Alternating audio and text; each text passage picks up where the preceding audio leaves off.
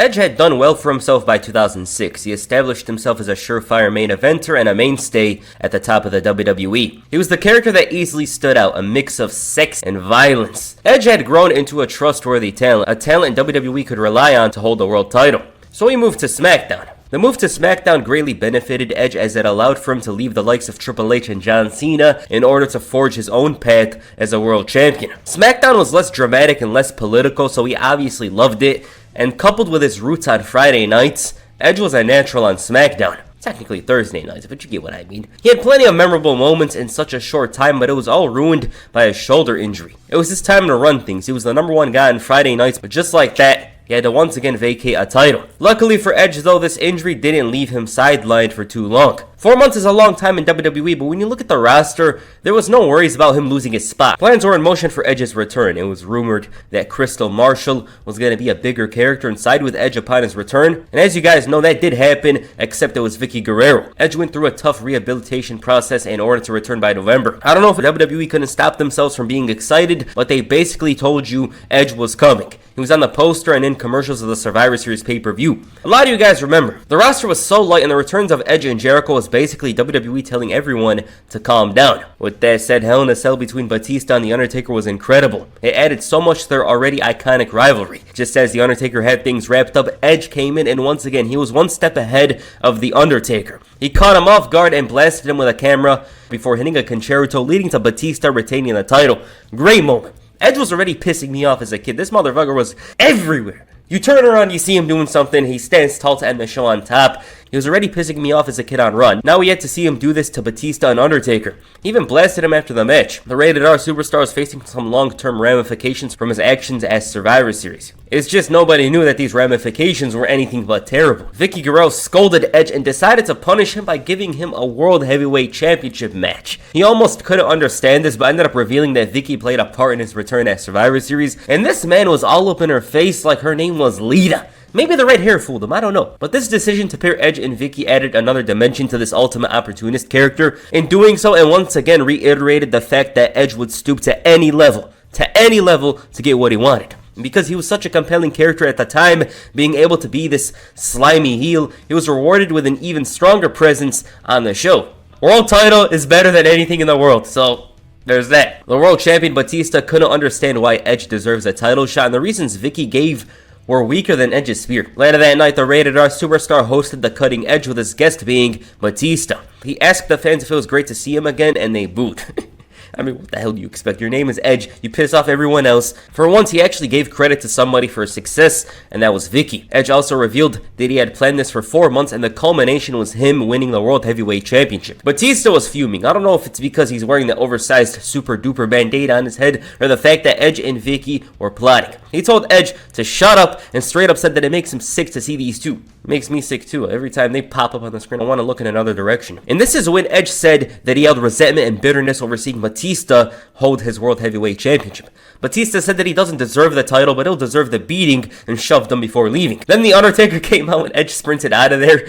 You'd be thinking he finally heard about the Wingstop Pistons promo. Vicky, though, was stuck, and The Undertaker made sure to send the Rated R superstar a message with a tombstone pile driver. Now, this was a situation turned on its head. Edge, of course, had a plan, but also felt annoyed that the fans never checked up on him when he was injured. He claimed to contemplate retirement, all because he was going to come back to a company that didn't appreciate him. But then Vicky Guerrero called him. He knew it was for selfish reasons to help SmackDown, but as they started talking, he saw her as a supporting figure and said a corny line. Sometimes you can't help who you fall in love with. At least in his case, he fell in love with someone who had power. Him hiding as a cameraman was Vicky's idea, and taking out The Undertaker, he knew he could beat Batista. Now, for storyline purposes, Edge had grown as a problem in Batista's career, a man that went from being Triple H 3 times in a row, turned into the Dallas Cowboys, playoff Dallas Cowboys, anytime he met Edge. But with that said, Edge promised to destroy The Undertaker for what he did to Vicky. He dedicated the match to Vicky and promised to win the World Heavyweight Championship. As expected, Batista was a tough challenge. The Undertaker, though, made his presence felt and cost him the match. Teddy Long, the assistant GM, came out and gave Edge a rematch, but made it a triple threat match, including The Undertaker for Armageddon. The Undertaker was given the title match as a punishment, similar to how Vicky gave Edge his title shot. Teddy Long questioned Edge's motives towards Vicky and told him that the match at Armageddon is still happening. Edge complained about Teddy having something out for him and making making him relinquish the title before 30 days, which was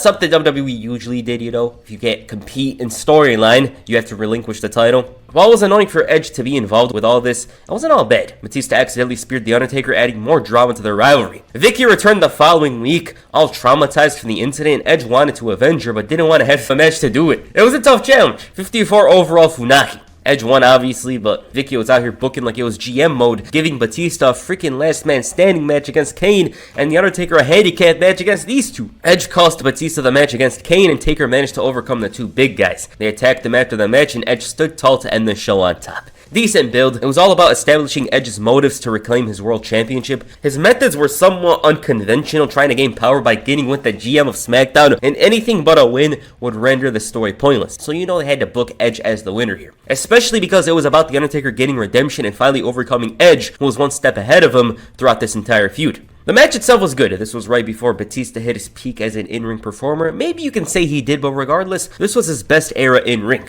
Edge managed to win the title in a unique way, though. This guy brought out some clones and took advantage of a situation to win the World Heavyweight Championship for the second time. That was a weird-ass moment, seeing these two lookalikes come out. They always booked them to have these crazy-ass ideas, to get a single moment to take advantage and win a title. It was crazy. Later that week on SmackDown, Edge was presented with the World Heavyweight Championship. He thanked Teddy Long shockingly and called his fans the Edgeheads. The Major Brothers came out and he thanked them as well. He said that these two wanted to make an impact and introduce themselves as Kurt Hawkins and Zack Ryder. And they cut some dry-ass 20-second promos. I like to listen to rock and roll. Oh, I like cuddling with my girl. Terrible promo, bro. This promo is horrible.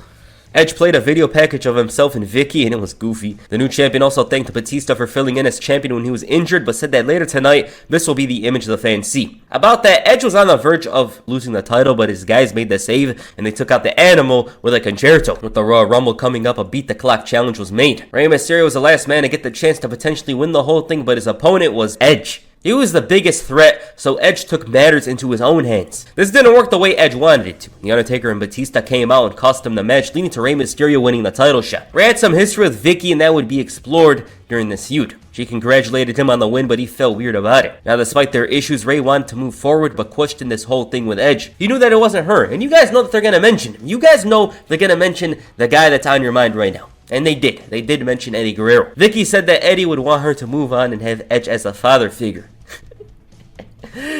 This guy as a father figure, okay. The world champion came out and immediately went after Rey for what he said. He told him that he's gonna beat him at the Rumble, and Vicky and him will still be in love. Rey agreed about the love part. Not about the world championship, though. Chavo Guerrero came out. Now, he had a problem with Rey, but he also couldn't believe Vicky calling herself a Guerrero after signing with Edge. The Rated R superstar immediately went on the defense, but this drama would calm down with Chavo agreeing that Vicky could move on, and he was brought into La Familia. The duo made an impact later that night, destroying Rey Mysterio. It was a very dull build. The focus was just about getting things over with. But the Royal Rumble match between the two, good match between the two. Rey was finally getting comfortable after returning. They teased Rey winning. Vicky took the 619 and saved Edge from losing, leading to the midair spear. Good match. It's just the fact that it was very predictable. Everyone knew that Edge was going to retain here because the story involved him and The Undertaker. Rey was just in as an additional roadblock. So that's why I didn't have much to say about this as opposed to the previous feud. You know, I just didn't have much to say. Edge was still pissed though, since he had to face Rey at No Way Out. It went from bad to worse as Rey and CM Punk beat La Familia in tag team action. Edge's problems mostly revolved around Vicky Guerrero taking that 619 at the Rumble. He called her a selfless person for that. He promised her something for next week, but as for now, he called out Rey Mysterio and demanded an apology from him. Vicky slapped the hell out of him and followed up again. This turned out to be an ambush and both men had a brawl. Edge tried to bring out the chairs but ended up taking a 619. Mysterio managed to rebound and give everybody a preview of No Way Out. Then he decided to apologize to Vicky Guerrero. On the final SmackDown before No Way Out, Edge brought out Vicky Guerrero to ask a question. This was the day after Valentine's Day, and he proposed to her, and she accepted. Rey Mysterio ruined this moment and said that this was the most disgusting thing he's seen in his life. Top 5 for me. He was also hoping Vicky would drop the Guerrero name because she's disgracing it. He asked Edge, let's see how much Vicky loves you after you lose at No Way Out, and he took a 619 before Vicky took the seated senton. Edge was enraged. The night of celebration goes off again. This build was much better than the Rumble one. Rey seemed more of a legitimate challenger here. Not that he wasn't before, but it worked much better here. Unfortunately though, Rey suffered a bicep injury in Chile, and this match was shortened to 5 minutes. Edge managed to beat Rey clean and move on to WrestleMania. Okay. The Undertaker, meanwhile, won the SmackDown Elimination Chamber to win the right to challenge the Rated R Superstar at WrestleMania. Edge called himself a predator, an opportunist, and to him, ending the streak was a great opportunity. He claimed he was like The Undertaker being undefeated at WrestleMania. WWE just tried to use Edge's singles WrestleMania run as a way to compare both men, because Edge lost at WrestleMania 23, so he wasn't undefeated anymore. Edge said, unlike the fans, he takes his opportunities. That's why he's champion. The question of who will beat The Undertaker has been asked for 15 years. They've all fallen one by one. Edge said that he won't fail.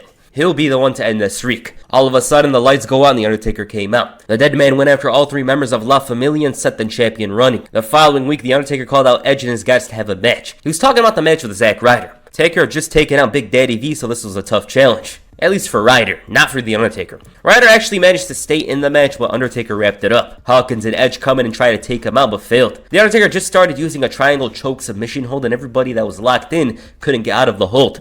In an effort to combat The Undertaker, Vicky Guerrero booked a handicap match between The Undertaker and La Familia. At the same time, though, he got into some drama with Ric Flair. Edge's plan didn't work. He managed to beat The Undertaker and prove that he can get it done.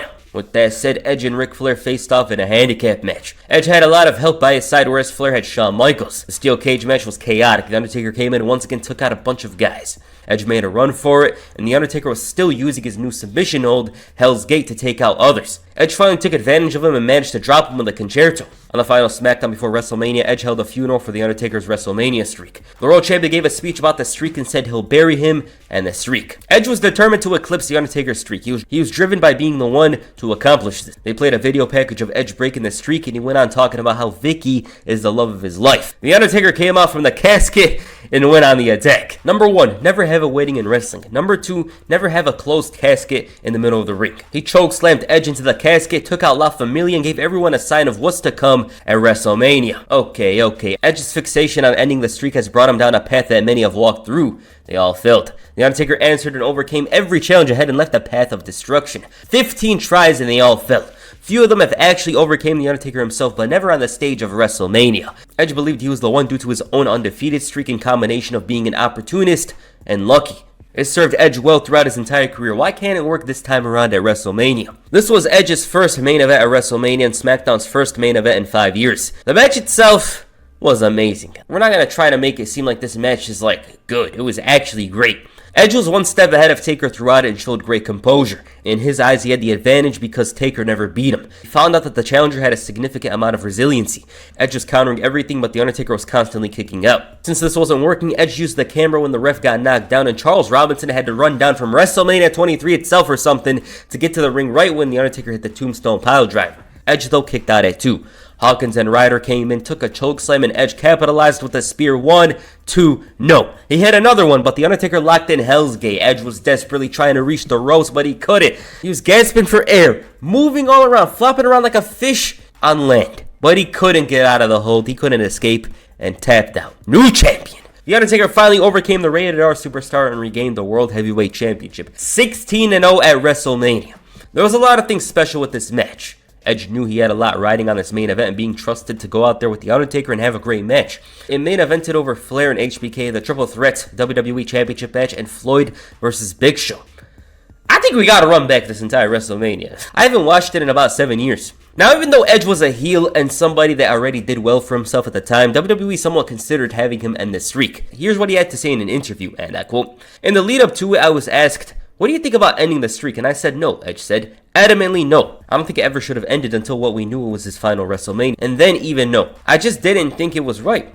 At this point, it was like the streak was never going to end." Later that week, Edge kicked off SmackDown the following week in a state of anger. He lost the most important thing in his life, and no, it isn't Vicky Guerrero. It was the world title. Edge felt like he let the family down and apologized to Vicky before promising on his faithfulness to her that he will reclaim the World Heavyweight Championship. Later that night, Kane faced his brother, The Undertaker. Both men took titles from Chavo and Edge, so Vicky wanted them to go at it. La Familia ruined the match, but this all didn't work, and the Brothers of Destruction managed to overcome the heels and drop them with a Tombstone Piledriver. Edge decided to calm down a bit after this and had a day at the spot. The Undertaker, though, was much busier dealing with Festus and Batista the following week. The Animal and the Dead Man were far too competitive, and after touching Kurt Hawkins and Zack Ryder, who were in the crowd, Vicky Guerrero decided to book a match for the World Heavyweight Championship between the two. On the final SmackDown before Backlash, Edge was hyped to watch the main event. Bam Neely was brought in as a member of La Familia around this time, being the enforcer of the group, as other than Edge, These guys didn't have that tough guy element about them. Even Edge didn't. His stature, though, was much different to the other guys. With that said, Edge was very interested in Backlash. CM Punk was for different reasons. Edge asked if Punk thought that briefcase was his way to the top, implying he's a no-good mid-carder that can't break through, so he accused him of sleeping to the top, which is somewhat true. CM Punk wanted to tease a potential cash-in, and Edge told him to think long and hard about trying to cash in on him when he wins. Punk wasn't even thinking of him, but said that he could beat him. This led to a match between the two. Edge said that after tonight, Punk's gonna be bankrupt. They had a good match, which was expected. CM Punk had yet to hit his in-ring peak in WWE. This was one of the best TV matches in that year, though. It was pretty damn good. Punk had Edge beat, but a distraction from the outside led to the Rated R Superstar scoring the victory. As to the main event, it was no holds barred. These two destroyed each other, and after Shawn Michaels interfered, The Undertaker won the match. This was a dull build, very dry, because Edge and The Undertaker didn't really interact much, and they mostly relied on the story of having Taker go through these tough challenges. I think the biggest problem was that the stakes didn't feel so high because their previous match had everything going for it. WrestleMania, the streak, the fact that Undertaker never really got one over Edge. Whereas here, everything that happened at WrestleMania wasn't here. With that said, the match was decent. The story involved Edge working them back and slowing down the pace. This worked into his favor, but eventually the match picked up. The Undertaker was jumping off the top rope, there was interference, drama, and of course Edge fell short to the triangle choke. He put up more of a fight, but it wasn't enough. The Undertaker's hold was becoming a dangerous one in WWE. Edge took so much damage that he was stretched out of there, and this was becoming a noticeable pattern that Vicky Guerrero made sure to take advantage of. Later that week on SmackDown, The Undertaker was forced to defend the World Heavyweight Championship against the Great Khali. Vicky Guerrero came out right before the match started and said that chokeholds are illegal in WWE, and this move is just that. He's damaged many wrestlers. She threatened him if he used that hold again, but she stripped him of the World Heavyweight Championship. The Great Khali came out to take the title away from him, but he was more washed than 2011 Shaq, so Undertaker dropped him and locked Hell's Gate. Going against what Vicky said, Hawkins and Ryder though managed to steal the title, and once he realized what happened, he was fuming. The following week, Vicky gave The Undertaker a match for the title at Judgment Day, but he couldn't use his illegal chokehold. His opponent was to be determined in a battle royal between former champions. Batista overcame everyone only to face a fresh Edge who was brought in.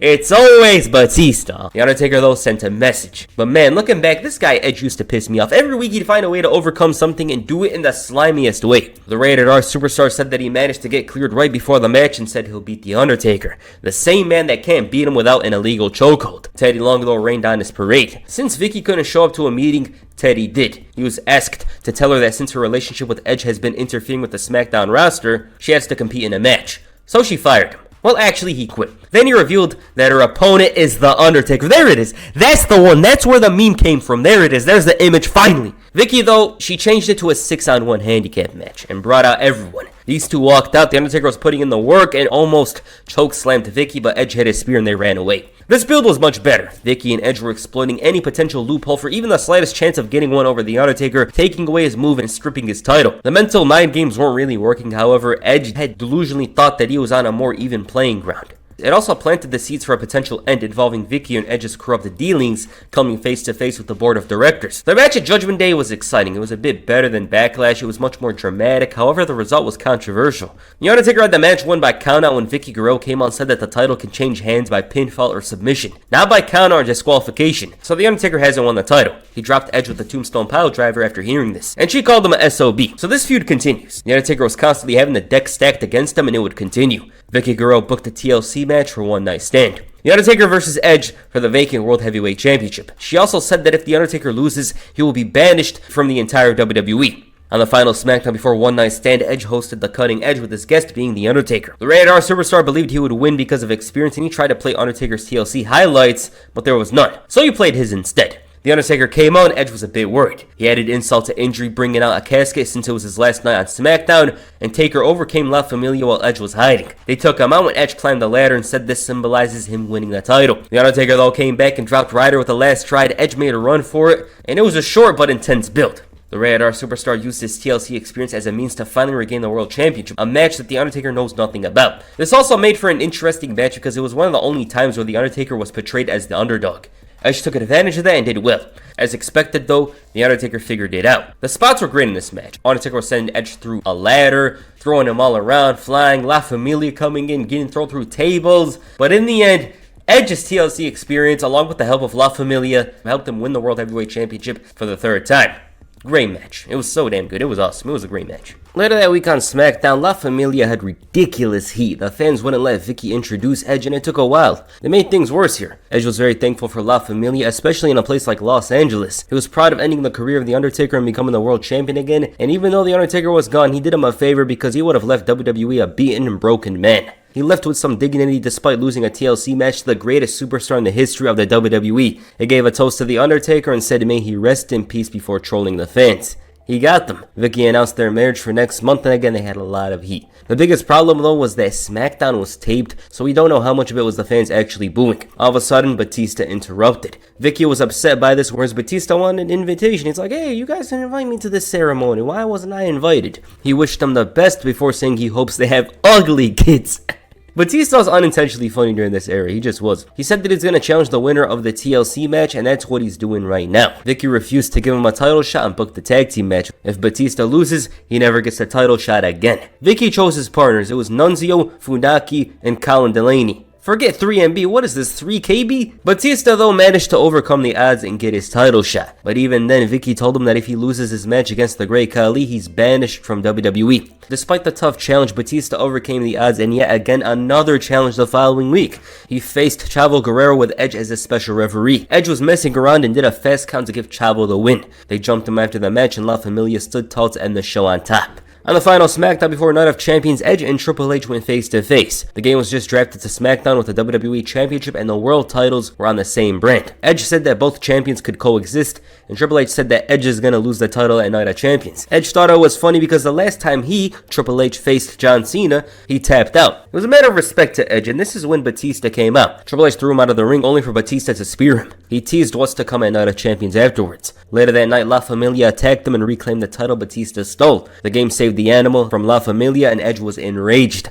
This build was Edge and Vicky constantly getting one over Batista. He got drafted to SmackDown and the result seemed all set for Batista to reclaim the title. It made too much sense, and looking back at it, it would have been the best decision. But let's talk about the match. It was good. This was Batista at his very best in ring. 2008 was by far his strongest year in ring. The match was dramatic and overbooked, a lot of interference from La Familia, Chavo coming in as a referee, Batista even threw Vicky onto the heels, and it seemed like he was going to reclaim the title, but then Edge blasted him with the belt and won the match. This should have ended with Batista winning, I'm going to say right now. It made so much sense because of the story. He was constantly bottling it. He was messing up a lot with Edge, and this time around he got his comeuppance against Vicky. He was dropping everybody in sight, and winning the title here would have made this match a lot more memorable. Plus, the whole CM Punk thing later on, he wasn't that big champion that WWE were hoping for, nor were they pushing him as hard as they should because he's the world champion. I thought it should have been Batista here, especially because of Edge and his downfall. The story of Edge losing everything, going crazy. It kind of should have started here with Batista winning the title and Edge going crazy. But the next night on Raw, Edge made a rare appearance. He made fun of them for having no general manager and no title, and he said that John Cena, Chris Jericho, Rey Mysterio, and Batista will never get a title shot for the World Heavyweight Championship. Batista though made sure to change that. He came out and obliterated Edge, and all of a sudden, CM Punk came out and cashed in the briefcase. The bell rings, Punk hits the GTS 1, 2, 3, new champion. Punk's win not only got him the world title, but it started to ruin the foundation of La Familia. Edge was enraged later that week on SmackDown and said that it wasn't fair, but he was looking forward to winning the WWE Championship. Edge thought that La Familia did nothing to make him happy, and even then Edge said he's gonna get through this. Best of all, he was upset over Vicky not giving him support. Vicky wanted to know if Edge lost his mind, and it was clear that he did. He said that the wedding is off, and the crowd went crazy. It seemed like Edge regret what he said, but he straight up said that he stands by it. He even said that she's not good enough for him and that he doesn't take orders. Vicky came out and booked a no disqualification match between Edge and The Big Show. He didn't care and she shut his mic off. Even Chavo agreed with Edge over Vicky disrespecting him, so she punished him by giving him a match against Triple H. As to the main event, Edge took a beating and it got so bad that Vicky stopped the match. They ended up getting back together and ended up getting married the following week. Edge and La Familia took over the show and dominated before the ceremony. Edge and Vicky were talking well about each other, and Triple H interrupted. This was the most blessed interruption in wrestling history. The game brought out a video for the couple, and it was Edge and the wedding planner, Alicia Fox. Edge is in a tough situation at this point. He tried to get them to stop this, but Triple H had a sledgehammer. Edge almost loves cheating outside the ring as much as he does inside it, and he was about to laugh at this point, because why not, bro? This is a goofy-ass wedding. They try to make it seem like your character cheated on his wife. It was funny. It was a funny situation. With that said, the match at the Bash was decent. The big story wasn't Triple H and Edge, it was Edge and Vicky. The Rated R Superstar dominated throughout the match, keeping his drama away.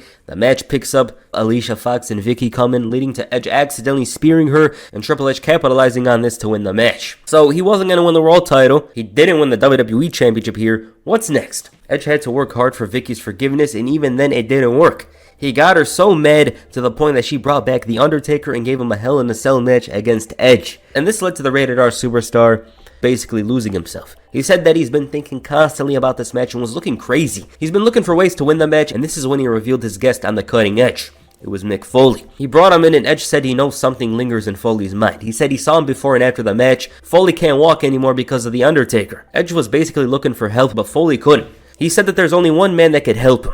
Edge, the man that had the greatest hardcore match in WrestleMania history. If that man doesn't show up, The Undertaker will destroy him. Edge said he understood and attacked Mick Foley. He brought that aggression and intensity he had in the past and sent Mick Foley through a table. Great segment. Edge looked like somebody that lost sight of who he was. A joke. Vicky Guerrero turned him into a joke. Somebody that couldn't be taken serious, and Foley reminded him of who he was. The Rated R Superstar, the guy that blasts people with a concerto, that had that mean streak to him. Edge was basically back. And that was the Edge that had to go in there and face The Undertaker inside Hell in a Cell. If it wasn't that Edge, he was going to get destroyed. This ended up being Mick Foley's last appearance in WWE for a while. With that said, The Undertaker took out members of La Familia, causing Edge to go crazy and call him out. All of a sudden, he dropped Chavo with a chair, hit a concerto. Then to top it all off, he flipped Vicky's wheelchair. He blamed her for everything and said that Mick Foley was right. This is the Edge that needs to step into Hell in a Cell with The Undertaker. He promised to take her down to hell with him, and it was basically Edge who attacked La Familia earlier on. Edge was going crazy and losing his mind. He pushed her off the wheelchair and started going off about The Undertaker and their marriage, and it was some crazy stuff. Edge had done a great job of showing how much he lost himself. They didn't even need to bring in The Undertaker. All they had to do was sell the fear of The Undertaker. Edge, even during the match, was still so confident and prepared for the challenge. He actually did well and managed to adapt to the match. He had a creative spot with Edge spearing The Undertaker through the cell. He was one step ahead of The Undertaker most of the time. He was hitting him with a spear, a camera, and it still wasn't enough. The Undertaker made a comeback and dished out everything Edge did to him. He chokeslammed him through the table, speared him, hit him with a camera, hit the concerto, and to top it all off, the Tombstone Pile Driver. 1, 2, 3. Amazing ending, amazing match. It was paced like their feud. Edge in control for most of the time, but by the end, finally going down and paying for his sins. Then after the match, he chokeslammed him through the table and basically sent him to hell. From here, Edge went on a long hiatus for about 3 months, and The Undertaker feuded with La Familia. Alright, that's Edge's run from 2007 to 2008. I saved this one for a while, thought it was a good one, hope you guys enjoyed it as well. But I really liked how they took his Rated R character and added a little more sleaziness, more cowardly. He was more of these things, you know, like he was already wild. Edge was already wild. He took Lita away from Matt Hardy, cashed in the briefcase, did all these crazy things. But here, he married the boss. It was random. He's like, oh, I love her. You guys don't know. And eventually, he revealed that he hated her. He was disgusted. That kind of stuff. But they took things a step ahead and actually had him lead the charge here. One thing I actually liked about La Familia as opposed to other heel factions, they weren't always on top. I don't think there was 3 consecutive weeks where La Familia dominated. There wasn't even a time where La Familia dominated throughout this whole run. They didn't. You know, Batista would whoop their ass, Undertaker would come in, even Rey Mysterio. Like, everyone would jump him. But yeah, Edge did very good here. The best match was most definitely WrestleMania 24. He showed up big time. Orlando, main event. On the biggest stage of them all, WrestleMania. It was amazing. Other than that, I do think Batista should have beat him at Night of Champions because storyline-wise, it made a lot of sense. So yeah.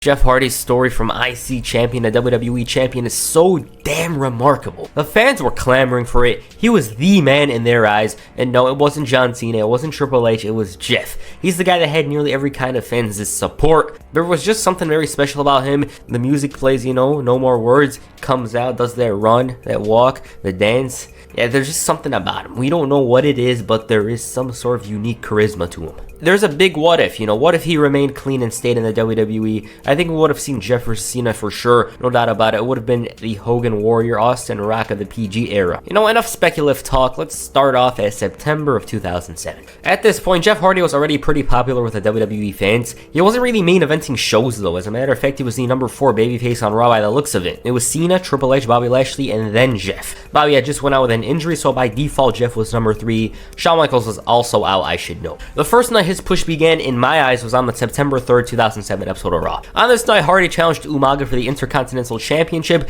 and this match came about due to Umaga turning heel by attacking Jeff the previous week. I should note that Umaga at this point was still booked strongly. He was booked strong for his entire run, as a matter of fact, but at this point, only John Cena and Bobby Lashley beat him clean. Another thing to mention is that Umaga actually beat Jeff for the title at the Great American Bash. During the match, the Samoan Bulldozer lived up to the name, dominating. The crowd was fully behind Jeff, of course. He was on form on this night. You know, he's quick, elusive, and the fans started to believe maybe, just maybe, it's his night, but this man or monster was almost unbeatable. Luckily, Jeff found a little opening, dropping Umaga off the ropes, and he actually won the title. Massive upset because Umaga kicked out at 3.25 or something. But it doesn't matter because the 3 count is a 3 count. This meant Jeff Hardy was the new Intercontinental Champion. From here, he was scoring W's all across the board. Singles, tag, 6-man, don't matter. He was slowly gaining momentum, and on one night in particular, they played this very cool video package, which isn't so cool nowadays if you know the story, but if you watched in 2007, it was awesome. They showed his career highlights and made him seem like the most stupendous guy on the entire roster. With that said, Jeff Hardy was selected to be a part of Triple H's team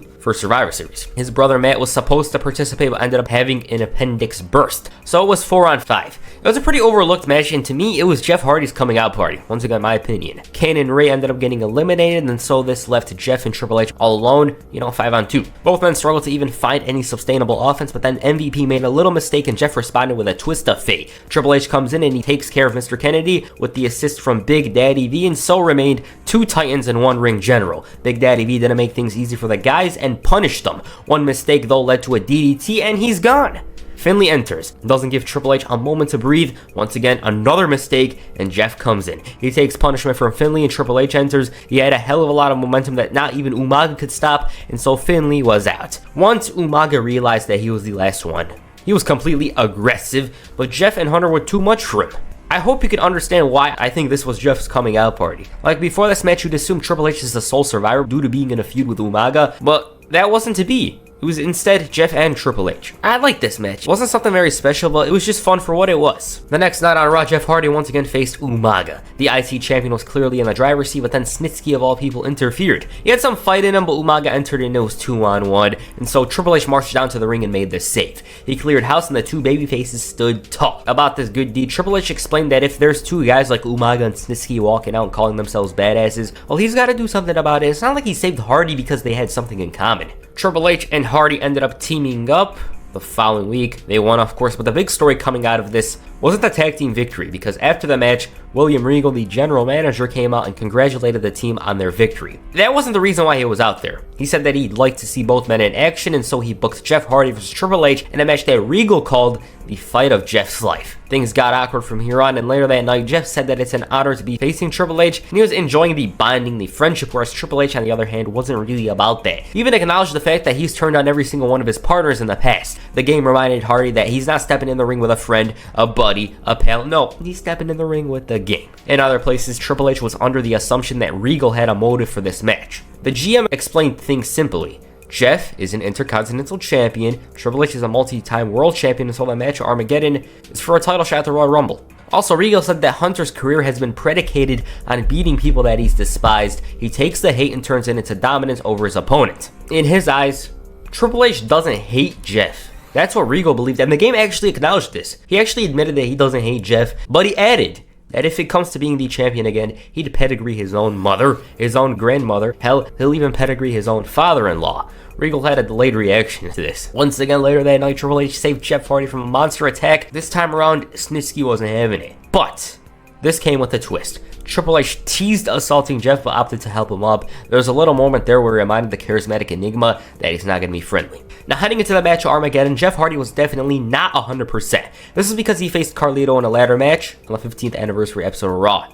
Before his biggest match up to this point, he said that this was the closest he's ever been to the WWE title. He straight up said that he doesn't fear Triple H or anybody, and tonight is the moment to step it up, climb to the next ladder, because it's now or never. And he doesn't, cannot, will not believe in never. Basically, he's got to do it. It's a must win. The match itself was good. I want to say it was great or awesome or anything like that, but it really solidified Jeff as a star. Both guys were mad over with the crowd, and this one in particular served as a good precursor to their future bouts. The storyline was all about, can Jeff win? Not the other way around, you know? It's not Triple H's story, it's Jeff's story. Because Triple H on a number of occasions has won World Championship gold. And at one point, he even gave this mean-looking and sounding slap to Hardy. He wanted to fight. Like Jerry Lawler said, Jeff was still under the belief that they were friends, but the following moments showed that he got the message. The game was uber aggressive, and it was an uphill battle for the charismatic Enigma. Hunter was the outright heel. I don't need to say it. I don't know why in the hell I'm saying it. And near the end, he had all the momentum in the world, but screwed up and lost by a roll-up. Yep, the great Triple H lost clean, depends on how you've seen it, to a mid-carder. Or a rising star, that's a better term. The funny part about all of this is the fact that Triple H wasn't even angry. Quite the contrary, he was smiling, and I'm just assuming that that's an imposter or something. The crowd was more stunned rather than excited, and if this happened a couple of weeks later, they would have gone insane. Like, once they heard the 3 count, there wasn't that excitement that Jeff Hardy usually got in 2008. Also, when I was making this video, I found a rumor about the original ending of this match. Here it is. Take it as you will. The plan heading into Armageddon was for Triple H to beat Jeff Hardy, but was apparently changed since it was pretty well known Trips was going over. WWE management is very much behind Jeff Hardy right now as well. The next night on Raw, Randy Orton, the WWE champion, gave his thoughts regarding Jeff Hardy. He was well aware of Jeff being excited, happy for that title match, but he, Randy, has gone through John Cena, Shawn Michaels, Triple H, and Chris Jericho. Basically, Orton was trying to say that Jeff Hardy hasn't seen anything like himself, and if anything, he's going to realize that becoming the #1 contender is the worst thing imaginable. That is cap, that's a lie, because a couple of minutes later, Jeff beat Orton clean in a tag team match. This time around, the fans were even more excited. JR and Jerry Lawler were going crazy, and basically one match changed the complexion of everything, because Jeff Hardy at this point was one of the more popular stars. Like, out of nowhere, he was already popular with the fans, but his stock increased in those 2 nights. On the final Raw of 2007, Matt Hardy paid a visit to the arena to come and support his brother. Randy Orton took advantage of Jeff's wounded brother and kicked him where his appendix used to be. Then to add insult to injury, he kicked him right in the head. This gave Hardy an edge because the main goal from here on was to take out Randy before the title match. In other places, the wheels spun and Jeff Hardy's main event against Umaga was the steel cage match. Once again, the man was just in form. He was superb. Umaga did put up a fight like he always does.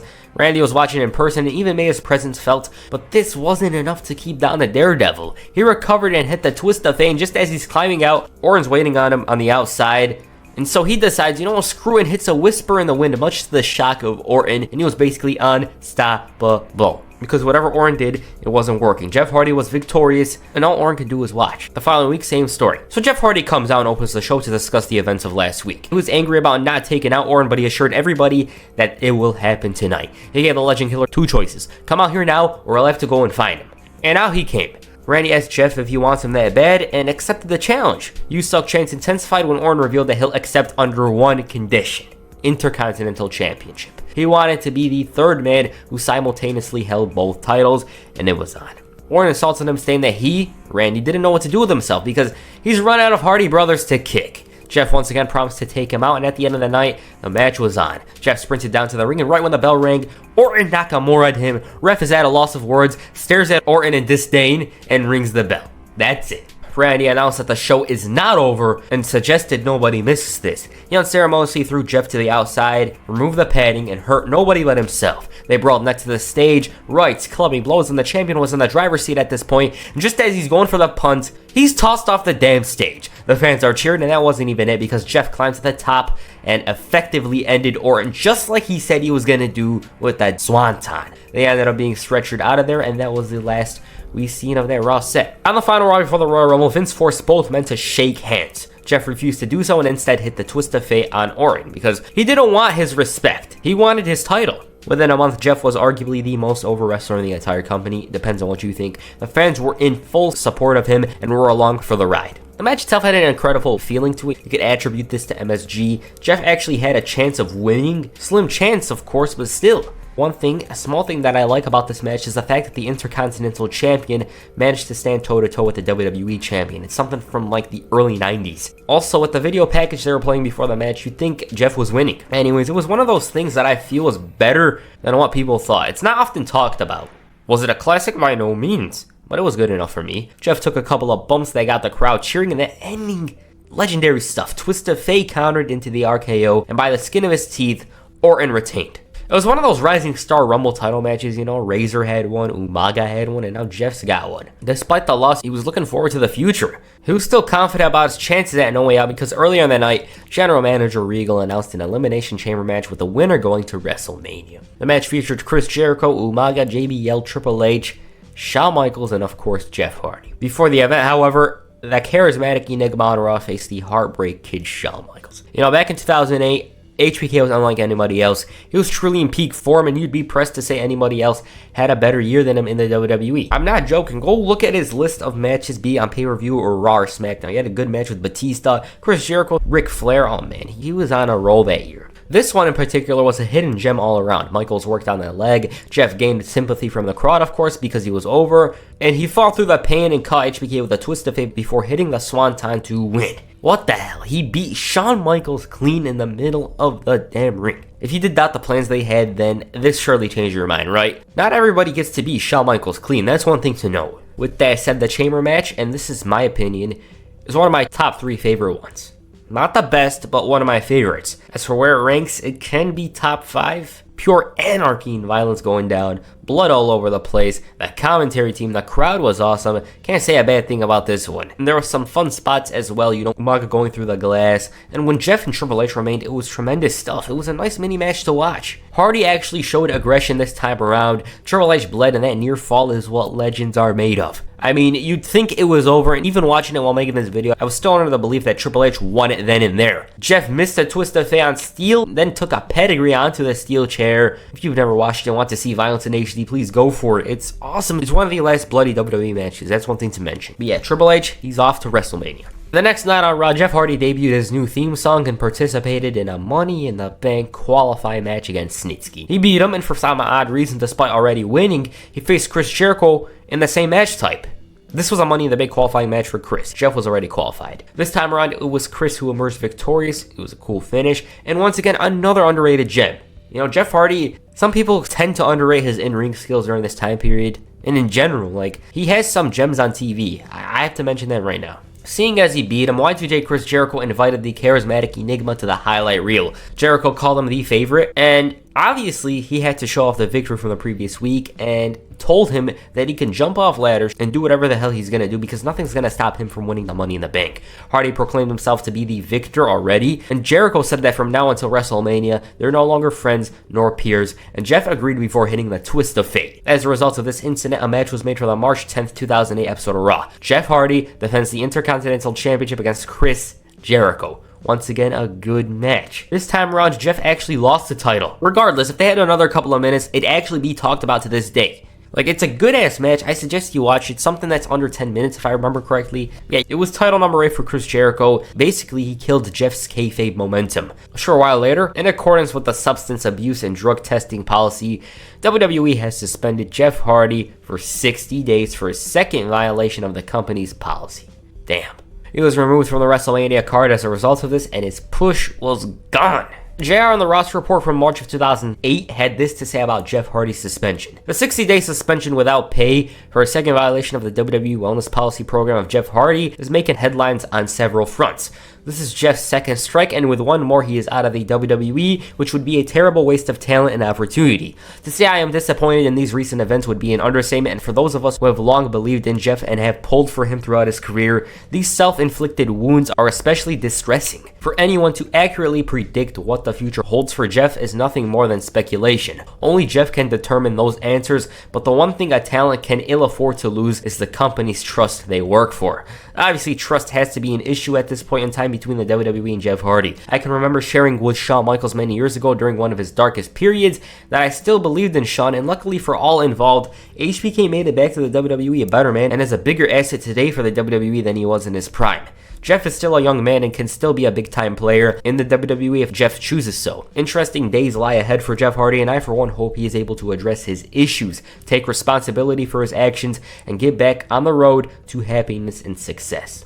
Jeff was expected to win the Money in the Bank briefcase and begin his main event push, but that wasn't to be. Also, if things weren't bad enough already, on March 15, 2008, Jeff Hardy's house was unfortunately burned down. It was such a terrible time for him. His poor dog was a victim of the fire. Matt Hardy took notice of smoke coming out of the double wide trailer.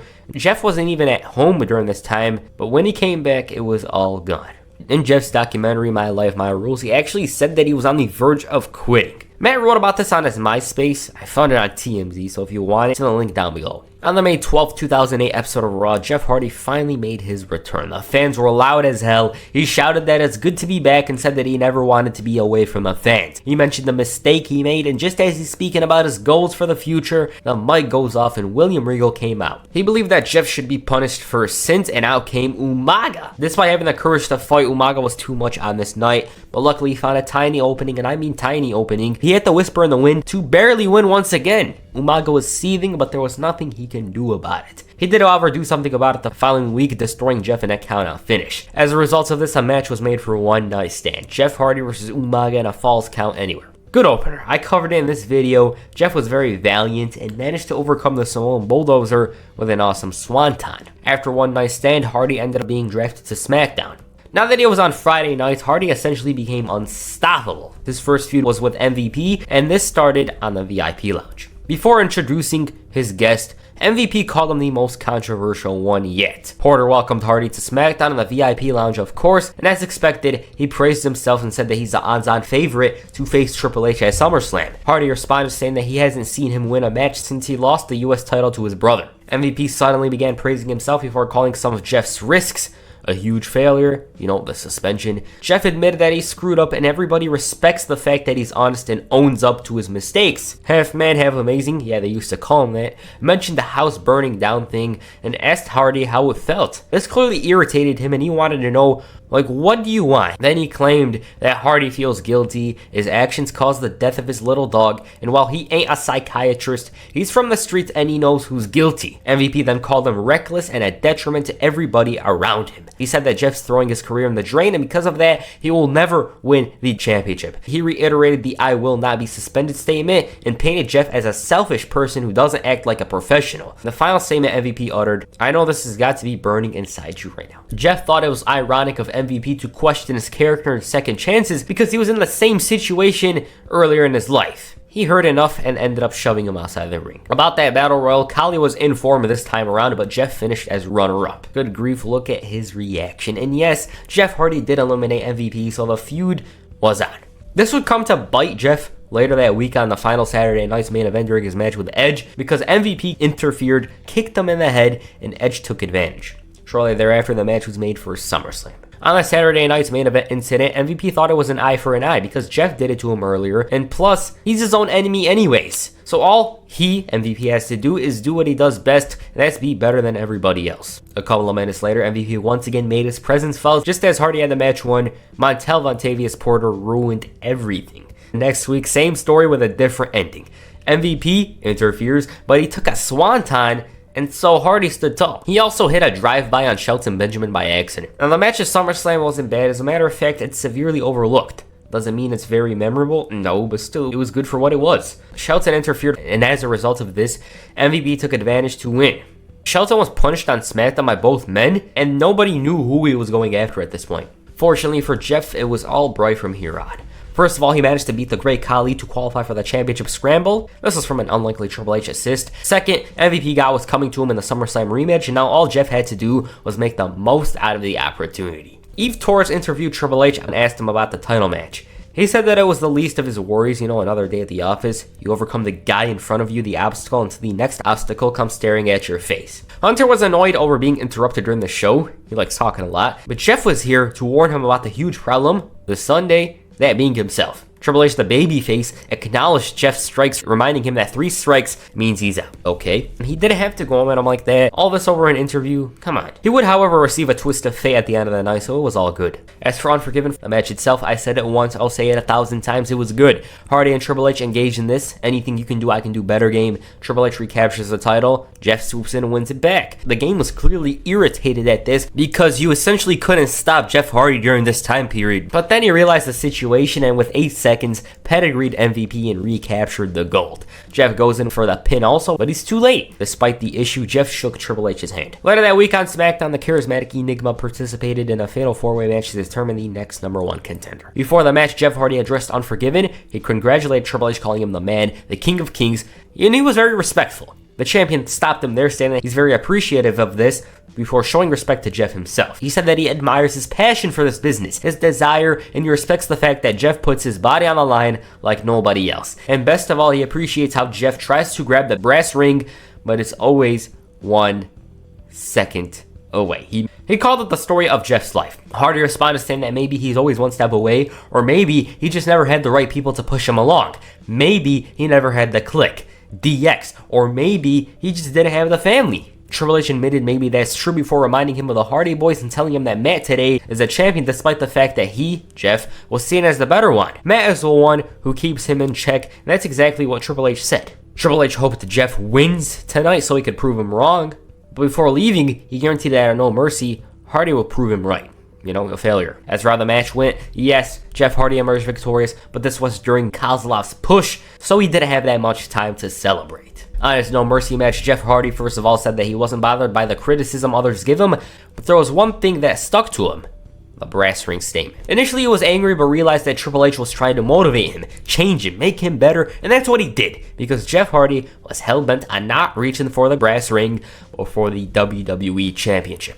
The build-up to that match wasn't really that intense compared to what would come, and the only type of physical altercations they had was on the final SmackDown before No Mercy when Jeff caught the game and Vladimir once again came out. The match itself though, oh man, it's definitely my favorite Jeff Hardy singles match. Beforehand, Eve asked Jeff if he's ready to have his championship moment, but Triple H chimed in, saying the only thing Jeff is winning is the online poll. As a matter of fact, he was rooting for the challenger. Jeff told him not to worry about texting, but the challenge that's right in his face, and the game explained what he thought about Jeff. The reason why Triple H was voting for Jeff was because he wanted to see the guy reach and realize his potential on this night. He wanted to be the absolute best. That's why he was delivering these backhanded insults, because he actually believes in Jeff and he was actually a big fan of his in storyline. Maybe even legit, because I heard that Triple H was a big supporter of his for years. Challenger responded saying that he'll take great pride in taking away that title. The promo for the match was very sublime, there's a Metallica song, and 72% of the fans wanted to see Jeff win the gold. It was annoying, he was coming close, yet at the final second he was always losing. This one in particular, classic, no doubt about it, and when I say, I mean it. Better than any singles match I mentioned in this video, and I say it was a top 5 singles match for WWE in 2008. It was that damn good. Triple H made Jeff look like $1 billion, and the work throughout the match was just tremendous. Of course, Jeff had to take an obligatory, ridiculous bump. Look at that. Triple H was the de facto heel doing this kind of stuff. He was forcing Jeff to be self-aware, and as a result of that bump, the game worked on the back. He was even using the ropes during the abdominal stretch. He didn't stay down for long, and at this point, he had all the momentum. Awesome counters, and whenever Jeff hits a signature move, the fans go crazy. But it's still not enough for the win. Triple H kicks out. The match at this point was in the 6th gear, and the moment Hardy missed the swanton, all hope was gone because Triple H went for the pedigree. Jeff counters into a twist of fate, and it was time for the swanton. He's got it, right? 1, 2, crucifix counter, and Triple H wins. Can't get any closer than that, right? Hardy wasted approximately 4 seconds. Had he quickly went for the cover, new champion there. It was truly special, and I think if Jeff won then and there, the roof would have exploded. Triple H really made him look like a big deal. He was championship ready at this point, no doubt about it. Right after the match, the Enforcer congratulated the game on the well-fought victory when, you guessed it, Kozlov came knocking on his door again. But yes, a must-watch if you're a fan of either. Hell, regardless of the fact that you like or dislike them, you'll enjoy it. Anyways, despite the loss, Jeff was still supportive of the game in his match against the Big Show the following week, but then he promised to make a challenge to the winner of that title match. Later that night, Triple H did get through Big Show, but Kozlov once again got involved. This time around, Jeff and Triple H got rid of the undefeated star. Then, Hardy caught Triple H with a twist of fate to end SmackDown on top, staring down the future challenger. About their singles match, no, Hardy didn't win. For some reason, WWE during this time period were pushing this singles match between the game and Kozlov. They were like, this is the match you guys want to watch. If you didn't know, Triple H was set to defend the title against the fans' choice at Cyber Sunday. The 3 choices, Jeff Hardy, Vladimir Kozlov, or both men in a triple threat match. Now you know who the fans chose, right? 57% chose the charismatic Enigma. I just wonder what it would have been without the triple threat stipulation in there. This match in particular was good. Wasn't as good as the last one, but still, I watched it for the first time a year ago, and it's a good way to spend 20 minutes. For one, Jeff this time around was much more smarter, going for the whisper and the win twice, but unfortunately this tactic ended up screwing him over because when he hit the swanton, he opted for a second attempt that hurt him. He still bounced back though, but the third attempt wasn't to be because Triple H dragged him off the top rope and forcefully hit the pedigree on him to retain. You know, Mandela effects got me on both of those matches. I distinctively remember Jeff kicking out of the pedigree. Guess I was wrong. So where does the charismatic Enigma go from here? On November 7th, 2008 episode of SmackDown, Jeff Hardy asked General Manager Vicky Guerrero for a title shot. Problem with this, Guerrero believed Jeff didn't have what it takes to win it, and as a matter of fact, she said that he's not even extreme anymore. She took a jab saying that he should go prepare for his tag match because that's what he does best, you know, tag teams. He promised to blow her mind, and about the tag match, well, Jeff brought in a chair and showed ruthless aggression. The tension was still there between both the champ and the Enigma, and he barged into Vicky's office, but there was nothing he can do, you know, to get a title shot because Vladimir's already got a deal with her. The deal? If he beats Taker, he receives the title shot. About that, Jeff interfered, made his presence felt. He ran in there and whacked both men with vicious chair shots. Taker sat up and he sprinted all the way to the back, and for the third time, he entered the office, but this time around, he promised to take out The Undertaker if the match is Extreme Rules. She obliged. Now Hardy had to tap into his dark side in order to win the damn match. Not only that, but beforehand he crashed the contract signing and ripped the papers apart. Basically, Hardy was like, screw it at this point. It was definitely an underrated gem. You can see how desperate Jeff was getting. You know, he was more persistent in the attack compared to other matches. He refused to be denied. Of course, Big Show interfered and inadvertently helped, but still, he beat The Undertaker at the end of the day. Even he was somewhat shocked at the victory. Right afterwards, Vicky then told him that if he beats Triple H, he'll be added to the Survivor Series match. He accepted but threatened to get extreme with her if she doesn't. Heading into the match, Triple H was rather focused on something else. As for Jeff Hardy and Kozlov, he believed both men think they're the best, whereas he knows he's the best. Of course, Vladimir interrupted and told Triple H to say goodbye. Kings of Kings or something like that. I don't even know what the hell he was saying. I'm pretty sure he's talking about the title. About the match itself, Hardy actually righted the wrongs of the past. As a result of Kozlov's interference, there was this cool spot. Triple H doesn't realize what's up and ends up losing via roll-up again. He shook his hand, but Kozlov runs in and assaults both men. Seeing as he is a part of the match, Hardy was poised in capturing the title, and it showed in this backstage segment. We love, we hate, we die, forever late in this Enigma's way. Now about Survivor Series, there was a big issue at hand, very controversial. A lot of people were angry at this. In the early mornings of November 23rd, 2008, the day of Survivor Series, WWE.com reported this. Jeff Hardy was found unconscious in a stairwell at his hotel in Boston today and was rushed to the nearest emergency room. Due to privacy issues, WWE is not releasing the name of the hospital, and WWE.com will have more information if it all becomes available. Now everyone thought this was legit. It gave some a flashback to Brian Pillman and Eddie Guerrero. Hell, if you take the internet's word, a bunch in the back for a short time believed that Jeff overdosed. That's how bad it was. They tried making it seem like a bigger deal than it was. WWE eventually gave an update announcing Jeff was released from a hospital, and also the only reason why Jeff was added to the match, this is what I found, is because they wanted him to do the job. This was before a certain someone returned. Triple H ended up going at it in a one-on-one with Vladimir Kozlov. I'm not gonna lie, I'm totally honest 100%. I actually remember the date. I watched this and fell asleep. No lie. I watched it in June of 2019 and fell asleep. Honestly, I'm the idiot for watching it. It's so damn boring. The crowd was silent, like emotionless to it, and I just couldn't watch it. Regardless of Kozlov's talent, they shouldn't have put him in such a high-profile match this early. It hurt him in the long run. You know, like or despise him, it hurt him. After this, he became a lower card star, essentially. He was a killer. Nobody gave a damn. JR and Taz were trying to sell it as a mat wrestling match, but did anyone care? Hell no. And it felt never ending. Like for some odd reason, it was 14 minutes, yet it felt like 28. The best part was when Vicky Guerrero came out and excitedly announced that it's a triple threat match, and she's shouting that he's here. And out he came, Edge? I just love how the crowd was let down by the announcement. He runs in and hits the spear, but Jeff appears. The fans go crazy. He assaults Kozlov and Triple H with a chair when Edge catches him with a spear before covering Triple H to become the new WWE champ. Damn. Recent 27 why Edge was annoying when watching it as a kid. This guy, he just comes in and wins these titles from out of nowhere. JR speculated that this was a setup. Luckily for Triple H, Vladimir Kozlov, and Jeff Hardy, Vicky Guerrero announced a Beat the Clock challenge with the winner challenging for the gold at Armageddon. It took Jeff 12 minutes and 13 seconds to beat the Brian Kendrick. Matt Hardy, the ECW champion, proved to be a tough challenge for Kozlov, who was on the verge of losing rather than winning, and that's what happened. Matt did his brother a favor, and Triple H actually had the match won, but the ref was down. But by a millisecond, he did it. Then Charles Robinson tried to ruin everything, citing the time had expired. They showed a replay, and damn was that close. Jeff then came on, they argued over who's the winner as SmackDown went off the air. The following week, Vicky made it a triple threat match for Armageddon and forced the two good guys to go at it in the gauntlet.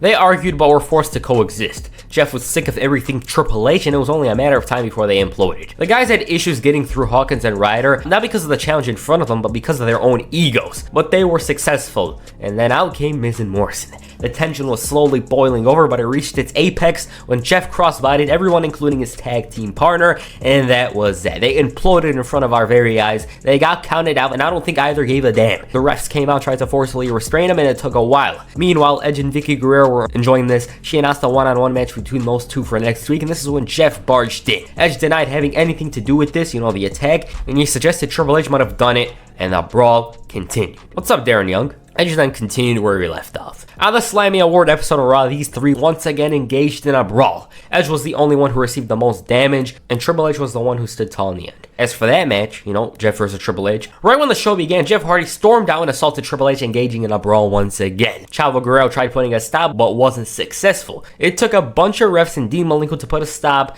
Vicky was even shoved, and the match was delayed for the main event. Before the match, Triple H addressed the accusations coming from Edge, stating that Jeff wasn't even a big enough blimp on his map to warrant an attack. And he could paint his face all he wants, it accomplishes nothing, because he's gonna run him down. And regardless if Jeff shows up or not, he'll be the champion by the end. The main event was once again back and forth, but if you were expecting an actual result, dream on. Because Edge ended up running in there and making his presence felt for the first time. He was the smartest one. Both of these guys hated each other so damn much that they basically forgot about him. So it's all come down to this. Armageddon in Buffalo, New York. Is it going to be Jeff Hardy's night? Before the match, the charismatic Enigma gave his final words. He said that tonight is another chapter in his career. Tonight you'll see through the eyes of one imagination. And tonight, he'll answer all the questions. Does Jeff Hardy have what it takes? Is Jeff Hardy willing to change? And he is who he is, Jeff Hardy, WWE Champion. That's exactly what he said. I am who I am. About the match itself, it was a great way to cap off the year of 2008. I don't think anybody had their hopes up, of Jeff winning, because I tried to search predictions, and everyone was saying Edge was going to retain. They thought they were going all the way to WrestleMania. That ending, just watching it again, gave me goosebumps. Triple H comes in with a pedigree thinking he's won, but Hardy steals it with a swanton to win. Oh man, it's crazy. He started off in the company at 16 years old, jobber, to jobber a part of a tag team, to a major tag team, to getting released and coming back, and even after all of that, there was still doubt whether or not he was winning it. But on December 14th, 2008, all those doubts were silenced. Jeff Hardy refused to be denied. His personal issues may have gotten in the way, but he was so damn over at this point that they had to do it. From Daredevil to champion, from Enigma to icon. Can't be understated just how special this moment was. Some people, despite this title victory, were annoyed about the fact that Jeff didn't pin Triple H. What do you guys think about that? I mean, Jeff did pin the current champion, so there's that, but would it have been much cooler to see Jeff pin Triple H? Also, if this Wrestling Observer report is to be believed, Jeff had a huge detractor in the back. The decision to give Jeff Hardy the WWE Championship belt took place during a creative team meeting 2 weeks ago before the pay-per-view match Armageddon. Vince McMahon first brought up the idea, which caught most of the creative team by surprise, and ever since Rob Van Dam's drug possession arrest in July of 2006 and all the drug-related suspensions of September 2007, McMahon said they could never put a major belt on someone who was at a high risk of being suspended because all the creative team's major storyline plans would have to be overhauled, not to mention that it would set a bad example. At the creative team meeting 2 weeks ago, Stephanie McMahon was the only one to challenge Vince's idea of giving Jeff Hardy the WWE Championship, bringing up his own doctrine of a wrestler at a high risk of getting suspended, receiving a major belt, setting a bad example to the talent. Vince acknowledged the doctrine, but said in the short term, his plan could work if Jeff handled the opportunity properly. With WWE's rule of publicly releasing names of talent who failed drug tests, putting enough pressure on them as it is. Strapping the title on Hardy isn't going to make people say that they can fail a test with no punishment. If somehow there is a relapse on Hardy's part before his title run comes to an end, McMahon made it clear that he's immediately dropping the title, as a failed drug test would of course mean the termination of the world champion, because it would be Jeff's third strike. McMahon said Hardy getting fired while champion would send the ultimate message to the locker room. So there it is, Jeff Hardy and his road to becoming WWE champion. I'll never forget watching that episode of SmackDown and seeing him hoist that title in the air with all that confetti coming down. It was the man, no doubt about it. Jeff Hardy was never widely considered to be WWE Championship material. His talent and connection with the fans was unlike anybody else. He had a unique way of doing things, and in addition, did things that others never dared to attempt. Fans certainly believed he was championship material, but Hardy's issues outside the ring prevented that from becoming a reality. Those in the back did not believe he could be champion, because the work inside the ring is only half the work. In March of 2008, Hardy violated the wellness policy amidst the biggest push of his career. A push that would have saw him capture the Money in the Bank briefcase and cash in on Randy Orton to become WWE champion. Instead, it went to CM Punk, who didn't really have much momentum before the event. As a matter of fact, the only person that had some semblance of hype was Chris Jericho, and it wasn't even that much. Throughout the summer and the end of the year, Hardy's hype only increased, and it got to the point where it was impossible to ignore. This man had the entire crowd by his side, and it's been said, but 2008 was Kobe and Jeff Hardy's year. Hell, even 2009 as well. The WWE was placed at a point where they had to give in to the hype while it lasted. They didn't really want to because of his past, because being WWE champion was more than showing up to events, and they didn't trust Hardy, especially after that incident that had occurred 8 months ago. He had many detractors in the back, but the two main supporters of Hardy at the time were Michael Hayes, who of course, if you know about the Hardys' story, and of course,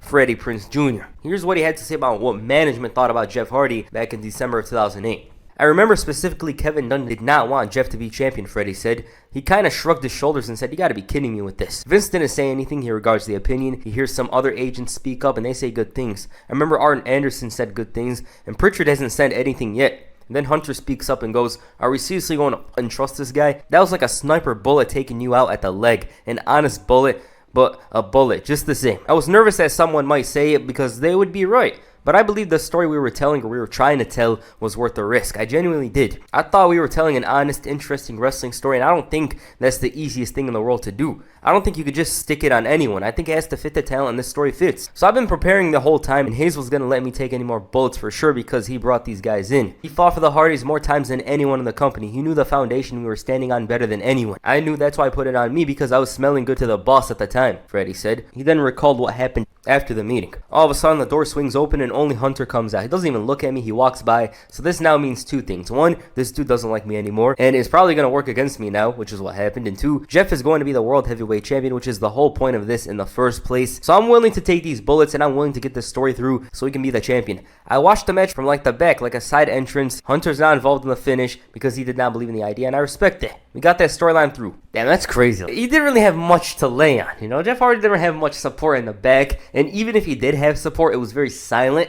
And Freddie Prinze Jr., Michael Hayes being the two guys to save it is actually kind of cool. It's cool that they actually saved it because we got a great moment out of it. Later that week on SmackDown, the championship celebration was on, and to say it was magnificent would be an understatement. I'll never forget watching it when it aired. Our guy was finally champion, and at times it felt like it was never happening. He said that he heard the fans screaming for a decade now and apologized for it taking so long. Hardy told the fans to go a little crazy, and at this point they didn't need to do a piped-in crowd sound. The fans were all in. They wanted Jeff Hardy. They cheered him. They went crazy for him. Edge, though, wasn't a fan. He stormed down to the ring with anger and said that nothing's changed. Edge said that one good day out of 365 does not make a champion.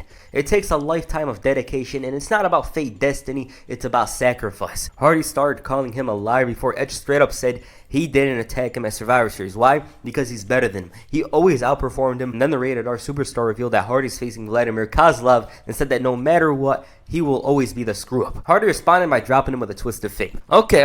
I love that segment. You know, like Hardy comes out the celebration. It's hype. It's great. You want to see this guy win it. And you're actually seeing him celebrate this title victory that many thought wasn't going to happen. Because at the time, there was a belief that maybe, just maybe, it wasn't going to happen because they were scared. They were scared. They were worried. But now he's champion. As for his match with Kozlov, it was tough because he was undefeated. It meant the match was thrown out the window because Jeff Hardy can't lose in his first match after Edge interfered. He's delivering shots when a furious Triple H popped up on the screen. He drops Edge with a pedigree before going after Kozlov, and in the ring Hardy hits the swanton as Triple H stares into the coveted gold. Okay.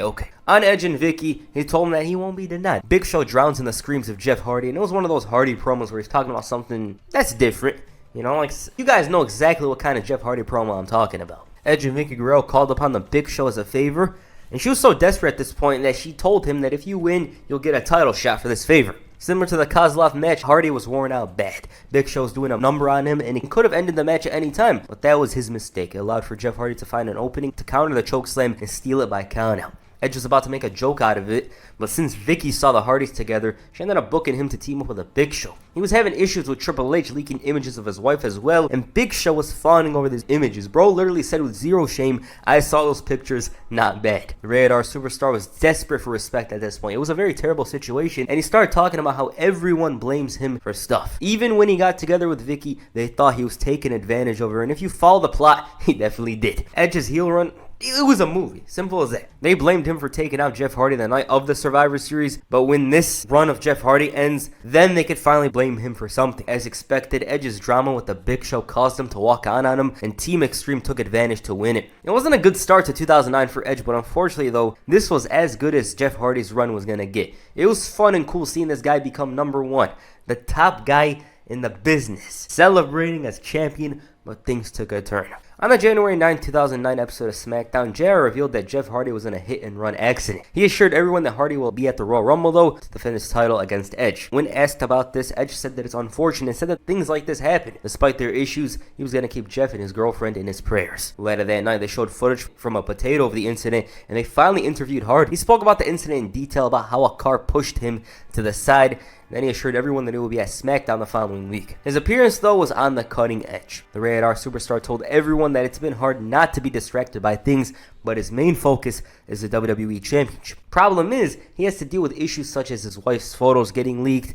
But despite all this, despite his issues with Jeff Hardy, he expressed worry over his situation. However, he refused to have his moment taken away from him, and he promised everyone that he will prove Hardy's title reign was an accident at the Royal Rumble. And he introduced him. Hardy came out all hyped, but then the pyro blew up on him and he collapsed, and man, this was one of the weirdest things I've ever watched. I don't remember what I thought about it, but watching it again, it was bizarre. It was odd. I just looked on and worry over this incident, and it looked crazy, you know. They actually try to make you believe that it actually happened, which if you're young like me, you're obviously going to believe it because, well, you think it's real. Of course, we all know what actually happened. It was part of the storyline, but when you're a kid, you think of different stuff. Despite his issues, Jeff Hardy was going to compete at the Rumble. Edge said that this was the biggest mistake for him. Why? Because he's losing the title. He didn't want to hear any excuses, saying a true champion overcomes all obstacles and doesn't complain. Good one. Edge went on to deny his involvement in any of those Hardy situations, and this is when Matt makes a run-in and attacks like he actually cares. Vicky was angry at him, and for the Rated R Superstar, this was odd, because she basically believed he was involved with Hardy's misfortunes. So she booked him in a no DQ match against Matt Hardy. Jeff Hardy, meanwhile, believed Edge was responsible for everything.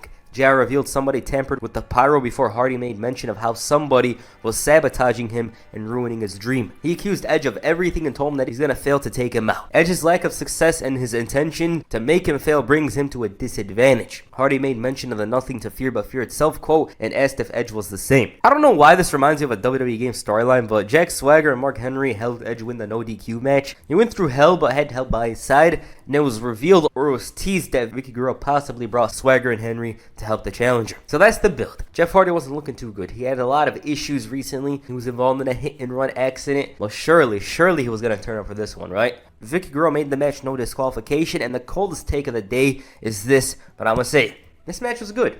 They have some nice singles matches, but whenever it's no DQ and a ladder's involved, it's even better. It's not like out of this world or anything like that, but I thought it was simply good. It's like they go back to their roots in these types of matches. Hardy had the deck stacked against him in many ways, but he managed to hit that swanton. Vicky, though, breaks the fall, and Matt Hardy makes the save. He wants to do the concerto on Edge, and from out of nowhere, boom! He blasts Hardy with a chair, and Edge wins the title. He had this depressing face that got me down, like, bro, please just move your face or something. Every time Matt Hardy would come out from here on, he'd come out with this emotionless face, like his face was frozen. It's frozen, it's stuck in place. I don't even want to talk about that, that's not the point. But Edge was a new champion. It was very underwhelming for Hardy to lose the title the way he did, and add to that, the original plan was for Christian to be revealed as Hardy's attacker. The plans got leaked, and since you can't have a good thing, it changed. Matt Hardy was the one that turned heel. I think Jeff Hardy versus Christian at WrestleMania would have been much better and interesting because the Hardy storyline was missing something to it. TNA did a better job at it. As for his championship run, it felt like that kid who's begging to play a game. His brother's like, fine, quickly, and he doesn't let him play for long. That's literally this run. I guess they were scared that Hardy would do something. One title defense and it was the match he lost. Everything that was cool about this run was in 2008. 2009, that's a different story. The most memorable thing is this title celebration. That's when the run peaked, and it's similar to the Daniel Bryan run in 2014, except he actually had successful title defenses. It's out of Hardy's hands because even if he never had a problem later on, they still were going to end this run after a month because they didn't trust him, and of course they were looking to bring in Christian to cost him the title. And it's a bit unfortunate because Jeff Hardy as WWE Champion sounds cool. It would be just that, and we never got to see it properly because every single one of his title reigns did not last long in WWE.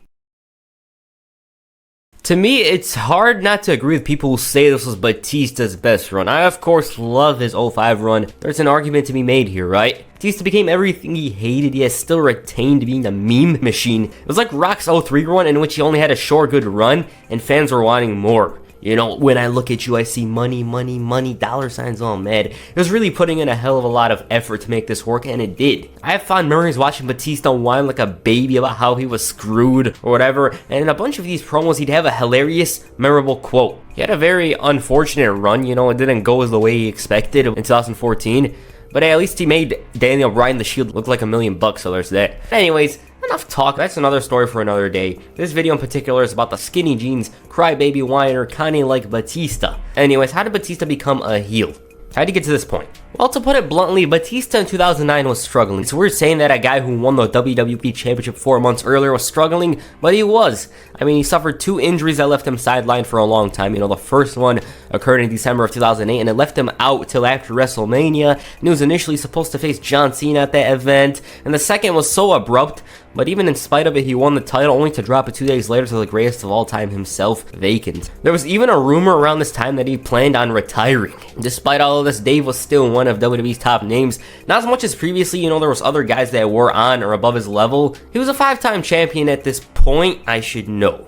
And no, I'm not gonna say Batista's irrelevant or whatever. He was still a big deal, just not as much as previously. So where do we start off? The September 14, 2009 episode of Raw. Why? Because this was the night Batista returned. He came out to make a career-altering decision. His arm was still in a brace and the commentary team were teasing retirement. Hell, Batista himself teased it by thanking the fans, but it turned out he only did this to fool Randy Orton.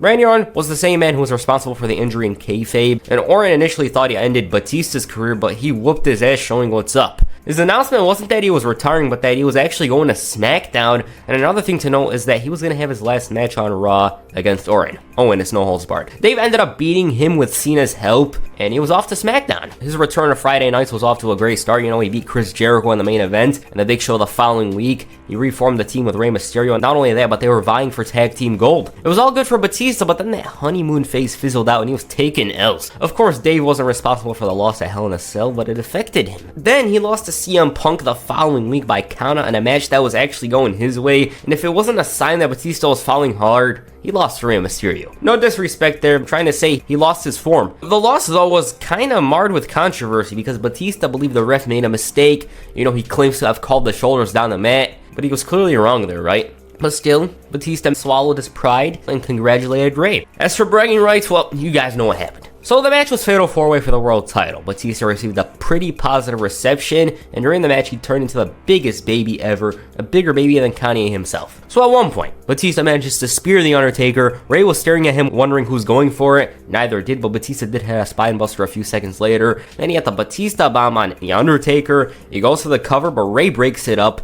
and he's all, "You're supposed to be my friend." He's complaining already. This almost cost him the match, but he got a shoulder rub, but it didn't matter though, because Taker hit that tombstone on him shortly afterwards to retain the title. So already, Dave was angry at Rey. I mean, look at that throw. Right after the match, Josh Matthews interviewed both men.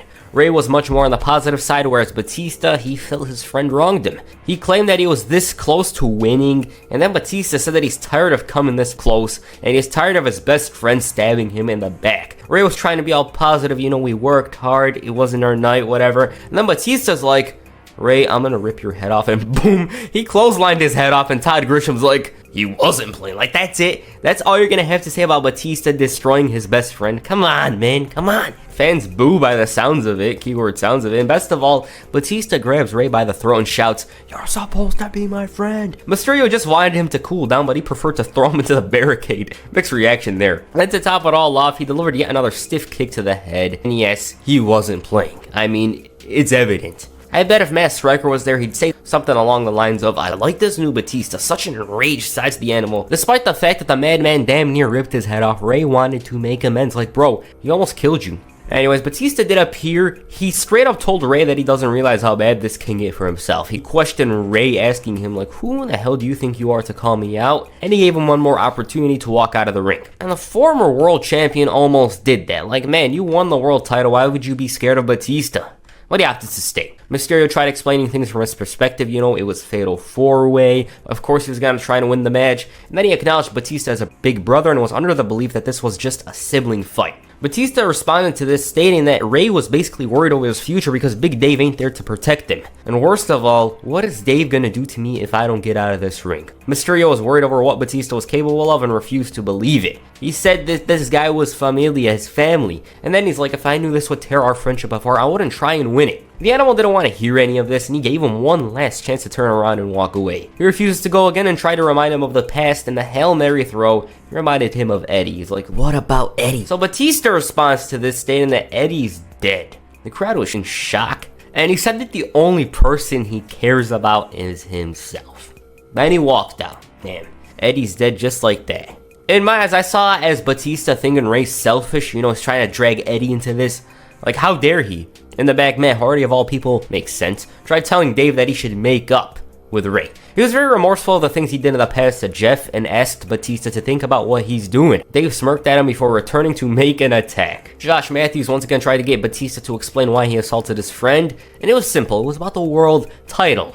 That's what it was all about. Rey Mysterio was getting him sidetracked, he was losing matches with him, so he decided to cut the dead weight, right? Also, he ended up destroying Matt Hardy in that week's main event. Sure, he didn't win, but he basically caused destruction. At one point, he was looking for the powerbomb, but felt the fans didn't deserve it. So in essence, Dave was greedy. The world title caused him to end his friendship with Rey Mysterio, become even more intense than previously, and basically he was going to stop at nothing to win that title. Shortly afterwards, a match between Batista and Rey Mysterio was made for Survivor Series. The contract had yet to be signed by either men, and Batista came out donning the SVR 2011 look. He was very eager to have the match, and he was in such a festive mood. He made sure to have a little hold harmless agreement in there because he was craving a beatdown. And once Ray heard about this, he's like, I'm not signing it. And Dave had this disappointed father look on his face, and he threatened to snap his little neck like a twig in front of all these people if he doesn't go through with it. Ray, being a baby, ends up signing it knowing that the worst was coming, and then he had the nerve to say that Batista's the one who's going to be embarrassed at Survivor Series before flipping the table over him. Batista was going crazy like he realized his stock went down or something, and the match was official. Dave felt Ray was the biggest idiot for signing the hold harmless agreement and promised to not allow himself to be embarrassed by him at Survivor Series. Yeah, about that, Batista was right. Ray did hit the 619 and put up a fight, but this was a whole different animal we're talking about. I mean, I said it in this Survivor Series video, but this match felt like an introduction to heel Batista, like the first episode of his show or something along the lines of that. He punished him and then some. He delivered so many spine busters and Batista bombs that he won as a result of knockout. Like, Ray couldn't defend himself. That's how badly he was beaten up. Funny enough, the fans were chanting his name, Batista, despite this, and that's because of the hometown, of course. Then he carried Ray onto his shoulder and spine busted him onto the chair, much to the delight of the crowd. Not all, of course. The next night on Raw Special Edition, Rey Mysterio, despite the beating he took, he decided to appear. Turns out it wasn't him. Why? Because it was Batista who came out. He held Ray responsible for what happened last night and explained his actions. This was because of Ray embarrassing him during the contract signing, and the reason why he was here in the first place was because he hopes somebody from Raw wins the Battle Royal, because if it's somebody from SmackDown, he's gonna destroy them. He wanted The Undertaker and the world title. It's simple as that. Batista was all tough, but then Kane interrupted. He wanted to know what constitutes disrespecting Batista, and he was ready for a fight, but Batista preferred to walk away. Smirk once again there. They ended up facing one another for the right to be called #1 contender on SmackDown that week, and Kane did put up a hell of a fight, but Dave was determined to become champ. He had to cheat to win, though. I mean, the guy's been through a lot. He fought good, you know, he fought clean for several years. It doesn't get you anything, so he decided to cheat, right? I mean, all I can recall is Batista screwing up his chances in a bunch of #1 contender and world title matches. Heading into TLC, Batista's completely all over The Undertaker. He was remorseless and very, very, very, very cunning. Teddy Long noticed a change in behavior and made a match between himself and Rey Mysterio in a street fight. Dave was satisfied because it was Ray and there was a hold harmless agreement once again in there. And if you're wondering, when did Batista debut the Spotlight thing? Well, December 11th, 2009. He of course had the courage to complain about Rey, stating that he doesn't even deserve to be in the same ring as him. And with regards to the fans, he straight up told them that it's not about them. It's about him becoming World Heavyweight Champion, and he doesn't want to hear them cheer him nor boo him. And if they don't understand, well, this was the moment he demanded the spotlight. And then he uttered my favorite quote from the promo. I'm not here to make friends, I'm here to make money. I'm here to win titles. Everything about me screams World Heavyweight Champion. The way I walk, the way I talk, the way I look, dress, in-ring dominance, everything. Damn. Batista really wanted the fans to hate him. And as for The Undertaker, he said that he looked into his eyes and saw nothing but fear. He lying, of course. And he felt Taker already lost and TLC was essentially a formality. And before leaving, he told the fans to follow along with him and say these words. He was treating them like idiots, of course. World Heavyweight Champion Batista, damn. That was really a standout promo for Batista. It was very good. As for the street fight, Rey did stay in it, but the ending was the same as Survivor Series. His back down on the mat.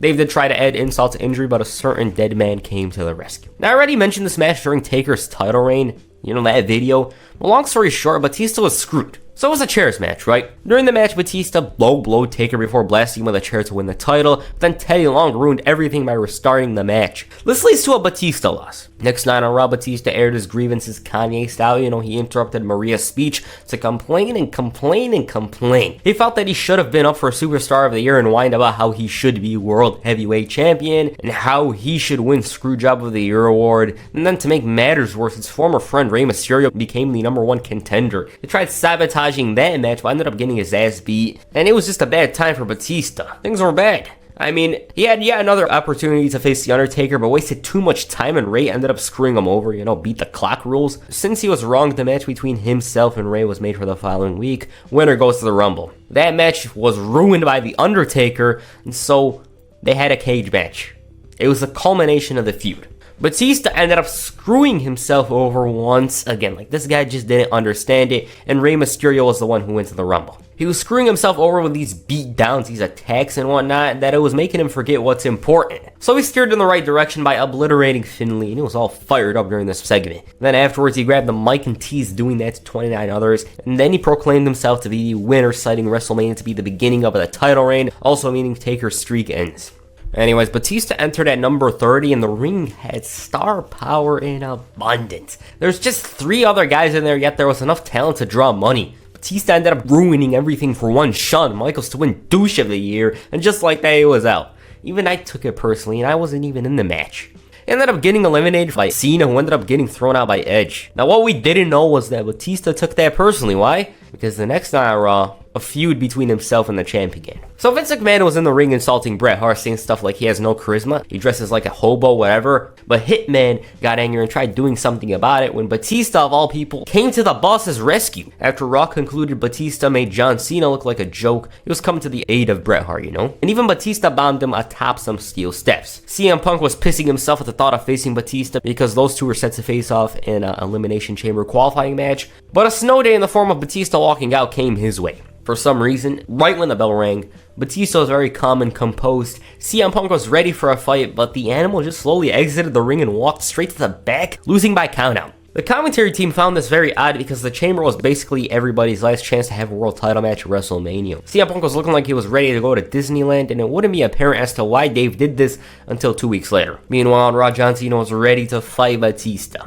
Dave would respond, but via satellite. At this point in time, Cena didn't receive any reason as to why it was mauled, and he wanted to provoke him by turning his back, you know, so Batista could deliver a cheap shot, but he wasn't even in the arena. Batista said that if, and he has a funny feeling that they will meet in the ring, Cena's gonna wish it was a bad dream. This entire thing was so funny to Batista. Why? Because Cena's running his mouth when he's not there. He's talking the talk, but he isn't walking the walk.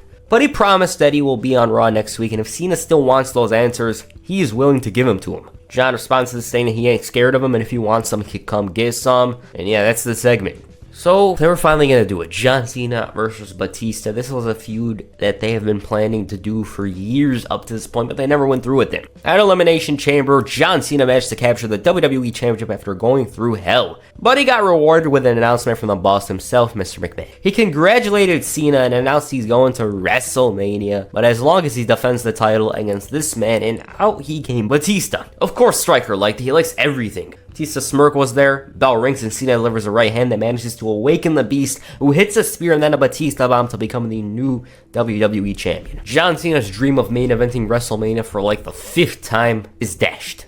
Of course, the ex-champion had to respond in some way. I mean, he was screwed over. He had this look of embarrassment on his face the next night, and Ron won his title shot then and there, so McMahon came out and spilled the beans on this deal with Batista. To him, it wasn't personal, it was just business, and he tried blaming Cena for all of this. You know, if you want some, come get some, that statement. As for the title match Cena wanted, well, Batista ain't defending it until WrestleMania, and even if there was a title match, Sheamus has a rematch clause. But despite this, McMahon booked the Cena match for the main event, and if he wins, he goes on to WrestleMania to face Batista. At this point in time, nobody but the boss himself knew who the opponent was until he dropped the bombshell. It was Batista. Cena was pissing himself by the looks of it, and about that match, well, it ended up being a massacre. The Animal came out in all his glory, spotlight, and it seemed like he was playing mind games with the former champ, taking his time and entering the ring. When the bell rang, Cena quickly sprinted after him, Batista was still playing mind games, but then he straight up kicked Cena in the balls to lose by DQ. Intentional, of course. Then the destruction begins. Batista trolled everyone twice into thinking that he was done with the attack, but he wasn't, and he continued blasting him with chairs and whatnot, just leaving him a battered, beaten man. The fans booed Batista as Raw goes off the air. Now I like this. Why? It showed that Batista wasn't scared of John Cena, and he wanted that WrestleMania match simple. It showed that Batista wasn't like the other heels, he knew what he was capable of, he's a powerhouse, and besides, why would he be scared of Fruity Pebbles? He beat him in the past. Yes, it was 5 years in the making, sure should have happened in the past, but better late than never. The following week, John Cena wanted to make logic of why Batista's continuously attacking him. He's already champ, why is he attacking me? Fans are cheering Cena's name and he's all positive about how he's got a main event match against Batista at WrestleMania, but he quickly reminded everyone that's 4 weeks away and he's got to give Batista some payback, and out he came with a bunch of security. Cena thought it was comical that the champ was out here with security. It was hilarious in his eyes, but Dave quickly explained why they're there. They're not here to protect him, they're here to protect John himself. He had no problem coming down and hurting him again, but the guys were here to prevent that. John tried to get Batista angry by calling him names, but the tactic clearly wasn't working. Dave explained why he attacked Cena last week, and it was because he wanted to face him at WrestleMania. He took a trip to 2005 and how they both broke through at the same time, and he acknowledged how they're the biggest stars since the Attitude Era. Then for some odd reason, the WWE decided to label him, John Cena, as the man. Cena couldn't believe Batista stooped that low. The champ was jello over the fact that Cena was on covers of magazines, commercials, movies, and Dave mentioned how the torch was passed from Rock and Austin directly to Cena himself. He wasn't happy about this because he felt Dave Batista was the best choice to be the name and face of the WWE, and the reason as to why he assaulted John last week was because he wanted to. He wanted to beat some sense into him, and second, he just couldn't stand the guy. Damn. The challenger responded to these statements saying that it's unfortunate things didn't work, and also credited his work ethic as to him being the face of the company. I show up on time, whereas you're late. I've given my life for this business. You're selfish, yada yada yada. And Batista actually agreed with that statement. He said that he's here to win titles, make money, and he doesn't care if they cheer or boo him. He is not here for that. And then, the iconic quote. These are Batista's words. You can go on kissing babies and hugging fat girls. We'll all be at a gym training somewhere and thinking about beating the hell out of you at WrestleMania. And then the champ proceeded to remind him that every time they're in the ring, bad things happen to Cena. John tried responding, but he just couldn't. Why? Because Batista didn't care. He felt anything Cena uttered is irrelevant, and he can get all these people excited, bark, bark, bark, but that's not what he does, and for the hell of it, he wanted to hear an inspirational quote from John Cena. He was left speechless, and before leaving, Batista straight up told him, "You can't beat me, and deep down you know."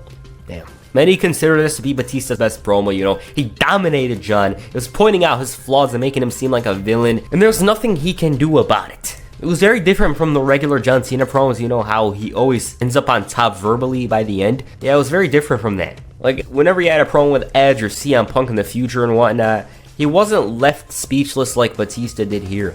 It took John 1 week to respond to this, and he knew that Batista was unbeatable, so he said that the only thing to do was to beat him. I don't know what that means, but whatever. Things got worse for him when he faced 4 men in a gauntlet match. By the way, McMahon was also a participant. Batista did make his presence felt despite the promise. He promised not to appear. Kofi Kingston tried making a save, and initially the attack was working, but Batista was a powerhouse. As for Cena, despite facing several other men, he had enough fight in him to knock down the Animal and go after the chairman himself. This didn't really work out his way, and Mr. McMahon ended up being victorious. Then Batista posed atop a fallen John Cena. He was in really bad form at this point, you know, Batista, he was just like 5 steps ahead of him. He was costing him matches heading into WrestleMania. There wasn't a damn thing he can do about it. Then came their final encounter before WrestleMania, which is my personal favorite Batista promo. Once again, the champion comes out with security, spotlight was on, of course, and he spoke about WrestleMania and the fans. He's trolling them, asking to boo, and he tells them that John Cena is going to lose at WrestleMania. He was shouting that he will never lose to him and suggested the fans get used to it, and man, was he really in his element at this point. He was making fun of the fans' appreciation for John Cena, treating them like idiots, and Batista was under the belief that people hate him because he's honest. Then he uttered this iconic quote. These are his words once again. When I look at you, I don't see fans. I don't even see people. I see money, money, money. Dollar signs, dollar signs, dollar signs. With some of you, a lot of dollar signs because I see a lot of fat people in the audience and I know you pay for 2 seats. Thank you very much. He was very, very, very, very, very, very rude. He really upset a lot of those fans. And I just wonder, like, what if this promo happened, say, today? Like, would the crowd have booed or cheered? I'm leaning towards cheered because they like heels a lot. But yeah, Batista was doing an awesome job at pissing off the fans. He believed that they paid to see greatness, you know, himself, of course, and this initiated the Cena chant. Before leaving, he told the fans that John Cena will disappoint at WrestleMania, and then he called them out. So John Cena comes out. He had this look of dread on his face, you know, as if the worst is yet to come, and he said that he's already let these people down, and that was the second Batista became champion. You can't wrestle chant intensifies, I don't know why. He saw himself not stopping Batista as failure, and made it seem like there was no hope. Hell, he didn't even know if all the fight in the world was going to give him a chance to beat him. Batista jumped at the opportunity to compare himself to everyone in the crowd, calling him a common loser. And John agreed with this. He said that he's like every one of these people, you know, we're sick and tired of your garbage. And he took jabs at Batista's job, you know, him being a hired gun, saying that he's done a terrible job because John, is still here. Anyways, Batista was pissed. Yet Cena decides to add fuel to the fire, saying that he doesn't see no animal. He sees Dave Batista, who he will beat at WrestleMania. Cena's like, I'm going to win the title, and he turns his back against the champ. And he saw as disrespectful. He's shouting stuff like, you're a corporate creation, a paper champ, and he let his guard down, and thus began a brawl that Batista wasn't proud of. So Cena finally fights back in the build-up to WrestleMania, and for all of like 5 weeks, Cena couldn't fight back until then and there. Essentially, Batista had his number and he dominated him physically and mentally. Cena had to go back to the drawing board and think to himself, like, how can I best this animal? And he did it here. He showed that he has a chance at WrestleMania. Batista, on the other hand, was just so damn hilarious with the stuff he was saying. I was laughing when he called Cena corporate creation. I just found it funny, even though it may not seem that way. The way he was mocking him earlier on with the spotlight and all that stuff, man. Just watching it again, I understand exactly why that was and is my favorite Batista promo. He was perfect during this time period. He was awesome. He was tremendous. He had a memorable run. So it all came down to this. WrestleMania 26, Phoenix, Arizona, March 28, 2010. John Cena challenges Batista for the WWE Championship. This match is one I really like. I feel it's underappreciated. I don't know why though. I'll definitely do it justice when I cover the entire thing, you know, WrestleMania 26 in a couple of weeks, hopefully. But anyways, Batista had an egotistical entrance. John had a special entrance once again. Match itself was good. I'm not sure if it was as good as its SmackDown counterpart, you know, Y2J and Edge, but it does stand its ground. And it might be better to you guys. I mean, I had more fun watching this last time around than the Edge and Jericho match, so there's that. The crowd was very into it, you know, there was impactful moves. They made the most out of the time given. There was near falls, finishers. Cool match. In the end, Batista, though, tapped out to crown a new champion. Both guys were the top stars of the 2000s, and this was their first title meeting. I do think if this match happened, say, at WrestleMania 22, it wouldn't have been as good, and I think it would have been even more memorable, though. It's hard to tell though. So where does Batista go from here?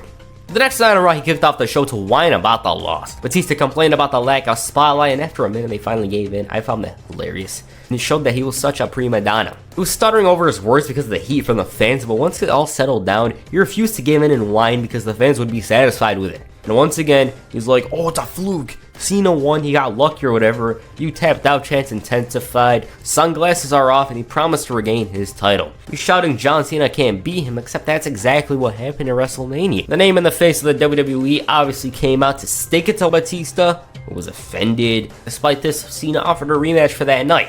Unfortunately, though, the former champion wasn't in the mood to please the fans, and Cena knew this very well. He was hoping Batista didn't go the regular heel route, you know, not tonight. And initially he did make it seem like the fans were going to get what they wanted, but he uttered the same words many in the past have. Not tonight, and he brawled with Cena for 2 seconds. He eventually did assault Cena and invoke his rematch clause, but it wasn't for that night. It was for Extreme Rules. The announcement required a spotlight, and it wasn't any ordinary matchup. Nope, it was last man standing. Now, the match itself had a very bad build-up. This wasn't because of the guys themselves, but because of the fact that there was a volcanic eruption in Iceland. And it meant the guys on Raw, they were touring Europe, they were stuck. So SmackDown guys went out and had a show that night. They did have 2 interactions though on the April 12, 2010 episode of Raw. So during Cena's match with Otunga, Batista was lurking at the top of the stage, and the Animal's ready for a fight. He notices that the champ was demanding he come down to the ring, and so he shouted, "I say win." So basically, what I got out of this is the fact that Batista doesn't listen to anybody. At the end of the night, Batista almost took the L in the match against Randy Orton. The RKO was so damn abrupt, but Jack Swagger crashed the RKO party. Immediately afterwards, John Cena sprints to the ring and locks him in the STF. The refs were trying their best to pull away Cena, but to no avail, and he kept that hold locked in so tight and so long until Batista passed out. He then proceeded to count to 10, teasing what's to come at Extreme Rules. Now about their match at Extreme Rules, really awesome. Definitely one of WWE's best matches of 2010. I'd like to say it has a claim in being a top 5 singles match for Batista. I had to narrow it down. But yeah, very great match because of the story. Whatever Cena dished out, Batista's back up. Vice versa. Both men, and I'm quoting Cena himself, never gave up. They brought this iconic moment. I hate you too! The announce table spot, by the looks of it, it should have been the spot to end the match, right? Like, it just had that feeling to it. Batista was resilient. The fans were so into the match. Just hear them. Will he make the 10 count? So damn energetic. And at this point, Cena realized that this guy can't be stopped. He tried to AA him through another table, but he was caught with a spine buster, and then Batista tried wrapping it up with a Batista bomb, and once again, that could have been it. Cena basically had adrenaline at this point, so he barely gets up. Dave ends up finding himself in STF position, and he's tapping, but there was nothing to do. So he's knocked out, right? But he beats the count by a second, and so Cena, being the clever champ, grabs duct tape and sticks him to the ring post. The fans booed because of this. Batista tried to escape him, but the ref was rapidly reaching the count of 10. And what a heel was he!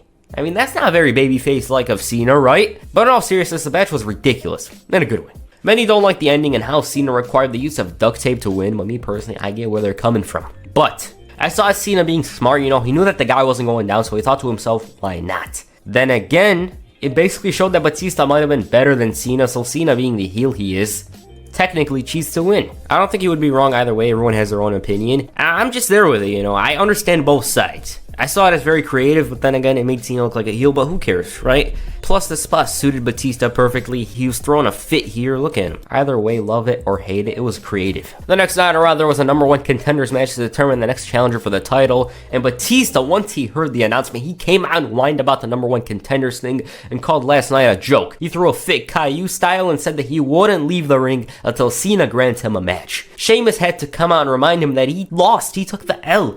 He had to shoehorn Orton into this, calling him a loser too, so he came out. John Cena knew that this was going to turn into something wild, so he basically booked a triple threat match, much to the chagrin of Batista. As for how it went, Edge of all people cost Randy Orton the title shot, basically handed it to Batista. So there was going to be another match between those two for Over the Limit. The following week, Batista was annoying. He was talking about how he's #1 contender again, and how he should be champion again, and then he gave the rundown on what a last man standing match is. And once again, Batista dumbed it down for the fans, and he's like, a last man standing match is when you beat your opponent so brutally and so decisively that he is unable to stand before the count of 10. According to Batista, that wasn't what happened at Extreme Rules. He called what happened at the pay-per-view by far the most embarrassing moment of John Cena's life.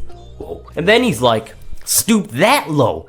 Duct tape? Are you serious? Really? That's something Hornswoggle would do. And that wasn't even the only thing Dave was pissed off about. He was angry with the fact that he was supposed to win this beat the clock challenge. It was for the stipulation of the match, and his opponent was supposed to be The Miz. But due to a doctor's note, he was unable to compete, so he brought out his rookie instead, that being Daniel Bryan. Now, this match was supposed to be a squash, right? Well, Batista had too much respect for him. He was well aware of his work outside of WWE and let him get some offense. I read that in the interview. He really made D. Bryan look good, and he put in a gutsy performance, and at some points, it was like Batista was in hot water. I'd compare it to one of those Triple H Attitude Era matches, with Taka or any other lower card star. It was something like that. But in the end, Batista won in 5 minutes and 6 seconds. This would have been good if Cena was facing Sheamus or someone. Instead, it was NXT rookie Wade Barrett, who took the L with 27 seconds left. Cena won, he chose an I Quit match. Heading into Over the Limit, Batista showed that he has a chance. Unfortunately though, the guy he was facing literally went by the motto of never give up, so I assume everybody knew who was winning. I mean, even as a kid, I didn't think John Cena was going to lose an I Quit match. I don't think anyone has seen him quit since like 2004. But still, they did their best to show that he was a threat by having him beat up John Cena on a weekly basis. He killed Mark Henry using a whole new submission hold, showing that he's ready. Cena got a glimpse of Over the Limit, and to make matters worse, he had faced Sheamus in the non-title match a couple of minutes earlier, and it was bad. The new hold, the Batista bite, was proven to be a success, and so the Animal had momentum heading into the pay-per-view. Anyways, about the match itself, good. Not as good as the Extreme Rules match, but still, good enough. Heading into the match, Batista claimed Cena shouted I quit on Raw, and one thing to mention is that the champ himself was eager to redeem himself. He felt that the win from Extreme Rules wasn't emphatic, it was a cowardly, cheap victory in his eyes. So Over the Limit was a way of silencing the critics, and most importantly, Batista. The match, it was a grand finale. Tables were broken, crowd fighting, Cena was in full-on never give up mode as evident by the match choice. Batista was dominant during the match, but like I said, it's John Cena, he never gives up. Hell, Dave even tried using a vehicle to destroy Cena, but he screwed himself over by spending too much time resting in the seat. By the way, Cena moved out of the way. He AA'd him atop the car, but it still wasn't enough for the I Quit, so Champ took it up a notch. He stood atop the vehicle and was ready to AA him off. Batista finally shouts, I quit. Cena does it anyway. That's very babyface of him. Then again, the guy tried powerbombing him off the sand, so there's that. But yes, Batista, he lost again. He took the L. He took 3 L's in a row at this point. The next night, Batista actually appeared. Like, shockingly, he actually appeared despite the beating. He was black and blue, but managed to make his way to the ring. Despite all this, he wanted a spotlight. Like, man, you got bigger things to worry about, right? He admitted that he said I quit last night, but he claimed that it was because his life was being threatened, and because of John Cena's malicious actions, he was contemplating filing a lawsuit against John Cena, the WWE, and every fan in the arena for supporting what happened. He was claiming to be all about honor, all while the fans chanted, you suck. He also revealed that because of the injuries, he's out for weeks, months, years possibly. Batista fell off so hard that Justin Roberts decided to interrupt his promo to introduce the new Raw GM during his segment. Like, that's how bad it got. Also, the new GM was Bret Hart. He came out and announced that there's going to be a fatal 4-way qualifying match, and he heard Batista demand a match with John Cena, so Bret gave him the opportunity to face somebody in a qualifying match. And the look on Batista's face is like you demoted him to FCW or something. He mentioned being hurt, so Bret decided to pair him up with someone who was also hurt, Randy Orton. So Batista's like, what is your malfunction? I'm hurt. Hitman though didn't care, it was take it or leave it. Dave threatened to quit, and Bret Hart, who didn't give a damn, announced Randy Orton as the winner before leaving. Bret did not even come back, and Batista was a man of his word. He thought he was the savior of the product, saying stuff like he'll go bankrupt within a week. And seeing as the fans still didn't care, he shouted those 2 words. I quit! They preferred to serenade him, and then to make matters worse, Justin Roberts is like, let's hear it for Batista. And so he's gone.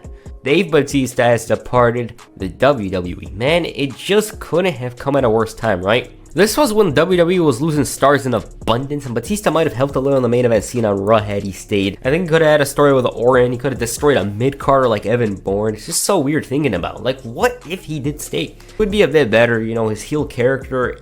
Maybe it could have gone a ways, maybe it could have gotten worse, who knows? But yes, when he left the fans wanting more. In an interview back in July of 2016, Batista spoke about what led to his departure from WWE in May of 2010. By the way, he's talking about John Cena during this part of the article, basically kind of mirror images of each other on our respective shows, but I'm getting afforded a lot less opportunities, and that didn't sit well with me, and I wasn't okay with that. I wasn't content with that, and so when they said no, I wasn't going to be afforded those opportunities, I said, well, I'm going to leave then. That was kind of it, Batista commented. It's funny, I do a lot of things because I get pissed off, and I really hate when people tell me I can't do stuff. And when WWE had started on films and commercials, and I noticed that everything more and more was going to Cena, that at the same time he's main eventing one series of shows and I'm main eventing the others, but he's getting all these opportunities that I'm not getting, it just seemed a little unfair to me that I'm still out there busting my ass to do these shows while he's making movies and getting paid a buttload of money to make these movies. So I simply asked the question, is there any opportunity for me to do films? And there wasn't. They had no interest in me doing that, so I said, well, if I'm not afforded the opportunity here, then I should be afforded the opportunity to go outside the company on audition. And the answer was, you're our property. Get dressed for the house show and get to work. I just thought it was unfair. So I thought it's just really unfair. It's unfair career-wise, it's unfair to me financially. Now, Batista, I didn't really see him all that much outside of WWE during his run. There was an episode of Smallville. He was featured in that episode, but other than that, I just can't think of much. And another thing to mention is that while I was making this video, I believe that movie Inside Out that Triple H was in, you know, that boring ass movie, that spot was initially for Batista, if the dirt sheets are to be believed. He was very, very, very angry, and this was a post in April of 2010. That might be the reason why he left. He also said that the company was getting too soft and all that stuff, but I think it had more to do with the movies and films and all this stuff like that. And this was about how they weren't really taking his departure seriously. And I quote, "I gave them almost a year's notice and I did whatever they asked me to do, and I busted my ass until the day I left. They didn't think I was leaving on the night that I left. I think a few people said goodbye to me and said thank you, but it was like a very few. And then I walked out. Security, Muriel, I sassy, escorted me out the door by myself. No, see you later, Dave. Thanks for everything. Keep in touch." It was sad, man. It really put things into perspective on where I stood with them. I left there with a broken back. Not a lot of people realize that or appreciate that, but in my last match with John Cena, I broke my back. So that's Batista's heel run. I will definitely dive into his 2014 Return of the Future. There's a lot to talk about there. His TV matches, pay-per-view, hatred from fans. But this 2010 run, though, it reminds me of Hollywood Rock in the sense that it didn't last long. It didn't last that long, and fans wanted to see more. Everyone that called him stale in mid-2009 was silenced. You know, the matches were much better. Character work was excellent. Promos, memorable. It was like he had a point to prove, and the whining, the fits he was throwing, Kanye-esque. I just wonder what could have been had he remained in the company, you know, feud with CM Punk. He'd complain about how the fans were too loud, and that's why he lost. Who knows, a program with Christian? You gotta wonder. My favorite match from this run, Last Man Standing with John Cena. My favorite promo is the one with the tank top with the title on his waist. He's complaining, he's whining and all that stuff. I think that was a very, very excellent promo, and it showed just how much Batista improved, so yeah. His program with Cena, it could have been a bit better. I like it though. Just a little tweaks here and there. I think it could have been way better than it was. But what we got was still good enough, so yeah.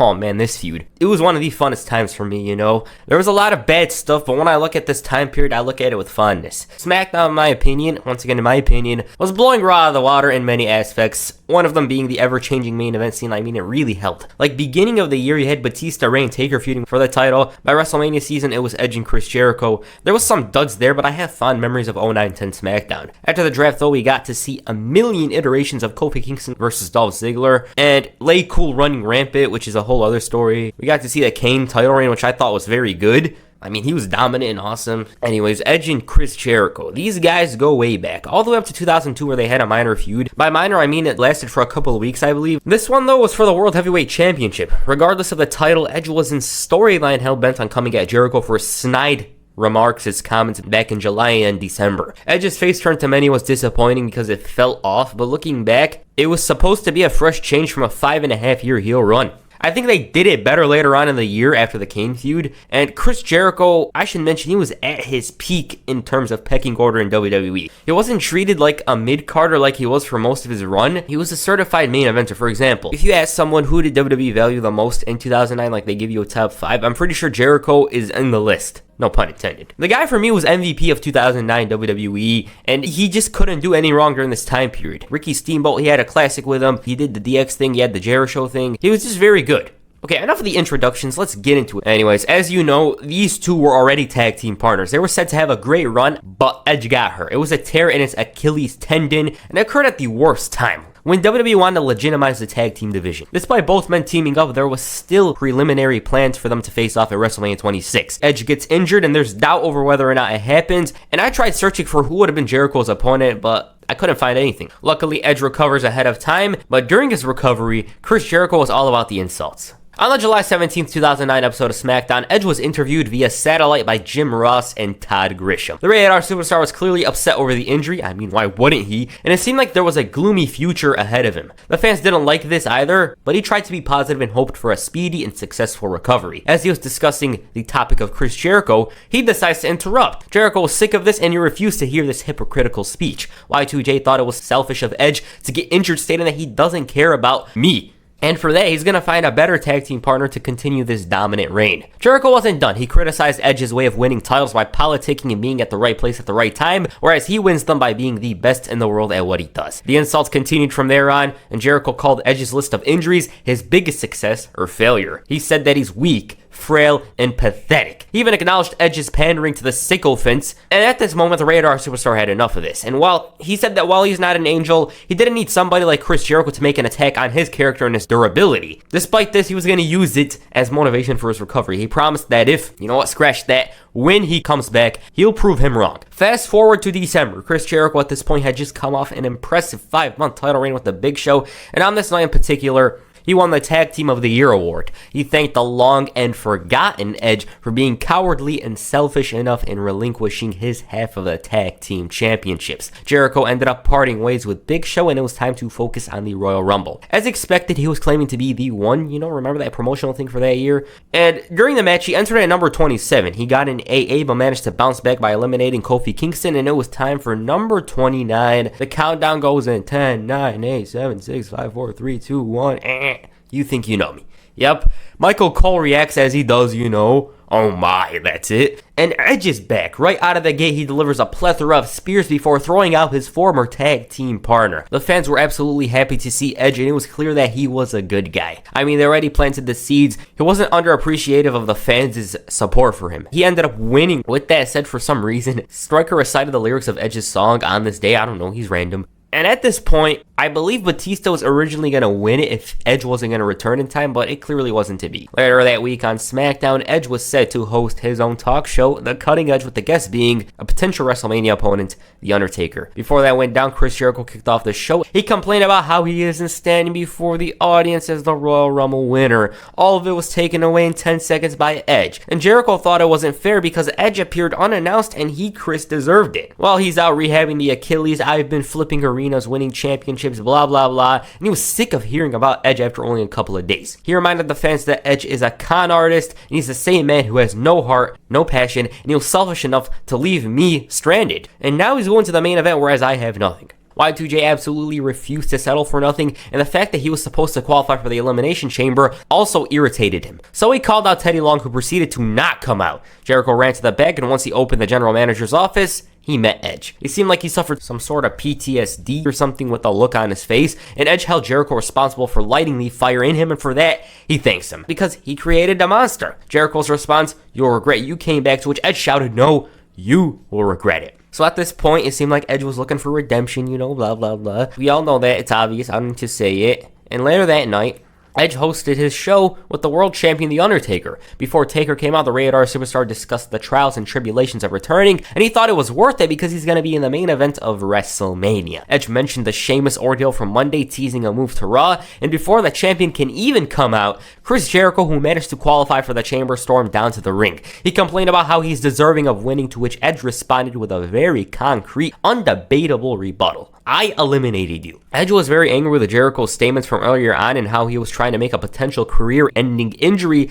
a punchline. He was sick of Y2J claiming that he's the best in the world at what he does, and he's sick of their stupid suits, and as a matter of fact, he's sick of his face altogether. And CM Punk comes out. He described them as pill-popping junkies who are arguing over the remaining fix. He was promoting his little SES and proclaimed himself to be the victor at the Chamber. And then the lights went out. The Undertaker respawns and Edge joins him in clearing house. And it was chaos, you guys know that. And at one point, Edge teased a spear. Matt Striker's narrating the whole thing, and they signaled a teaser for WrestleMania 26. Heading into the Elimination Chamber, Edge had yet to make an official decision on who he was going to challenge. He was waiting and waiting and waiting. And at this point, it could have been anyone. Hell, Ted DiBiase Jr. could have been a potential opponent for WrestleMania. And despite having a match to prepare for, Chris Jericho once again came out to whine about how he deserved to win or whatever. He found it ironic how Edge never mentioned his name as a potential opponent, and he attributed this to bad luck, meaning bad things happen to Edge when he's around Chris Jericho. Jericho stuck it to the Rated R Superstar, stating that he doesn't know what it's like to make a triumphant return. Why? Because he doesn't get injured. He wins championships. He suggested Edge choose the WWE title because the SmackDown winner is going to be himself. Hell, Chris Jericho even guaranteed victory for the Chamber match. And if Edge has any doubt over whether or not he's going to win next Sunday, he should watch his match with The Undertaker. As for how that went, Jericho had a hard time, but Edge made it easy for him with a spear on The Undertaker. This was because Taker blasted him earlier on for no apparent reason. On the final SmackDown before the Elimination Chamber, Chris Jericho gave his final thoughts regarding Sunday. He listed his past world title victories, generated a "you suck" chant, and made his victory last week seem hard fought. Before he can finish his promo, once again, Edge interrupts. This time, he agreed with Jericho on beating The Undertaker. It's an elite accomplishment, but he had a problem with the claim. Jericho didn't show the entire picture. How he, Edge, helped him win.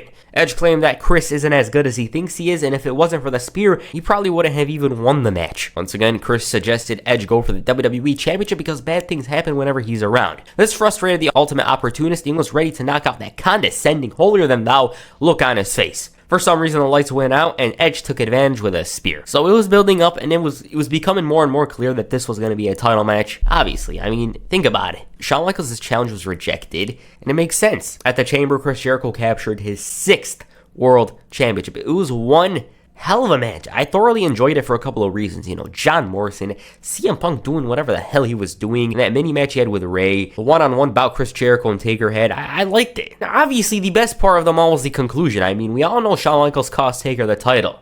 Things were so bad with The Undertaker that HBK practically gifted his arch nemesis the world title. Being the show-off that he is, Chris Jericho didn't wait until Friday to gloat about his victory. As a matter of fact, he appeared on Raw. You suck chances, he's shouting, I'm going to WrestleMania. He called himself the most valuable performer, and even though he said he'll never come back to Raw, he changed his mind. Because he beat 5 of the best superstars in an Elimination Chamber match. I mean, it was already WrestleMania for that guy. He was gaining heat for days. I mean, fans absolutely despise the guy. But Edge put a damper to this little celebration. He emerged from the crowd with a spear, and he announced his decision. Chris Jericho will go to WrestleMania and face him. So it's confirmed. Chris Jericho didn't let the spear ruin his week because on Friday, same thing.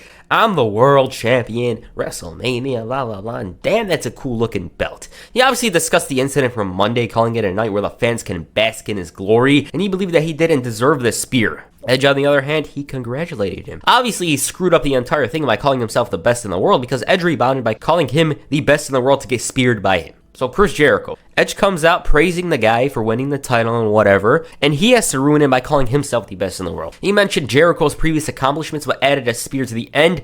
You beat Austin and Rock in the same night. Spear. You beat 3 legends at WrestleMania. Spear. What the hell's going on? And so it began. The irrational love of the word spear. Edge believed that the spear was getting to Chris mentally, and the word got out to the audience. They started chanting, and he thought Jericho was consumed by him. You know, he wakes up in the morning, he sees him. Goes to sleep at night, he has nightmares about Edge. And despite all of this, Edge wanted him at the very top level because he didn't want to hear any excuses at WrestleMania. He warned him, stating that if he goes into WrestleMania with the doubt lingering in his mind, well, spear. Jericho's response, you will never beat me, and he proceeds to blast him. Jericho ends up screwing up, and you guessed it, spear. You know, WWE capitalizing on a lot of stuff and forcing chants or whatever. I find it weird how WWE never sold a spear shirt during this time period. Now at this point, Edge was competing. I just didn't mention it because it seems quite obvious.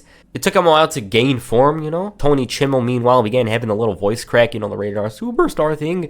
And the core of Edge's character sort of remained in my eyes, but he was more comedic and had an uncontrollable addiction to using the word spear. And once again, Jericho tried attacking Edge after his match with the Big Show, but he received a spear. But Chris Jericho was going to bounce back in a big way. On the March 12, 2010 episode of SmackDown, the World Heavyweight Champion brought back the highlight reel. Now at this point, Jericho ditched the whole thing because it was the old him, you know, it was beneath him, but it was a one-time thing. It would, however, return about 2 years later on a regular basis. Edge was all smiles for this one, and he thought that the only highlight that's went on recently is whenever Chris takes a move that he doesn't know the name of. You know, Execution. Chris, though, cared less about the mindless drone. He's calling him these random-ass words. And unlike Edge, he's an honest man. He's truthful, and yes, they could have been the greatest tag team of all time, but Edge got hurt. He reminded him of WrestleMania 19 and how he put on a classic with Shawn Michaels, whereas Edge was sitting at home. The whole thing wasn't a big deal to him because in his time away, Jericho lost to Shawn Michaels and Christian. The challenger admitted that, hey, I get injured, but it's because I take risks, you know. I jump off ladders, I fall into flaming tables, and while my style took years off my career, I do it with adversity and without fear. And at WrestleMania, Edge said that he'll take whatever risk to win back his World Heavyweight Championship. Chris called him a fraud, stating that he's never succeeded on his own, and the most success he's gotten was when he was with Vicky Guerrero. Edge thought it was touche and mentioned how everybody's got a girlfriend that they regret. For him, it's Vicky, but for Jericho, it's Big Show.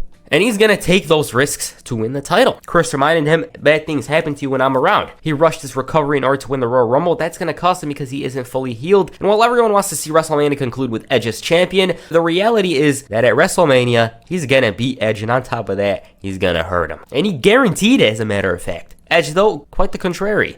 He's going to make Jericho an ex-world champion, and he's going to do it with the spear. And this struck a nerve in Jericho because he blasted the Rated R superstar with a mic and dished out an assault. The whole thing flipped on its head, and Edge hit the execution. Spear chants intensified, and he's ready to go for it. But Jericho had the title in hand. He blasted Edge with it, and he mocked everybody by repetitively saying, spear, spear, spear. So basically, Chris Jericho began getting not irritated, but so damn exasperated by the 5-letter word. Unbeknownst to me, on WrestleMania Rewind Raw, Chris Jericho faced Shawn Michaels for the final time. I almost missed this, but it's vital. So during the match, HBK gains momentum. Chris Jericho decides, you know what, not tonight. Edge, though, rushes out there and whoops his ass, and yes, he did receive the execution. He repeated the 5-letter word before walking away. Later that week on SmackDown, Edge wanted to pay back the favor by hosting the Cutting Edge with Chris Jericho. The world champion was ever so wise, bringing out his rookie Wade Barrett. And first of all, Edge thought they were dressed for prom. Second, he considered this entire thing to be a game of chess. You know who makes the first move.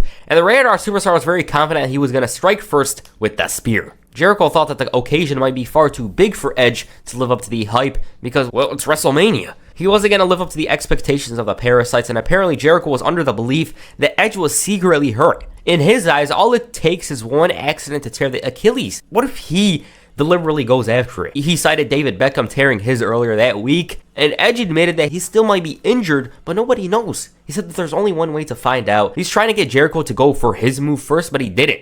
So he decides to strike. This was a risky approach because the Achilles practically made him a target, but he was in form, and look at that crowd. They know what's coming. Spear. Jericho, though, outsmarted him with a code breaker to stand tall. That wasn't it, though. He proceeded to step into that Achilles tendon before saying the 5-letter word.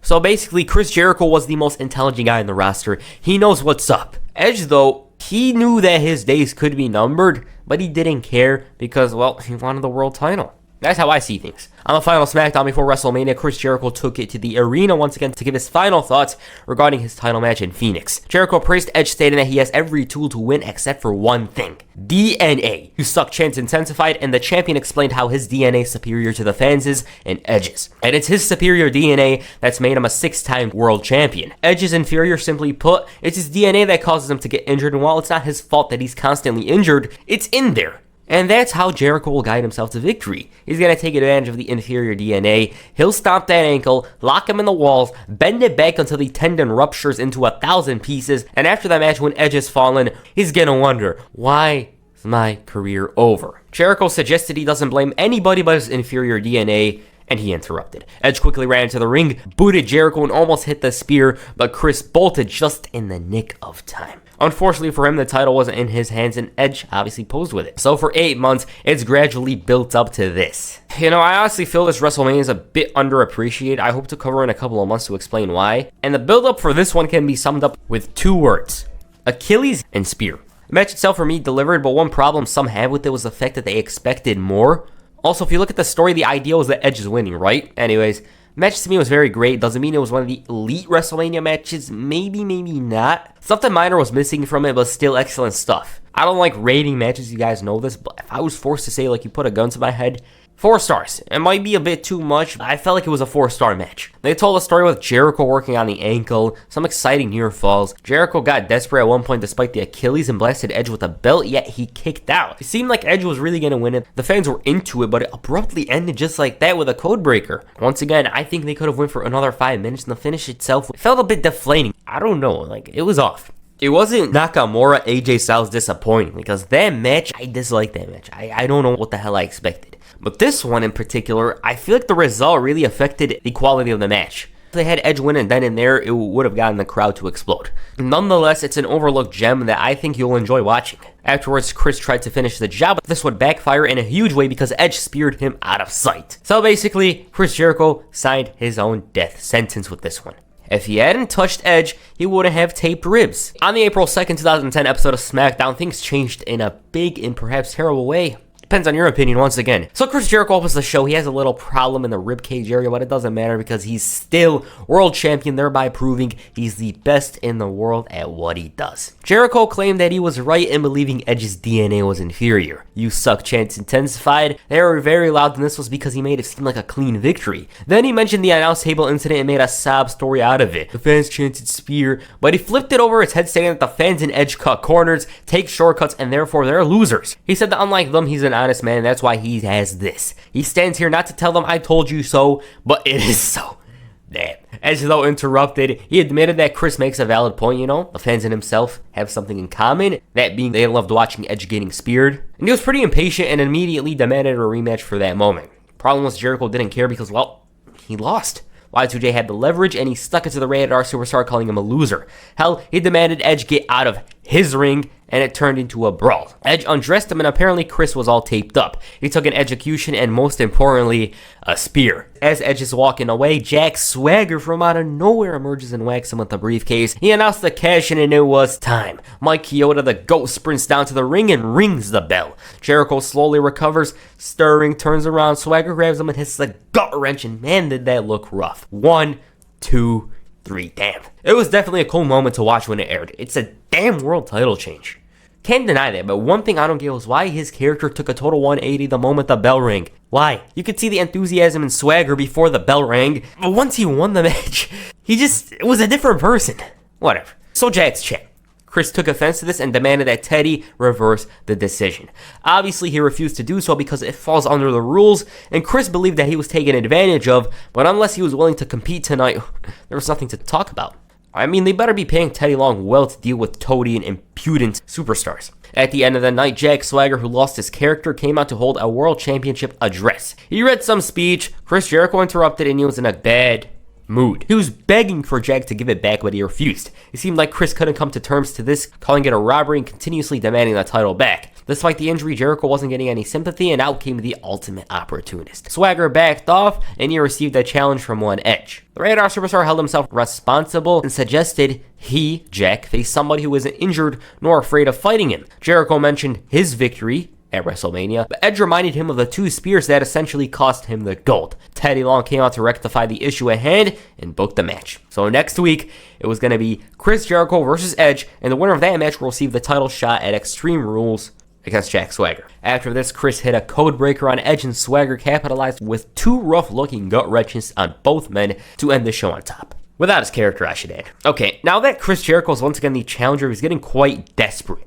He was delusionally thinking that he was still the champion, but there wasn't anything he can do but win it back. Swagger was scouting both men, warning them of their impending future, and as for the main event, it was a very competitive bout, but hey, you already know that. By the looks of it, it seemed like Edge was gonna punch his ticket, but it actually turned out to be a double countout. Edge had the advantage initially, but Jericho brought in a chair and he got the spear.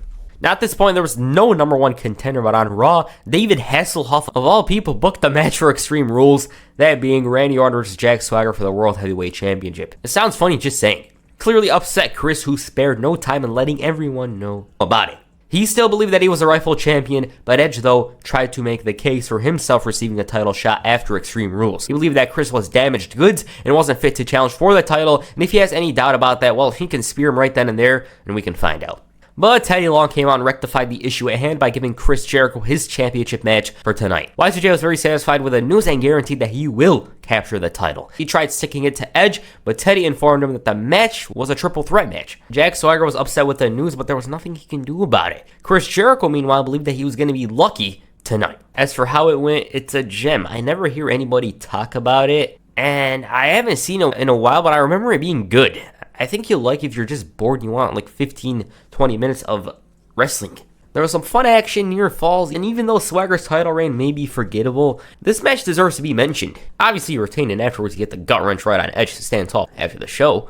That wasn't even it, though. Chris decides to go after the Achilles in the most impactful way yet, and basically SmackDown ended with there being doubt over Edge's status. They did face off on Raw in a 6-man tag.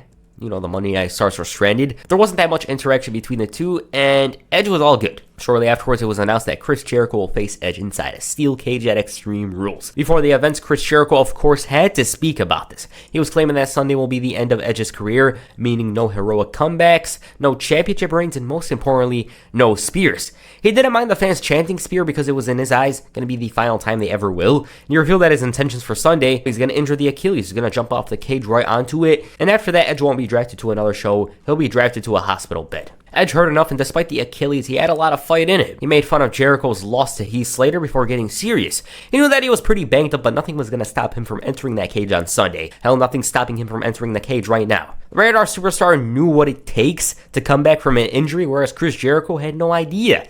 It was basically psychological warfare. He had nothing to lose, and instantly he struck Jericho. The two tried going after the Achilles, and initially this worked, but Edge had a hell of a lot of fight in him. We never got to see that spear, but Barrett ended up being sacrificial lamb. Chris realized that he's going to be locked in with a monster, and the ball was essentially in Edge's court at this point. Like, sure, he has that injury, but he has nothing to lose. Chris lost to a rookie, and his head wasn't even in the same place. Before the match, Edge gave his final thoughts, and he guaranteed that he won't allow Jericho to escape the cage. Hell, he's not even going to try to allow him to escape the cage. Chris Jericho, on the other hand, wasn't upset over the whole Heath Slater thing, calling himself a big game player, when it matters, he's going to win. He continued promising that Edge's career will be over on this night, and with that, gelatinous people will stop chanting spear, spear, spear, because it ends tonight. Okay, this match, I thought it was good. Wasn't as good as WrestleMania. It wasn't a classic, but still, bright spot of the show. Edge at some points felt very deranged. That code breaker is so damn underrated. Like, what the hell is up with it? I always have this spot in my mind, but I never really see it on Twitter or anywhere else. He bounced from side to side. It was very impressive for me. But like I said, when you hear Edge and Jericho, you expect a match of the year candidate. Jericho at times was tortured, and at one point his ankle was caught in between the cage and the door, and Edge started to target the ankle.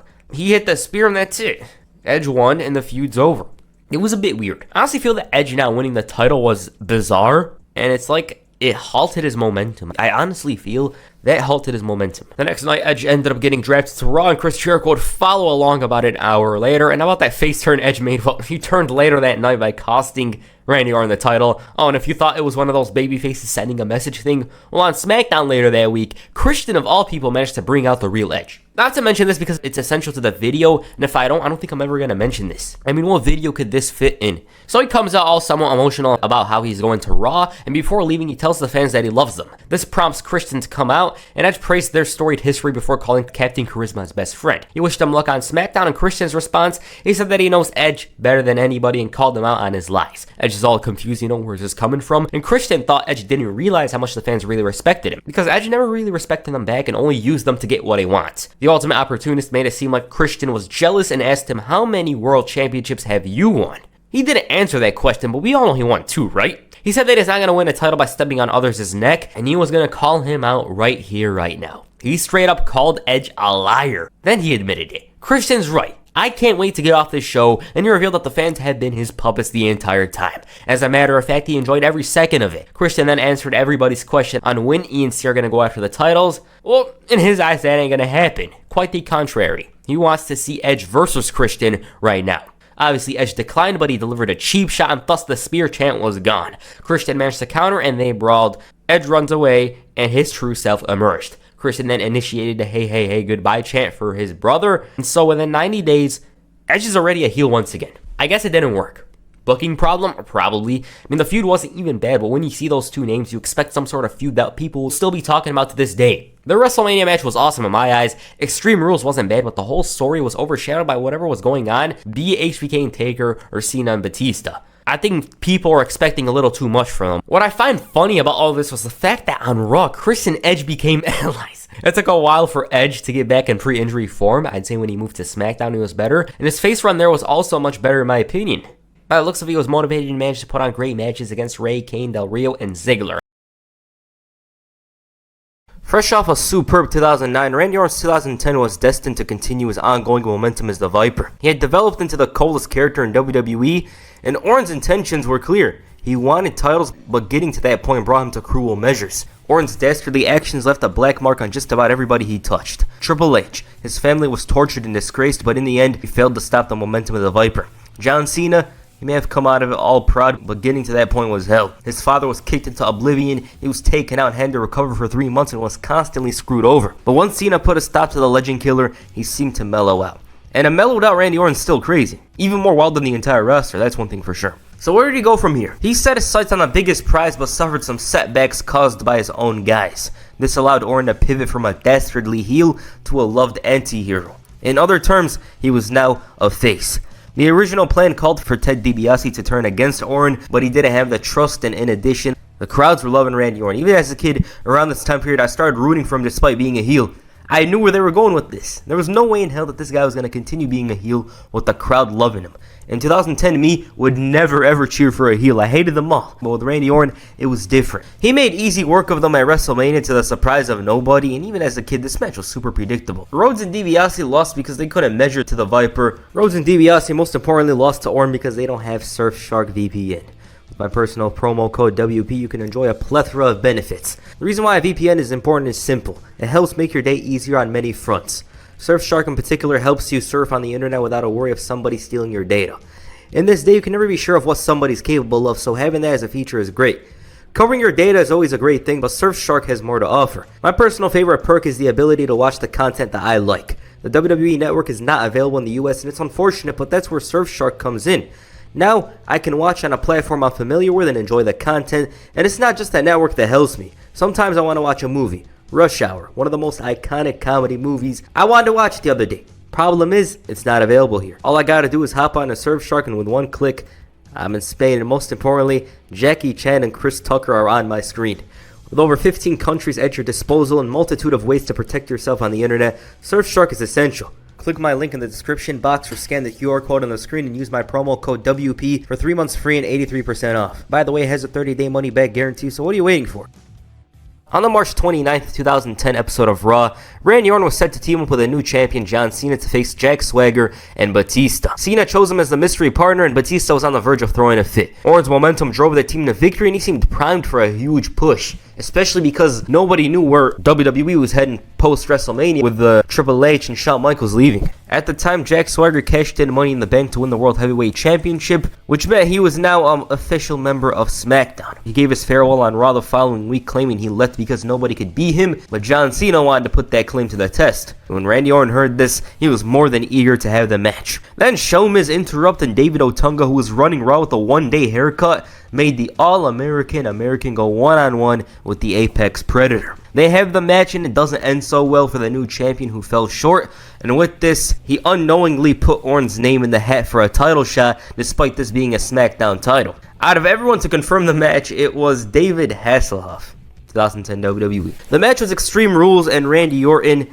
saw it as his opening. The stipulation plays into his favor, and he even said that the Money in the Bank was the worst case scenario for Jack Swagger, because he has to face him now. Later that night, he almost beat his Evolution brother when the champion interfered and dropped him with a gut-wrench powerbomb, and Swagger was looking good. So far, he was looking strong as champion, but that's a different story. After the volcano eruption in Iceland, the Raw roster was left stranded in Europe. So all you saw from Orton was him saying this and that about Swagger at Extreme Rules. It's not worth mentioning, otherwise I would have talked about it right now. There was not much of a build for the match. It was more about Jack Swagger's story than Randy Orton's. He was the guy who had a lot to lose and was the fresh new face. The match itself, though, was very solid, but when you watch it, it's clear why nobody talks about it. There's just not much to say, it's inoffensive. Last time I visited this match was in this video. Swagger managed to retain, it's technically clean, but Orton had the last laugh with the RKO, which meant the feud was over. It was literally a 1 month feud to get Jack Swagger off of Raw and onto SmackDown and move on to other things. So where did Randy Orton go from here? The WWE title. The next night on Raw, Randy Orton and Sheamus laid their claims to the WWE Championship. This got them a triple threat match, which was heading towards an Orton victory when from out of nowhere, Edge interfered and dropped the Apex Predator, costing him the title. This was the start of his heel turn, which was odd because only 3 months earlier, he returned as a face and was being cheered. With that said, Edge refused to give the fans an explanation initially. He wanted to bring back Rated R in this PG era, and his guest for the Cutting Edge the following week was Randy Orton. At least initially, because Wayne Brady came out and Edge made him the guest host. He wanted to feel like a wrestler, and Randy Orton was like, say no more. Orton had a disturbed, menacing look on his face, and Brady was clearly unaware of what he was dealing with. He wanted to greet him, and boom, RKO. Orton's eyes were dead set on Edge, who was quite hesitant with his movement, and he told him that last week was a wrong case of wrong person at the wrong time. And he made mention of the last time Orton appeared on the cutting edge, teasing a rated RKO reunion. His verbal language here was very similar to last time, giving him an idea of where this partnership could go. After no answer, Edge said that spearing him is a good thing and expressed disappointment and anger with the fans refusing to accept him. Even though he did right, he was doing all the right things, they didn't care, yet Randy Orton, a selfish person, has the entire crowd by his side. He complained about everything being unfair to him and told Orton to listen. He told him, "You will join me," and promised that if he doesn't, that spear from last week was only the tip of the iceberg. Edge was losing his mind over the lack of words from Orton, and he wanted to go for the RKO. Nope. But neither was a spear because Orton bounced back. Very good segment here. Edge finally explained deeply why he played the fans. He wanted their love and admiration, but felt that they weren't reciprocating enough. Good stuff. Orton finally addressed his actions, saying he believes Edge saw him as a threat, and teaming up with him was a way of keeping Orton in control. All of a sudden, Meatloaf interrupted. 2010 WWE, guys. He was talking the talk and got RKO'd for it. It's so hilarious how the tone from dark and serious with Orton discussing Edge's evil plans, and we have this. The Rated R Superstar, though, came out after this and mentioned Orton's history of assaulting guest hosts and said that there needs to be a permanent GM here. He was, of course, referring to Vicky Guerrero. And the fans were booing hard. She had more heat than a frying pan. She promised to reprimand him, and Orton was like, "Why don't you come down and reprimand me right now?" Edge quickly got involved before Vicky revealed that the Apex Predator will face Edge and a mystery partner. That turned out to be Ted DiBiase, and the expectation Edge and Vicky had for this one was not met, because Orton won the handicap match, and to make matters worse, he RKO'd Edge afterwards. With Over the Limit on the horizon, both men received the opportunity to choose the other's opponent. Randy Orton chose Christian and left Edge feeling annoyed,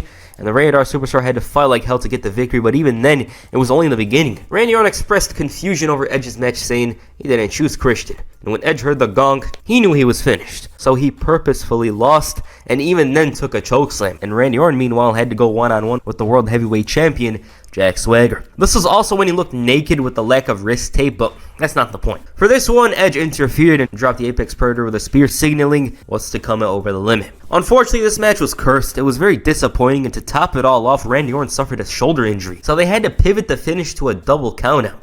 Orton's injury looked really bad initially, but it was all good for Raw the next night. He was announced for the Fatal 4-Way title match at the namesake pay-per-view, and the shoulder injury was used as a storyline from here on. Edge and Orton were set to face off in a tag team main event, and Edge decided, you know what, I'm gonna go after that arm. He did just that, and John Cena had to find a replacement. The Viper was still selling the injury on TV and even had a match with his arm in a sling against Edge. It was a one arm tied behind your back situation, but Edge ended up getting himself DQ'd.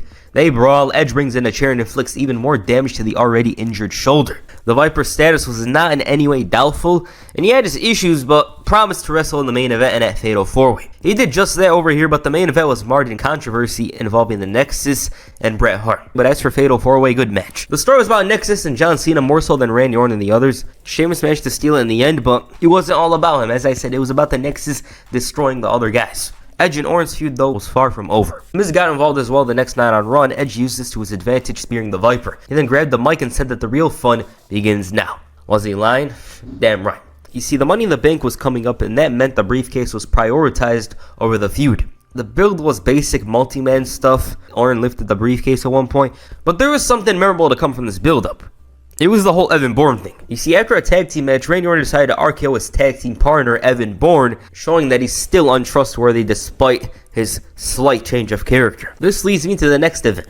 Edge and Orton finally had the rematch here. It was a bit better than Over the Limit, but that's not saying much. As time went on and picked up and the fans were fully behind it, but since this was 2010 WWE, Chris Jericho interfered and Edge went for the Edge-O-Matic to win it. Surprising because Edge usually didn't win with the move at the time, but whatever. Jericho then hits the code breaker before walking into the RKO. Evan Bourne suddenly runs in and drops the Viper with a kick before going up to the top rope, and it seemed a bit far, but he didn't care. And Orton's like, hold my beer, and connects with an amazing mid-air RKO in the crowd. Michael Cole, everyone was going crazy, and it's still talked about to this very day because of how ridiculous, how impeccable Randy Orton's timing was to catch Evan Bourne with a shooting star. It was just out of this world. It looked so out of place in 2010 WWE. Money in the Bank proved to be unsuccessful for Randy Orton. He had quite the performance but fell short to The Miz, who stole it from right underneath him. But it wasn't all bad for him, because from here on, it was only up. He won the #1 Contenders Triple Threat match to earn an opportunity to face Sheamus for the title at SummerSlam. He was by far the most liked wrestler, probably the most popular on the entire roster.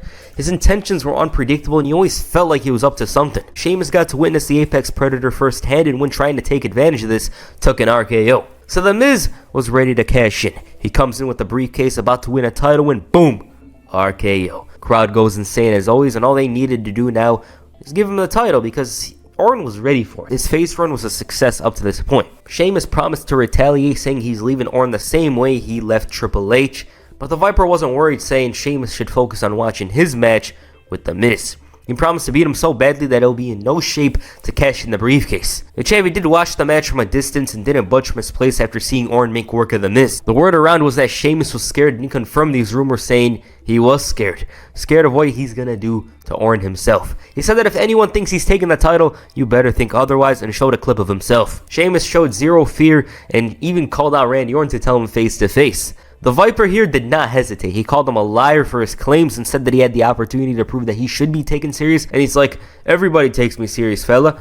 For Orton, it was a blown opportunity. In his eyes, he thought Sheamus blew it here. He's going to do the very same thing at SummerSlam when he loses the title. He also made sure to mention that Sheamus never beat him, and he denied this claim, saying John Cena and Triple H looked him in the eye. He said that just like Cena, he goes to the back of the line. Orton was very certain of his chances at SummerSlam, and acknowledged that if Sheamus wants to redeem himself, then do it now. And there's the notification. Michael Cole revealed that if somebody interferes in the title match at SummerSlam, they'll be suspended indefinitely. And he said that Orton will get no rematch if he loses. He also encouraged Sheamus to do something. He didn't, and Orton took advantage. Nonetheless, Sheamus fought back, only to fall in the same position that many had for years. And because of Orton's hesitancy and yearning of championship gold, he didn't do it. The match at SummerSlam was pretty forgettable. It does not stand out, and barring two things on this show, the event itself is disappointing. That doesn't mean the match is bad, because it was far from that, but it just doesn't stand out. Orton displayed such a high level of resiliency that he left Sheamus speechless. Everything he would throw at him, he would kick out. And even when he connected with a brogue kick, it still wasn't enough. So Sheamus brought in a chair. He pushed the ref and got DQ'd, realizing, hey, I retained the title. He tried to attack afterwards, but the fury of Randy Orton was far too much, and he RKO'd him on the announce table. Orton was driven by his hatred of Sheamus and championship gold, so whoever crossed his path would endure the brunt of it. He made Justin Gabriel look like a jobber the next time before Sheamus ran in. So he focused on the champion and brawled in the crowd. And once he realized he lost by countout, he dropped Gabriel with an RKO before taking out Sheamus, signaling his intentions. So in an effort to combat this almost unstoppable momentum, Sheamus complained about him, saying he doesn't deserve a title shot. He even wanted Orton locked up for his actions. The anonymous Raw GM saw things in the same way as Sheamus and wanted to treat him like a champion. So he brought out a throne and told him that he could choose any opponent. Of course, Randy Orton won his match, but that was absolutely irrelevant to the champion. His decision was based on complacency. It was a storyline, a shrewd idea, very intelligent. For one, he wanted the match tonight instead of Night of Champions and gave the title match to Zack Ryder. He came out appreciating the opportunity but said that Sheamus made the biggest mistake of his life. That promo ended up being longer than the match, and it was like 8 seconds. You just made the biggest mistake of your life. Sheamus was all happy, saying he could take the night off at the pay-per-view because of WWE's rules and regulations, but Wade Barrett wasn't interested in any of this nonsense and invoked his title shot, which he received from winning NXT. Barrett's request was accepted, but the match was a 6-pack challenge. Chris Jericho, Randy Orton, Edge, and John Cena. They locked their eyes on him before Sheamus shoved Barrett and gave him a taste of his own medicine. Jericho with the code breaker, Edge with the spear, Cena with the AA, and Orton with the RKO. Ahead of the pay-per-view, the Viper got himself a match against the leader of Nexus, and the winner faces John Cena on Raw Roulette. He had a score to settle after his team lost to Nexus on Raw 900, so that's why they had the match. As expected, the match had some drama. Darren Young interfered and cost Barrett the match was won, but the post-match action was far more chaotic. Edge and Jericho ran in there, and the Viper, despite all of this action, this drama unfolding, he looked untouchable. John Cena had a confrontation with his next opponent. The question was, can he stop the momentum? When they spun the wheel for the match, it landed on Table's match, and for Cena, he got flashbacks to the time he lost to Sheamus, but he felt this was different. He's like, new season of Raw, fresh start. Man, Raw in 2010 was crazy. We had Chad Johnson or Chad Ocho Cinco over here doing some introductions. It's a whole different world compared to current day WWE. This was the first match Cena and Orton had since December of 2009. There were two different things about this one though.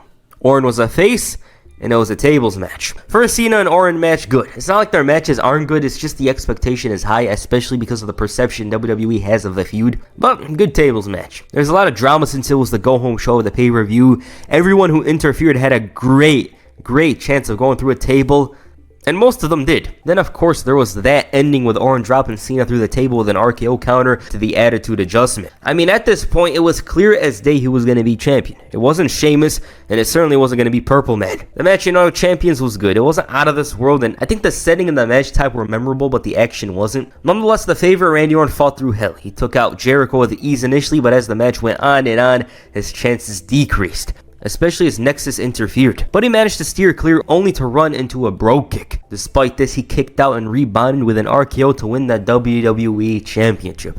The face run that Orton had been anticipating in 2005 had finally come true. And it was well deserved because, as I said, Randy Orton was the most over babyface at the time. I thought I was cool for supporting Randy Orton over John Cena, who I just randomly hated because the fans hated at the time. The next night on Raw, Sheamus ruined Orton's moment and whined about having the title stolen from him. The champion was called pathetic, and he was gracious to return the favor, calling Sheamus pathetic for never beating him. But despite all this, he told Sheamus to get his rematch quick, otherwise complaining to his face will get him a punt to the face. The Celtic Warrior saw through all of this and found it laughable that Orton would intimidate him and even threaten to kick his head. This threat was welcomed by the champion, and this is when the anonymous GM interrupted. They announced that the title match will be inside Hell in a Cell, and Sheamus was happy, an environment he wasn't all too familiar with, yet he was comfortable, especially after taking out Triple H. Hell, he even told Orton to give him his gold now. The champion thought he was on crack, and he questioned his honor and asked him to hand the title. Orton, though, reminded him that he wasn't an honorable man and would even RKO his grandma to keep this title. Now, even Sheamus' grandma, just to see the look on her face. Nonetheless, he handed him the title and hit an RKO. The build for the match at Hell in a Cell couldn't have been strong because of the 2-week length, but they made the most out of it. Why? Because Randy Orton flat out took Chris Jericho and wrote him off the show with a brutal punt. It showed that Orton, who hadn't channeled into that zone, could do it in an instant. The last time he punted somebody was long ago, and like that, Chris Jericho was gone. He was on hiatus again. And Sheamus was finally struck with fear. He finally realized what he was going up against inside that cell. Sheamus' tough guy image was going to be put to the test. Ever since he burst onto the scene, he constantly reminded everybody of his reputation and intelligently chose the correct moments to illustrate this. The match itself was solid. Of course, as intense as this feud was, it would not need a Hell in a Cell in another era. But this is when WWE brought the pay-per-view. Another thing to mention is that this match did not use much of Hell in a Cell. It was a full-on fight with very little involvement of the cell. There was this funny part where Sheamus hit the backbreaker on top of the steps and basically accomplished nothing. The challenger mostly focused on the champion's ribs and made a lot of progress. Orton had that vicious streak, but in some ways he took a backseat to Sheamus' mean streak, who proved he belonged inside the cell. Ultimately, Orton's RKO on top of the steps was decisive, and unlike Sheamus, he actually connected with a move on the steps. And that was enough for the victory. Good match. It didn't need Hell in a Cell because they used it as background, basically. The fight was mostly inside the ring, and it gave off a different style to Hell in a Cell. They didn't really need it. So where did he go from here? Wade Barrett. Barrett's contributions running Nexus eventually brought him to the WWE Championship. The main story, though, wasn't Barrett and Orton. It was more about Cena's involvement with the faction, and Orton threatened to punt him if he got in his business.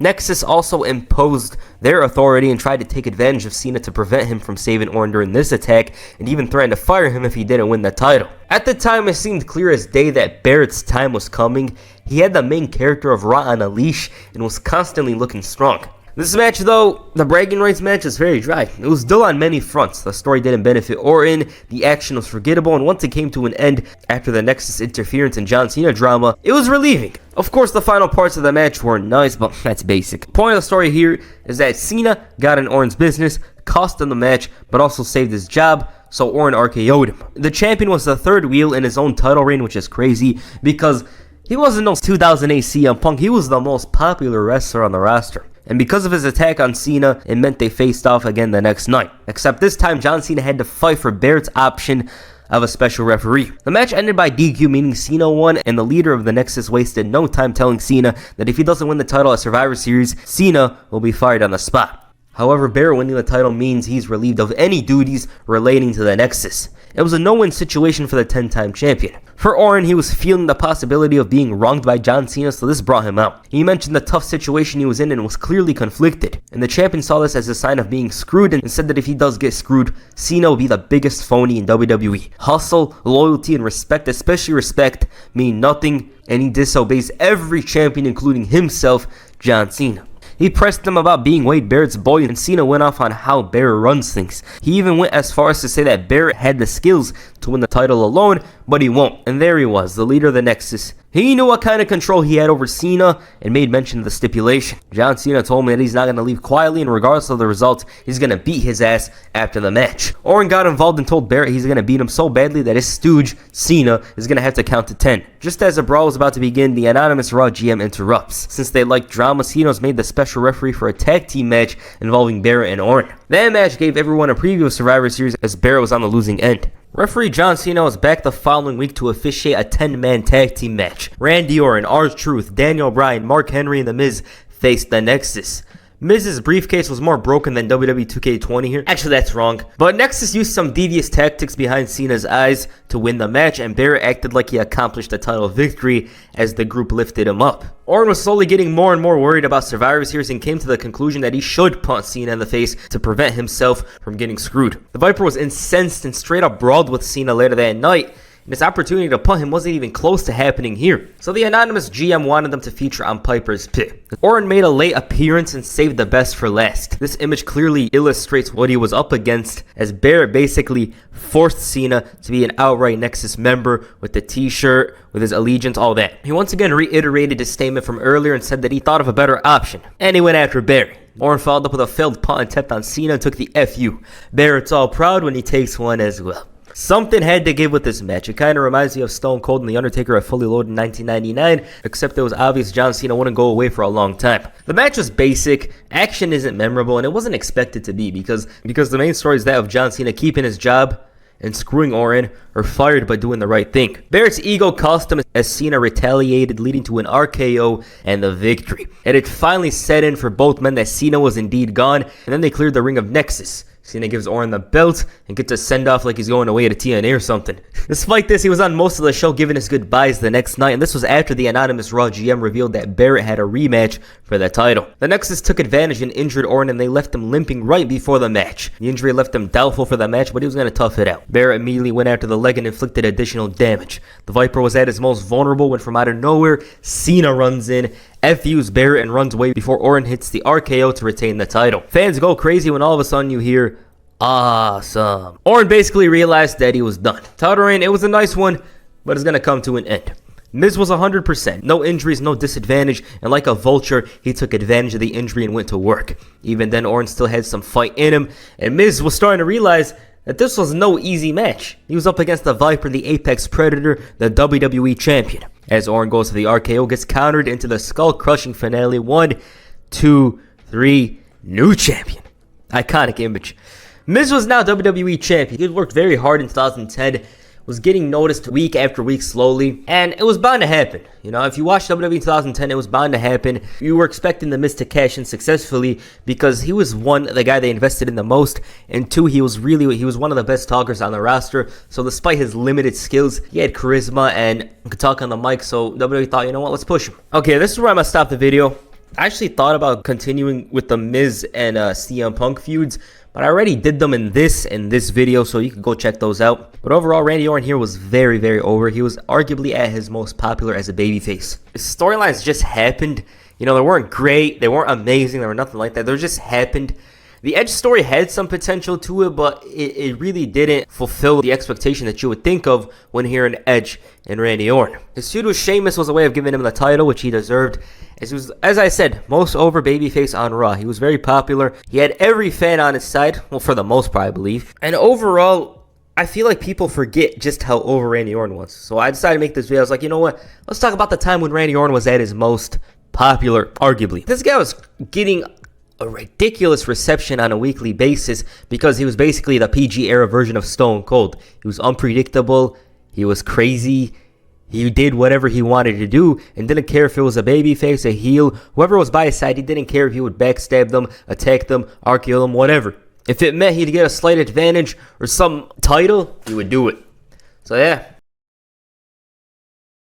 In Edge's storied career, he had never gotten the chance to lead a brand as the top babyface. This was more important due to the fact that he was an excellent heel. I mean, nobody really says, oh, the Edge guy's a better face than heel, and I've never heard that statement in my life. Edge was such a great main event heel that nobody even thought of him being a babyface. I mean, that bastard was the cause of everything bad in my childhood. Nobody's got me to hate them more than Edge. But anyways, despite the fact that Edge had an awkward run in early 2010 as a good guy, WWE was ready to do it once more, but with the title. In my opinion, I feel this run worked well compared to the first one. Edge had some good-ass matches on a weekly basis, was exciting and electric. There wasn't the spear thing, it was annoying. So let's go back to 2010 to talk about the last title reign the Rated R Superstar had. Okay, if you watched this Kane video, I explained what led to the matchup at TLC. Edge captured the title in the TLC match against Kane, Alberto Del Rio, and Rey Mysterio. This made him into a 10-time champion, which put him ahead of, believe it or not, both John Cena and Randy Orton at the time. Obviously, if there wasn't a brand split, Edge wouldn't have all those titles, but it happened anyways. He was the most reliable guy in WWE at this point. They were like, oh, if there's a problem, Edge gets the title. It showed just how good of a worker he was. His legacy was cemented as one of the greatest wrestlers to have competed in the WWE. Now that the Rated R Superstar was champ, he addressed his fans on a live edition of SmackDown 2 days later. He answered everybody's question, that being, was it worth it to go through Paul Bearer and Kane? He emphatically shouted yes. Edge made the TLC match seem like complete hell, but again, it was worth it. Years ago, he told himself that he'd be world champion, and lo and behold, he wasn't trying to be arrogant, but felt that there needed to be a great amount of confidence in order for him to achieve these things. Kane heard enough telling him nobody wants to hear, and the former champ wanted to write the ending for Edge's story, and no, it wasn't going to be a happy one. The Rated R Superstar poked fun at the Kane promo before asking him if he wants to do it right now, and the Big Red Machine slowly marched down to the ringside area before shockingly, keyword shockingly, backed off. He wanted to take his time in getting the title back, opting not to play Edge's game. About that match, well, it occurred 2 weeks later on the first SmackDown of 2011. Before they did have that match, however, they faced off in tag team action. The good guys scored the W, and come to think about it, Ray and Edge used to team up a lot during 2010-11. It just gives me SmackDown 6 vibes. Regarding that world title match, well, it was a last man standing match. I remember watching this one vividly. It wasn't outstanding or must watch like that week's WWE title match, but still an enjoyable affair. They brawled in the ringside area, the back, the crowd. They pulled out all the stops in order to ensure the other man remains down, and at one point Edge had to use Matt Striker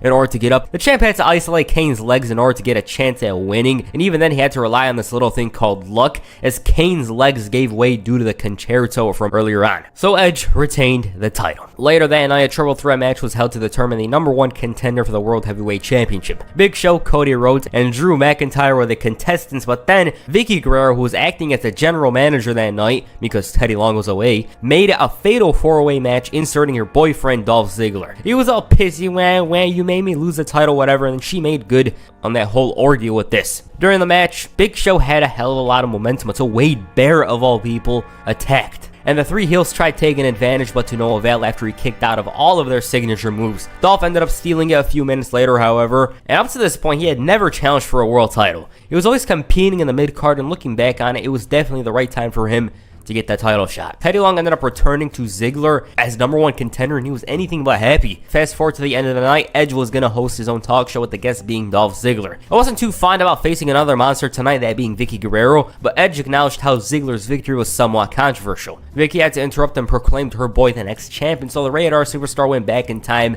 mentioning the past. Ziggler was getting irritated and wanted to leave, but Edge continued insulting his girl. She made Edge seem like the villain on the contrary, calling it a big regret, their marriage. The former IC champion felt that Edge was very unappreciative of what Vicky did for his career. He's like, she's the one that helped you get back on top. Vicky then pulled up a clip of Edge cheating on her, with Alicia Fox. What I find even funnier about this is the fact that the commentary team didn't mention her by name, just calling her a wedding planner. The world champion was like, I sense where all the hostility's coming from, to which Vicky responded,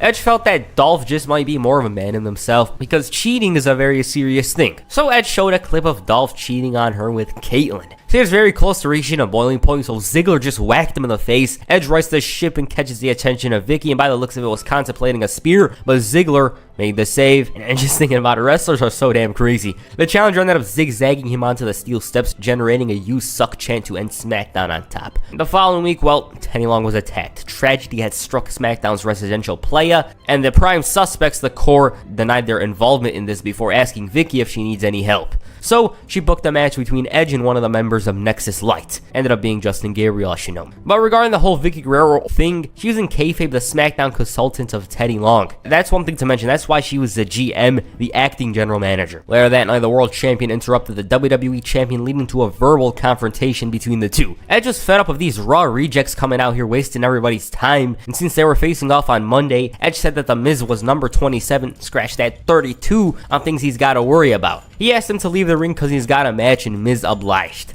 Since the apprentice got offended, he re-entered the ring and took a spear.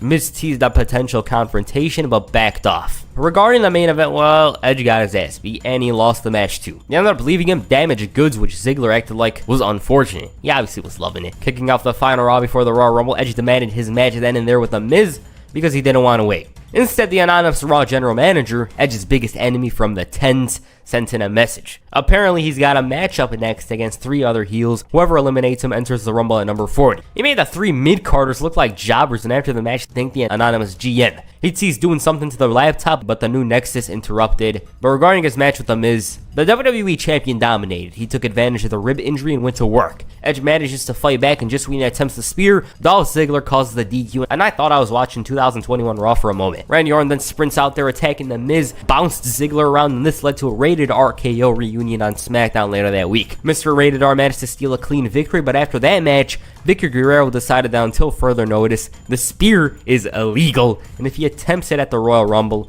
Ziggler's champion. Edge, after hearing this, disobeyed her direct orders by spearing Ziggler 3 times into Sunday. As for the match itself, well, it was damn good. Up to this point, it may have been Ziggler's best match. I think it was one of his very best matches. Singles, I should note. The case for it, well, it was a big fight situation. The action was pretty good in itself. Edge had to find other ways to win it. Ziggler was given that Rumble title test run, and it's so crazy to think that everyone was raving about this guy. I remember thinking he was awesome as well. I thought he was very charismatic and entertaining in whatever the hell he was doing. Ziggler managed to take control early on, but after the double crossbody, Edge began building momentum. There was a nice powerbomb counter, exciting back and forth action. The crowd was awesome as well. They ate everything up. And at one point, Dolph hit that damn zigzag, and again, the crowd thought the title was changing hands. Vicky Guerrero got involved, leading to Kelly of all people running down there and beating her ass. And meanwhile in the ring, Dolph hit a dastardly zigzag. Michael Cole thought that was it, but on the edge of defeat, no pun intended, the champion kicked out. Wow. He righted the ship before Eddie Guerrero popped up in his mind, and yes, he cheated. And again, he takes a page out of Latino Heat's book. Once he stands up, Edge proceeds to hit the kill switch, paying homage to Captain Charisma himself, Christian, to retain the title. I loved watching that match. It had all the positive intangibles, you know, ACS, action, crowd, and story. All of it was good. I can't really say I was disappointed with this match watching it again. Like, I watched it a few times over the last couple of years, enjoyed it in every single watching. Later that night, Alberto Del Rio, who had just debuted a few months earlier, won the Royal Rumble. Come to think about it, it's wild to see that WWE had enough faith in a man that was only called up after a few months. Was he the best choice? It depends on your perspective. You know, they wanted to draw money, and with Del Rio, there was potential of continuing to make money in Mexico. He was a good worker, you know, at the time. But, like, who else could have been the best choice to win the Royal Rumble? As a fan, and I'm just speaking for myself, I'd rather see Christian win it for the story, but Del Rio makes sense. He did seem like one of the bigger rising stars at the time, so there's that. With that said, the next night on Raw, the Mexican aristocrat made his WrestleMania decision. It was pretty quick because WWE tends to have guys tease their choices for about a month before attacking their opponent at Elimination Chamber or something. Del Rio had a mariachi band come out and perform. He came out flexing his Benz on us, bragged about his win before the WWE champion interrupted, preferring to hear Del Rio's announcement in person. It made Del Rio's win seem like no big deal and asked him to choose the WWE title. All of a sudden, he revealed that Edge made fun of the Royal Rumble winner, stating that from his accent to his clothing of choice, he sucks. You know, your accent sucks, your cars are rental, your clothes, your scarf, they're all stupid. Alex Riley even said, Edge has no respect for a second-rate JBL meets Tito Santana ripoff like you. They had to go there. Del Rio sensed what's up, and suddenly the SmackDown champion appeared. The Rated R superstar admitted that he doesn't like nor respect Del Rio, but what Miz said was wrong. He wouldn't say those things behind his back. He'd say him in front of his face. Del Rio's like, it's my destiny to win the title, whatever. Then he's like, at WrestleMania, I'll be the new, short pause, World Heavyweight Champion. Yup, it's been confirmed. Del Rio's gonna challenge Edge. The Rated R superstar gave him a souvenir for this decision in the form of a right hand, but nonetheless, Alberto bounced back by smashing a guitar over Edge. He then locked Edge in the cross arm breaker, signaling what's to come. Later that night, Edge's arch nemesis John Cena cost The Miz the match, giving it to the Radar Superstar. And before Edge could put his undivided attention on JBL 2.0, he had to defend his title once again against Ziggler in a mixed tag team match, teaming up with Kelly Kelly. He got the job done, but afterwards Vince fired her. And as for Edge, he's got to defend for the 100th time, and yes, it was against Dolph Ziggler, but ex-wife was the special referee on this occasion. Dolph managed to send a message ahead of the title match, I should know. Now about that, Edge knew that the odds were stacked against him and basically was in the unknown as to how he was going to keep that title. One thing to know is that the spear was still banned. But anyways, it was against some back and forth action, but Vicky Guerrero, I assumed, felt compelled to watch some McMahon referee matches beforehand because she was really trying to prevent an Edge victory in storyline. Hell, she even attempted to spear him, but it was very unsuccessful. She felt pain in her ankle. She went out to the outside to get it checked on, and it was at this moment where Edge decided to spear Dolph Ziggler. Unfortunately, though, there was no ref out there, so he goes for it again, and instead of a referee coming out, Clay Matthews, of all people, comes in. The Super Bowl 45 winner with the Packers counted the fault to give Edge the victory. SmackDown was in Green Bay, hence his appearance, and plus, the Super Bowl had occurred about a week earlier, so it makes sense. Cool. Unfortunately for Edge, she would come back to bite him on the 600th episode of SmackDown. After winning a huge 12-man tag team match, Vicky Guerrero decided to ruin everything. She was like, a spear was illegal, the football player, yeah, she didn't call him by his name, wasn't a registered official, and by the way, Edge is stripped of the gold. She also confirmed that Dolph will be coronated, and then she placed Edge responsible for the Teddy Long incident. Because of this, Edge, "You're fired!" What the hell? Booker T's reaction says it all. Regarding Dolph Ziggler, he was literally crowned the champion. He was in the record books as the World Heavyweight Champion, despite the fact that he didn't win it, despite the fact that this was the first time. It's just bizarre thinking that Dolph Ziggler's first title was literally handed to him. All of a sudden, Teddy Long, of all people, returned. Vicky was speechless. He claimed that she had the most to gain for this. As a matter of fact, she was the first person on the scene. Vicky constantly tried explaining things, so Teddy's like, "Shut up," and damn, playa wasn't playing. Guerrero was under a hell of a lot of pressure, so she admitted Dolph did it, and because of this, he booked a world title match then and there. Oh, and Edge is rehired. Talk about momentum shifting. After the commercial break, Edge is on fire. Spear is reinstated, of course. Dolph evades it initially, tries to take control. He manages to cut the challenger's momentum from under him, but then as he goes for the zigzag, he's unsuccessful, misses the clothesline, and boom, spear. 1, 2, 3. That was it. It took about 3 minutes for Edge to win it. This made him an 11-time champion. Mac Militant plays, and Teddy Long informs Dolph that he's fired. Booker T's laughing it up, and Edge serenades them with that certain song. So that happened. I find it funny and sad at the same time that Ziggler's title reigns were either because of Money in the Bank or because it was literally handed to him. The decision in itself just seemed to stat pad Edge's resume. Add to that, it was kind of pointless to give Dolph a title he never won, but whatever. Switch and swap to make the 600th episode of SmackDown memorable. On the other side of things, in kayfabe, it would make sense for Vicky to, crown her boy the champion. It just sounds like something she'd do. Like I said, I thought Dolph was talented enough to win a title without the need for Money in the Bank or the title being handed to him. I just think it's a damn shame he never got to win it without any of those things. He was very deserving. He was one of the best workers, characters in WWE from 2011 to 2013. And yeah, I just think it's unfortunate. Despite this tumultuous month, Edge had to defend the Golden Elimination Chamber match against Drew McIntyre, Rey Mysterio, Kane, Big Show, and Wade Barrett. This match was, and I haven't said this in a while, underrated. It's a must-watch due to the quick and fluid offense from Rey Mysterio. Drew McIntyre put in a performance that was pretty much untouchable, and just watching it again, it strikes me as odd as to why he wasn't pushed afterwards. He was talented then and there. I mean, it all worked out for the better, but just thinking about it, he definitely deserves to be pushed after this. He threw Rey like a dart, showed brutality and intensity unlike the others. The crowd was so damn into it, as was I, and you can't go wrong in saying this is a top 5 chamber match, because it just might belong on that list. Spots were coming along like rainfall, Rey was jumping off pods, Booker and Cole were marking out, and I legit lost count on the awesome spots that occurred throughout the match. And it ended with the same 2 men that started things off. Rey was on that upgraded stat plan, but even then it wasn't enough to score that W.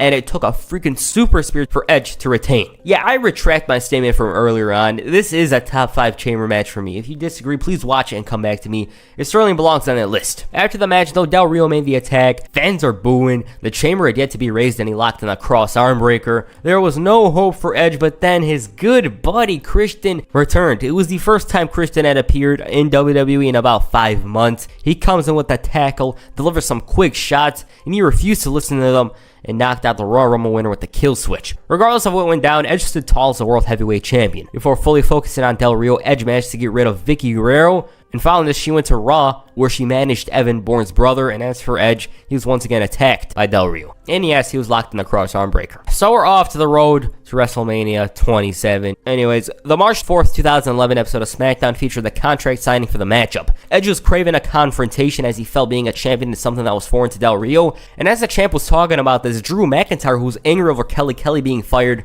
held Edge responsible for this and attacked him. Teddy Long comes out, books him in the match, and threatens to fire Drew. As for how it went, well, the Ultimate Opportunist had a rare submission win. Around this time period, Edge began bringing back that sharpshooter variation of his. I believe it's called the Educator. He used it occasionally. It wasn't that often. Meanwhile, El Patron was too busy observing a painting, and he wasn't the only one keeping an eye on this because a certain opportunist was lurking. He eventually desecrated it and did this guy seriously die from an Edge push, so Del Rio comes out all happy. He demands Ricardo sing the Mexican national anthem, and if you know WWE, it's a way of getting heat even though it's a patriotic man. Edge though rudely interrupts, and Teddy Long didn't want this to escalate further, so he demanded they be seated. The champion said that once the contract's signed, there's no turning back for Alberto. Unlike the challenger, he's been on the big stage of WrestleMania, and as a matter of fact, he's won the world title 11 times. Del Rio brushed it off, saying nobody remembers that, and WrestleMania signifies the future of the WWE. Edge offered his rebuttal to this Destiny statement, saying, "Destiny's funny. Either you make good on your potential, or you'll be a flash in the pan." Del Rio agreed that once he signs the contract, it's the beginning of the end, but not for himself,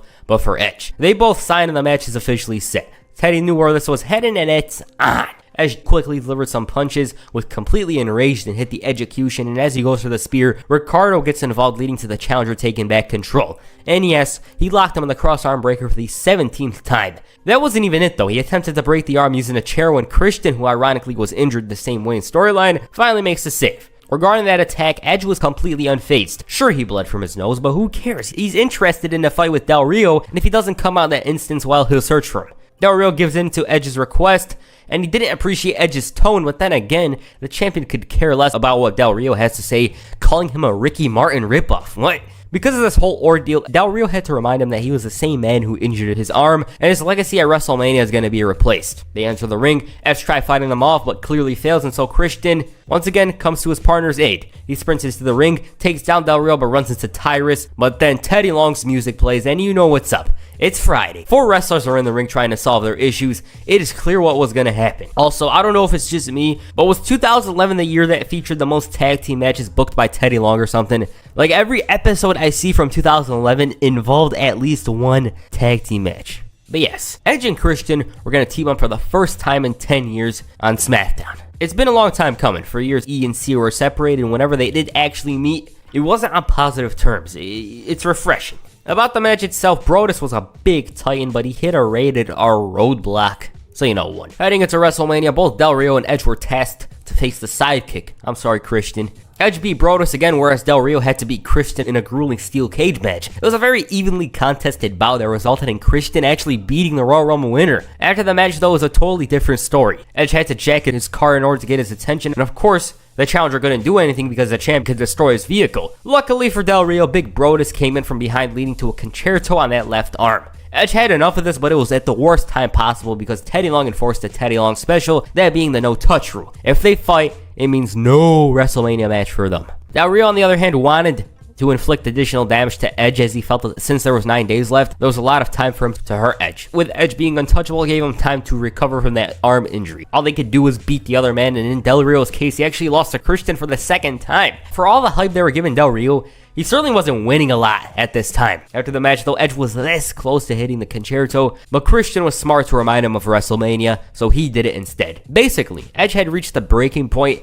You know, he turns into this crazy man occasionally. It's always entertaining stuff. Like, I love seeing him go bananas. It's one of the things I really love about Edge. Despite that Teddy Long rule, Edge actually got his hands on Del Rio. The loophole, though, was the fact that it's on Raw. So they fought again in tag team action. Edge, in spite of the fact that he was hurt, was still on fire in the ring. Brodus took the L, and after the match, Del Rio locked his buddy in the cross arm breaker. Champ chases him off only to get ambushed, and yes, the arm was targeted once more. So looking at the build-up, Edge barely got anything over Del Rio. Sure, he was winning matches left and right, whereas Del Rio was taking L's, but in storyline, things weren't looking good for him in Atlanta. As for Del Rio, like I said, it's odd how he never beat Christian in a singles match. It's just something WWE would have done for certain. Like, I would have bet money on this before making this video that Del Rio Rio was going to beat Christian in the build. The expectation for their match on April 3rd was mixed. Most were leaning towards Del Rio, and I do remember the build and thinking Christian was going to turn heel. It just had that feeling to it. Add to that, he accompanied Edge to the ring, but I was wrong. Now about the match itself, it was pretty damn good, and coming out of a weak-ass WrestleMania, it stands out as a positive in my eyes. Why is that? Well, the story of it. Del Rio was intelligent enough in going after the arm that he injured. Also, it's cool seeing Edge actually retain a title at WrestleMania, but with that said, when things got going for Edge initially, Del Rio targeted that arm. Because the pace was slow, the fans had to rally the Rated R Superstar on to start fighting back, and even then he had to capitalize on the challengers and mistakes to rest that arm. Champ goes for aerial moves, but being hurt cost him, and in that moment, Alberto was smart enough to go not for a superplex, but an arm drag. After a while, the Rated R Superstar finally completed the comeback. Back and forth action from here on. Ricardo tried helping his buddy. Christian got into it with Brodus, and then the ring Edge had things figured out, but Del Rio moves out of the way, leading to Brodus ramming that arm into the post. Cross arm breakers in, and things were looking really, and I mean really bleak for Edge. But he managed to hold on and even managed to lock him in his variation of the sharpshooter. Christian, meanwhile, hit a tornado DDT on Big Clay. Del Rio escapes the hold, but quickly runs into the spear. 1, 2, 3. Good. I explained why I liked it. I assume you guys will like it as well. It wasn't superb, but for an 11-minute match, good. Edge finally walks out of WrestleMania as champ. That's one thing to know. After the match, though, he decided to add insult to injury by causing turmoil and chaos. Add to that depression to Del Rio by destroying his car. Before I move on, I gotta mention the fact that some people didn't like the fact that the Royal Rumble winner opened the show. I agreed that it should have happened later on, but an opening match sets the tempo for the show, so it's important that they place a good match there. Some feel that it devalues the world title. I always felt the world title was important until 2012 or something like that. That's just me personally. I want to know what you guys think. With that said, after his loss at WrestleMania, Alberto Del Rio let out all his anger on poor Evan Bourne, who was folded like an accordion. He didn't even come out in a luxury car. But anyways, fast forward to SmackDown, the Enemy of Destiny opened up the show. I don't know why he introduced himself again, we know his name, but the point of his appearance was to let us know that Destiny could be delayed. It was delayed by Edge and the coward, the perro Christian, who's gonna do everything Edge did to his car to him in due time, but all of a sudden, the champ interrupts. He wasn't alone though. Freaking Christian was riding a tow truck from the Briscoe brothers, and I just love that running gag. The Rated R Superstar said that when he heard Del Rio say the car was like his child, something had dawned on him. Like a child, he was supposed to love the car unconditionally.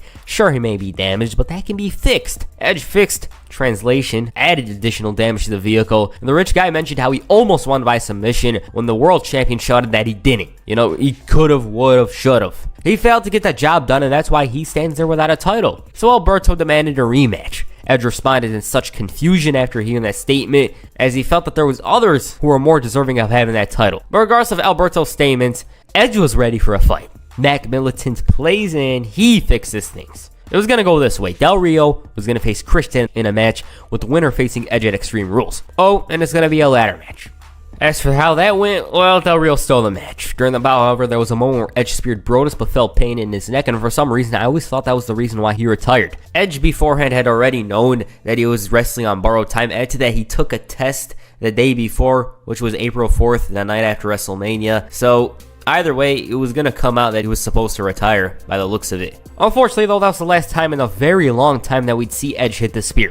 Now, the story goes, Edge already had neck issues. This is apparent, but he had sensed something was wrong before WrestleMania. The straw that broke the camel's back was when Brodus hit him with a chair, as afterwards he lost feeling in his arms, so the WWE forced him to get an MRI. Initially, Edge knew that he was wrestling on borrowed time, so he asked if it was possible to see out his contract, which was expiring after WrestleMania 28. They were like, yes, you can, but the night after WrestleMania 27, they asked him to get another MRI. Come Thursday, it was really bad. On the April 11th, 2011 episode of Raw, the World Heavyweight Champion Edge made an abrupt appearance on Raw. WWE.com had been promoting his appearance, and there was speculation from the commentary team that it wasn't good. Edge grabbed the mic, talked about how he broke his neck 8 years ago, and how recently he's been in pain because of this. WWE wanted him to get tests. The MRI showed that he's got to retire. Whoa. Looking back at it, it was so, and I mean so damn sudden. Nobody, and I mean nobody expected Edge to come out and announce this. It seemed to be storyline related, but it wasn't, unfortunately. He said that he felt anger towards his body because he was letting a lot of people down.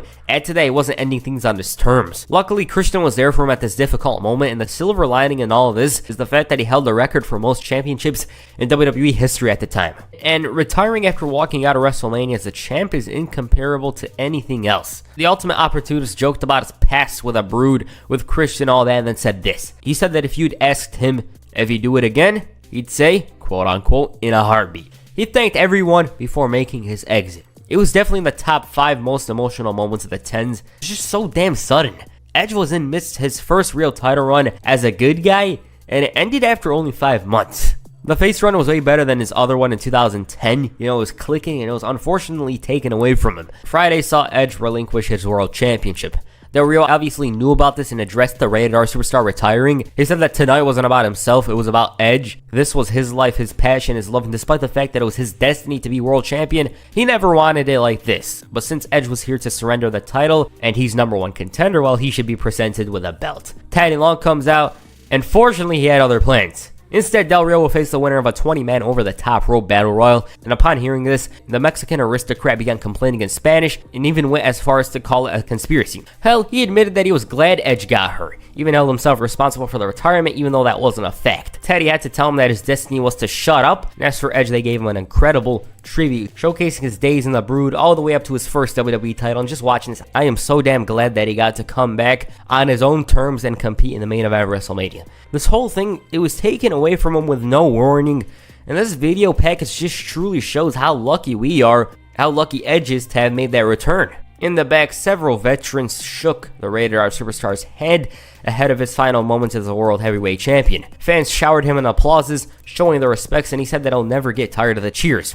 He relayed the information from Monday, and he thanked Alter Bridge for the coolest song in the WWE. He said that whenever he makes his entrance and the fans feed him energy, it's remarkable. They gave him goosebumps. So he asked him to do it one more time, and he ran all the way to the back. Fans loudly chanted, "Edge, Edge, Edge, you think you know me, please?" And he does it one final time, even did the pyro as well. Despite retirement, he was happy about his future life.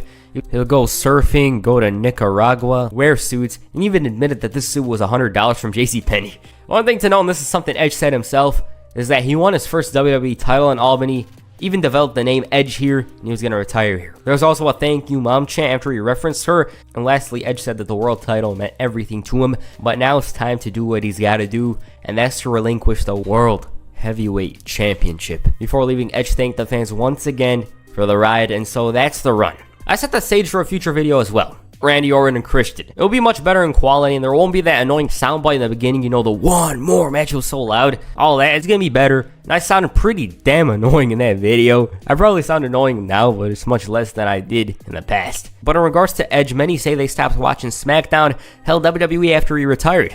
It goes to show just how good of a wrestler, a character he was. Had Edge never retired then and there, I personally believe he would have won more world titles. He was only 37, and at this point, WWE started to prioritize part-time talent. We probably could have seen a Brock Lesnar match, and it's just a damn shame.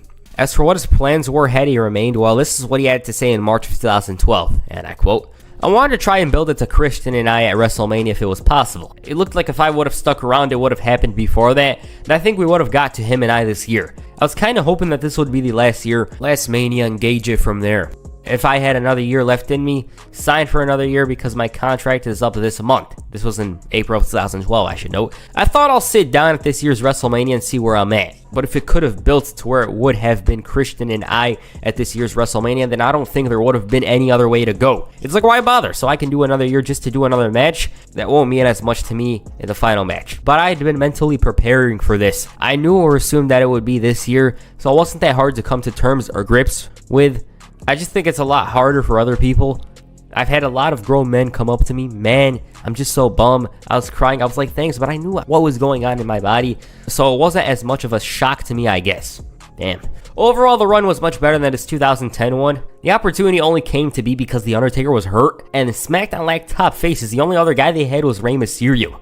Otherwise, he probably would have remained on Raw. My favorite match from this run, this title reign, was the Elimination Chamber match. It was quick, brutal, and I can't say it's anything other than superb. It was that damn good. Otherwise, Edge was consistent with his performances. Ziggler, Del Rio, all were good, and had he never retired, I think Christian would have cost him the gold at Extreme Rules. So yeah, that's Edge's title reign. I enjoyed it. I enjoyed watching it back then. I enjoyed it here. So yeah. Often the one man on the WWE roster elect that title reign, Christian seemed to be the most ready. I mean, others like Jack Swagger won it, yet they didn't have a single attribute over Captain Charisma. Of course, youth and size come to mind, which is very, very, very important in the eyes of others. But in every other area, Christian has him. Size certainly wasn't the problem because guys like The Miz and CM Punk became champions, and maybe it came down to those in the back. I mean, we've heard the rumors, and Bruce Pritchard even went on Something to Wrestle and talked about how unenthusiastic McMahon was whenever they discussed Christian after talking about Edge. They thought he would renew in 2005, but then he was like, watch this, and went to TNA. Christian was provided the platform and prospered. He was his own man, and that's not saying he wasn't in WWE, but a mention of Christian always leads to Edge. He had an amazing 3 years with the company and certainly increased his stock, and by the time he returned to WWE, he was much better, but even then, he was relegated to ECW after a storyline of his was leaked. Obviously, they could have done more, but Christian once again proved his worth in leading that, no offense, dry-ass brand. Still, though, he had to wait it out. On the other side of the WWE roster, Randy Orton was at the very top. His character work really stood out in 2009-10 and led to a huge face run on Raw. Orton was Mr. Give No Fucks. It didn't matter if you were in a high position, RKO woman, he'll RKO them like nothing, and his unstable side was often a heavy topic in every one of his storylines, including this one. With 2011, WWE was the very same initially. It kicked up during WrestleMania season, and all that momentum and twists eventually led to a whole lot of new faces in the main event scene, and one of those twists was very heartbreaking. Edge was forced to retire and relinquish his World Heavyweight Championship. It was terrible for him in SmackDown. For SmackDown, they lacked somebody to carry them, and Edge for a couple of years was carrying SmackDown like LeBron carried the 2007 Cavaliers. Every time something went wrong, Edge was called in. And it's not like SmackDown didn't have the star power, but Edge was Mr. Reliable. Rey Mysterio, he was a big face and all that, but he was getting injured. Undertaker wasn't around for that long. Batista left, and Edge was the only guy remaining. Whether it was to hold the title and make a babyface look good, or become the babyface himself, Edge was that guy. It was a main event utility player and his value was ridiculous, so him being gone was going to be felt. Initially, Edge was supposed to face Alberto Del Rio at Extreme Rules for the title. This became a match between Christian and Del Rio. Regardless of what was going to happen, a new world champion was going to be crowned. This turned into a ladder match, and it was really amazing when you look at what it took for Christian to get here. It might have been because Edge retired that he was in this position, but I don't think it matters in the history books. He was finally a world champion over Alberto Del Rio, the most pushed wrestler in the company at the time. Even though he lost, I should mention this, it's like Man City or PSG. We know they're going to win that elusive Champions League eventually, and that's what happened with Del Rio 4 months later. For Christian, probably the most iconic moment in his career. There's those guys whose moment of holding the title for the first time is in its own way more special compared to others. Guys such as Eddie Guerrero, Christian himself, Kofi Kingston, all these men seem destined to end their careers without holding the coveted gold, yet here they stood as champions. On the May 6, 2011 episode of SmackDown, Christian kicked off the show as the World Heavyweight Champion. The man couldn't contain a smile, and he said that he waited 17 years to do this. And he raised the title. His dreams of winning the title pale in comparison to it actually happening, and the man was in tears after he said that Edge told him to enjoy this moment. He thanked them and the fans as well, and before he could continue, Mark Henry interrupted. He congratulated him and claimed to cheer for him. Why? Because he wanted to be the first to take the title away. Christian made fun of him for being fat, and Henry told him that Edge isn't here to protect him anymore. And then the Great Khali came out. He showed respect to Captain Charisma and wanted a title match as a former world champion, unlike Henry. And the champion was weirded out by these two, and to top it all off, Randy Orton was here. Henry was raging in the ring and knew that his title shot wasn't going to come to fruition. I mean, Randy Orton's in the ring. Orton wanted the match as well, and so Teddy Long tried to fix the situation.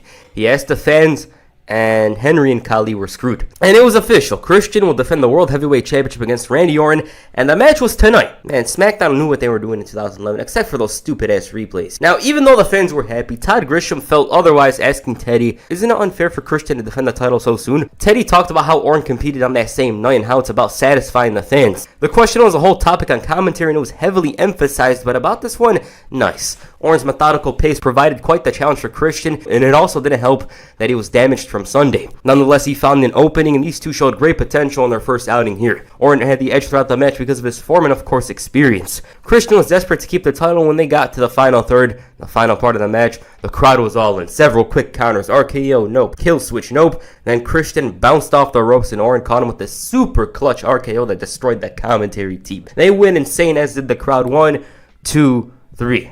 New champion. While the fans were proud of Orton, the focus was more on Christian losing the title after 5 days. Tragic. Good match, but it's almost sad watching the ending as cool as it was. Even some of the fans felt it. This man worked his entire career to reach the pinnacle of WWE, but in 2 days, it's gone. He didn't even have a successful title match in this run. Now, the biggest question to come out of this is why? Well, as The Rock said here, because. But in all seriousness, Edge leaving put a huge dent in SmackDown's main event scene. Christian wasn't at his level, whereas Orton was. Do I think this should have happened? No. But I guess they didn't trust him to lead the show. I mean, when you look at the face of SmackDown, was Christian really going to be that? No. Otherwise, he would have won the title so long ago. Now, what did Christian have to say about the loss? In an interview with Between the Ropes in May of 2011, Christian said, "Obviously, it was underwhelming, surprising, and flattering to an extent. It's the age that we live in now with the internet and with spoilers and people like that. The show hasn't even aired yet, and people are giving opinions and these sort of things. You have to take it with a grain of salt, and the most important thing is that Randy Orton and I put on an amazing match for the fans." Now, I didn't know this at the time. All I did as a kid was randomly go to YouTube and watch some random wrestling stuff. But the fans were fuming on Twitter. They were cursing out Randy Orton for taking the title, cursing Vince for allowing it to happen, and complained about Christian having a 2-day title reign. It's somewhat messed up, but it happened. The following week on SmackDown, Christian addressed his title loss. He agreed with Teddy Long's decision to make the match, damn liar, and despite the loss, he felt confident of his chances at Over the Limit and said that 100% prepared Christian can beat Randy Orton. All of a sudden, Sheamus interrupted, and similar to Christian, he agreed with Teddy Long giving the fans what they want. So he challenged Christian to a match. Mark Henry interrupted. He said that speaking for the fans and himself, they enjoyed seeing him lose the title. However, Sheamus shouldn't be the one that challenges him. Why? Because he's the red-headed stepchild that speaks funny. They ended up agreeing on something, and that was to attack Christian, so Randy Orton made the save. As a result of this, Teddy Long did the Teddy Long special and booked a tag team match. Now, Orton wasn't trying to be no good guy saving Christian. It was to ensure that he was at 100% when he loses at Over the Limit. Both men didn't let up at the end of the night, and it was a case of keep your enemies closer. Orton once again saved Christian from an attack, and Captain Charisma didn't feel as thankful as last time. He said that he wasn't mad at Orton taking the title away after 17 years and hoped that he shared the same feeling at Over the Limit. At the end of the night, Christian was in the same situation as Orton, but unlike him, it took a bit longer to make the save. Orton gets pissed over something, but they managed to drop the heels. The champion with an RKO and the splits. Man had to be hanging out with Riddle at this point. It's just so out of place. Was he on something here? Like Randy Orton doing the splits? What the hell? Now, Todd Grisham still pressed Christian on the whole 17-year thing, and once again, he said that he wasn't mad. He assured him that he's winning the title tonight, and Randy knows it. Randy told him that there's no feel-good story. The Seattle faithful, along with wrestling fans in general, didn't predict what would come. So up to this point, Christian worked 17 years, from the Brood to Edge and Christian to TNA, and finally, he climbed to the top of the ladder. It was an amazing story, but from out of nowhere, the title's gone. Randy Orton took it from him, yet he felt that need to tell everyone that he wasn't mad. This one was high-key one of the best matches from 2011. It had the intangibles of that hot crowd, two tremendous wrestlers, the chemistry, everything. These two showed great athleticism and went back and forth early on. It was just textbook wrestling, and on paper, there's nothing special about it. They're not bleeding, busting out some ridiculous moves. It was just back and forth action at its best. Both men were in form, they were perfect in attempting the moves, and it clicked. Christian had an actual chance of winning it, and it came down to a counter you couldn't see coming. It's like that punch or kick that's unstoppable in MMA, that shot on goal that the keeper can't save, as Orton catches him with an RKO. 1, 2, 3. A spectacular match between two world-class wrestlers, and you have to watch it to truly appreciate the greatness of this feud. There's a reason why others still talk about this feud, even though Christian was losing all the time. After that match, Christian seemed upset, but still managed to shake Orton's hand. Later that week on SmackDown, the world champion was set to talk about Over the Limit when, you guessed it, Christian came out. He thanked and congratulated Orton for Sunday and told him that he deserved to be the champion. Orton knew something was coming out of this, and as expected, the former champion said that the match could have gone either way. He knew that he could beat Orton and challenged him once again, so Sheamus came out and called him an addict. He told him to wait 17 more years and called him a two-time loser. Unlike him, he's a two-time WWE champion. Mark Henry follows up and told Christian not to miss the tea time with Edge on the golf course. Man, is this Comedy Central? They're just roasting Christian for no reason. He wanted a title shot as well. Teddy Long came out and booked the triple threat match with the winner facing Randy Orton. Similar to his last title shots, he came short as Sheamus won the right to challenge the Apex Predator. Christian was very upset with what had gone down and pulled a Dolph Ziggler saying it should have been him. He complained about how Orton was in his way during the match and he hadn't won, and he wanted one more chance, but Teddy Long thought otherwise. The man was so desperate for the rematch and was willing to have a triple threat match, and he was using Teddy's words to try and get him to make the match, but instead he made Captain Charisma the special guest referee. Now, because Christian hated Sheamus, he cost him the match, then from out of nowhere, he struck the champion. The losses were annoying him. It got to the point where he's like, screw it. Hell, he even took it a step further and took the title with him. In light of this, he decided to address everyone on the following episode of SmackDown. Christian felt that the fans saw his perspective and how he's been screwed over recently, and even then, he thought that some of them didn't get it. So he turned on them and said that he didn't want to talk to them. Instead, he wanted to talk to Michael Cole. He told him that he wanted one more match for the World Heavyweight Championship. He deserved it. Cole obviously agreed, and Christian didn't understand how his fans that were so angry when he lost the title were now the same people who were furious with him. He felt that the fans had no right to ruin something he was working for 17 years, and about Randy Orton, he's never been disrespected by somebody like him. He also added that if he was a man, then he wouldn't have accepted the match knowing what he went through and Extreme Rules. He then asked Cole to ask the fans if he deserved to be the World Heavyweight Champion, and they were as expected in Christian's eyes, clueless, and said that he will be World Champion again. Randy Orton meanwhile wanted Christian to come out and say what he wants to say. All he wanted was one more match. Christian teased coming out to the ring, but decided to ask again for a title shot. Orton accepted and said that the results will remain the same. He left, at least that's what it looked like, because later that night, Christian returned and cost Orton his match against Sheamus. Orton suffered a concussion as a result of this, and Christian gloated about it. He said that this could be used as an excuse despite the fact that he, Christian, is better than him, and after he loses, maybe he'll give him a rematch 5 days later. Sheamus wanted everyone to not overlook him, and this led to Teddy Long booking a match between the two. If Sheamus wins, it's a triple threat match. This didn't go Sheamus' way, but it provided Christian a sign of what's to come at Capital Punishment. About their match, it was good but fails to stand out compared to others. Christian was dominant compared to last time, with Orton working from under. The champion was very aggressive on offense initially before slowly finding himself in control. Several impressive counters, but once again Orton catches Christian to retain the title. Good, just not on the level of Over the Limit or any of their other matches. However, despite losing the match, Christian complained to the referee about his foot being under the rope. So Orton added insult to injury, blasting him with a title. In light of this, Teddy Long addressed the events of Sunday. He admitted that this was a problem, the referee made a mistake, and apologized to the fans. Christian showed frustration, complaining about this, saying he was screwed and wanted one more shot.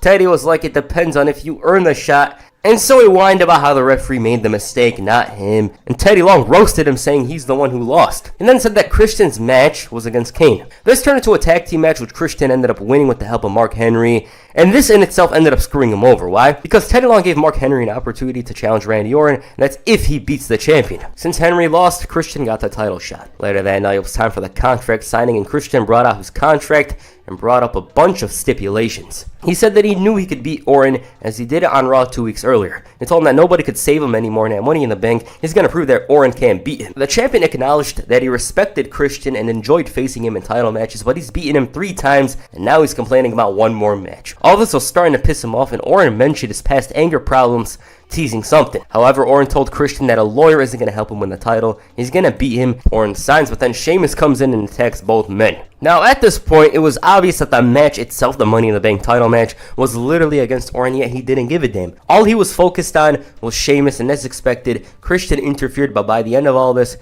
was the Apex Predator who stood tall. On the final SmackDown before Money in the Bank, Randy Orton gave his final thoughts ahead of Sunday. He wasn't worried over the DQ rules and said that there's more than one way to win. He saw it as a cheap way for Christian to win the title, and suddenly he appeared on the Titantron and said that his lawyers put that in his contract. He knows he could beat Orton without those stipulations. Being the nice guy that he was, Christian brought out a framed picture of the night he blasted Orton with the title. The Apex Predator thought this was pathetic, so Christian said that his family was. He made Orton's father look like a jobber and basically called him a low-level Hall of Famer. He also said that the only reason he's in there is because upper management wanted to keep his son, Randy Orton, happy. Orton wanted him to come down to the ring, but Christian said that it will come down on Sunday to beat him and tell the world how pathetic of a champion he was. Orton saw Christian as a pathetic excuse of a man, and after Sunday, he'll be known as a pathetic, bitchy man whose only claim to fame is from his best friend who helped him win the title for only 5 days. Man, Christian's getting roasted all the time. So what did he decide to do? Well, he decided to vandalize his bus. Meanwhile, Orton was set to face Kane. He's all busy when his Money in the Bank opponent decided to come out. Orton was well aware of the bus incident, and Captain Charisma knew there was a way to increase his opponent's anger, and that's exactly what he did. Even then, all he did was piss off a man who was not known to act right. About Money in the Bank, it was definitely better than Capital Punishment. There was more heat and excitement with this one. Christian was desperate to set off Randy Orton, and immediately after watching, you knew it was going to surpass their previous match. Captain Charisma was mostly in control and had the DQ in his back pocket. Once again, Christian had the RKO scouted similar to the other 2 matches, and this time around, he finally hit the kill switch, but Orton kicked out. It seemed like Christian's best shot as Orton was in form, and he was all over Captain Charisma, so he spat in his face, and the champion lost his temper. He's delivering strikes all over him, and then he low-blowed Christian, and the referee rang the bell. Man gets kicked in the balls, wins the title. The Apex Predator was not in the right state of mind at this point. His temper got the best of him, and he RKO'd Christian through the announce table. As for the results of the match, Christian won the title with a DQ. It kind of showed that he was inferior to Randy Orton, that he wasn't in his league. The title win was cheap, and it wasn't benefiting of holding the title, because he did actually win it. On the other side, it really fit Christian's new character, who was so desperate to win the title that he would stoop low to become champion, a win that's cheaper than Julius from Everybody Hates Chris. Later that week on SmackDown, Randy Orton sat in the middle of the ring. He was going to sit there until he resolved his business with Christian, and there he was, the new World Heavyweight Champion. Christian felt the unfinished business is Orton's anger issues, not a rematch. He also didn't want him to complain about using his superior intellect to win the title. All Orton did was break the rules knowing what was to come, and he was still pissed. Christian claimed that he didn't mean to spit in his face, and he saw this as justice as he's tried to fight incompetence, Teddy Long, those that tried protecting Orton, and now he's back on top despite all this. And he was still not talking to the fans. Randy Orton wanted his rematch for tonight, and the new champion told him to go to the back of the line. He was about to take a beating, but Teddy Long came out and reminded Orton of his match with Kane. Even then, he went after the new champion. With Triple H as the new COO of WWE, he was essentially the most powerful guy in the company. Here, he was going to speak about the World Heavyweight Championship when Christian interrupted. He complained about Teddy Long and mentioned how he was forced to bring lawyers into the world title situation, and the reason why he came here was to ask what Triple H is going to do about it. The game didn't like whatever Vince used to do and told Christian that they didn't need a meeting to discuss anything. He told him straight up that Randy Orton is going to get his title shot at SummerSlam, and since Christian complains about officiating, it's going to be a no-holds-barred match. As expected, he complained, but then R-Truth came out. Don't want me. He complains about a conspiracy as well and got booked in a match against Randy Orton. And that main event showed once again that the world champion is screwed. Orton showed great confidence ahead of SummerSlam, saying Christian's never beaten him, and they were set to face off once again in a tag team match later that night. This one went Christian's way as he pinned the Apex Predator, showing that it's possible. Now, Triple H was very effortless when it comes to Christian's demands. He didn't give a damn. So Christian announced that he's going to sue the WWE. Why? Because he felt that Randy Orton competing against him in a no-holds-barred match is providing him an unsafe working environment. Triple H said that the match is still on, and he told Captain Charisma he has to make good on his contract, otherwise he's in breach. And he takes the title away from him as a result of that. Christian was holding on to it like Triple H used to in 2003 and decided to whine. Why are you doing this to me? I don't know. Why are you helping Randy Orton who attacked your family? Triple H put it simply. The fans and himself used to respect Christian. In order for them to respect him again, he should stop whining and compete against Randy Orton to earn that respect. At this point, he realized this is the only way, and he said it straight up. I'm going to beat Randy Orton on Sunday. Both men had some momentum behind them. Even Christian, who lost his match by countout. Why? Because he let Randy Orton know that he couldn't wait for their match. He received the call, and it's going to change everything. And to put it simply, he had the best thing going. Now, this news was kept tight. Christian seemed extremely confident of his insurance policy, and he called Orton an overproduced, overrated flop, similar to Cowboys and Aliens. Now, about this one, superb. One of my favorite SummerSlam matches of all time. Randy Orton, a man at times driven by anger in pursuit of the title. He never lost by pinfall or submission. Christian, a desperate champion who perceived everything going against him. Teddy Long, the referees, and of course, the status of Randy Orton as the top guy in WWE. Christian was so excited about the announcement, and he didn't waste time. He brought out Edge. These two shared a moment, and unfortunately for Christian, this was not the homecoming that he expected. For one, Edge said that despite retiring, he was proud to open the door for his best friend. He was deserving of the title, and it was unfair for him to have defended the title 5 days later, but then he complained the next week, and the next week. But then he wins the title by disqualification. Even Edge was shocked because this man was a devil. Even he never won the title by DQ. Hell, he even said that he used to do crazy things with style, unlike Christian, who was boring. And despite being his best friend to the day he dies, he didn't understand how Christian became a whining, moaning little bitch. And with that, the momentum swung to Orton's side. This match easily stands out because it was entirely different compared to others. Christian had way more offense compared to a bunch of their matches, and the heat for this one from the crowd and of course the action, it was befitting as the final match in the feud. Christian especially was so damn close to retaining at several moments. The kill switch, the concerto attempt that he screwed up by wasting too much time. He attacked Orton with a kendo stick, but messed up with the same sunset flip that got him to this very point, and Orton hit the RKO. 1, 2, 3. Tremendous match. It showed the variety these two had in the feud. Christian could work as a heel or a face in normal or intense situations, and if the feud were to end here, I think many would be satisfied. But wait, there's more. Because Christian was a whining baby, he found a way to get one more match. Bret Hart embarrassed him here, and so Captain Charisma threatened legal action, claiming no wrestler received a title shot before him. The Hitman, who was GM for one night, confirmed that Christian gets his rematch for the title on SmackDown. In an effort to shut him up, Bret Hart booked a steel cage match. The odds were against him, yet Christian by Tuesday was ready. He thought everyone was against him and called himself a resilient person. He fought for himself, and at this point, he didn't need the title to validate his career, he just wanted it. With regards to the match, Christian was a cowardly heel looking for an easy way out. His cheap efforts eventually led to him taking control, but every time Orton would catch him. The champion was about putting work, and as Booker T used to say at the time, you gotta love it. They just had the talent to put on a good match effortlessly. So many unbelievable moments where the match could have ended, and of course the callbacks were here. Christian actually used some of them to his advantage. Orton finds momentum, and Christian's like, I'm out. So Orton RKOs him from the top. 1, 2, 3. Once again, amazing match. This one really put up a fight compared to SummerSlam and their Over the Limit match. It's really a hidden gem. It's one of the best SmackDown matches from the 10s easily. It was a great way to end the feud, and they didn't need this match, but it happened and it was great. Alright, so that's the feud. Honestly, I love it. Of course, we have to acknowledge Christian lost a lot of matches. You know, Randy Orton was literally better than him.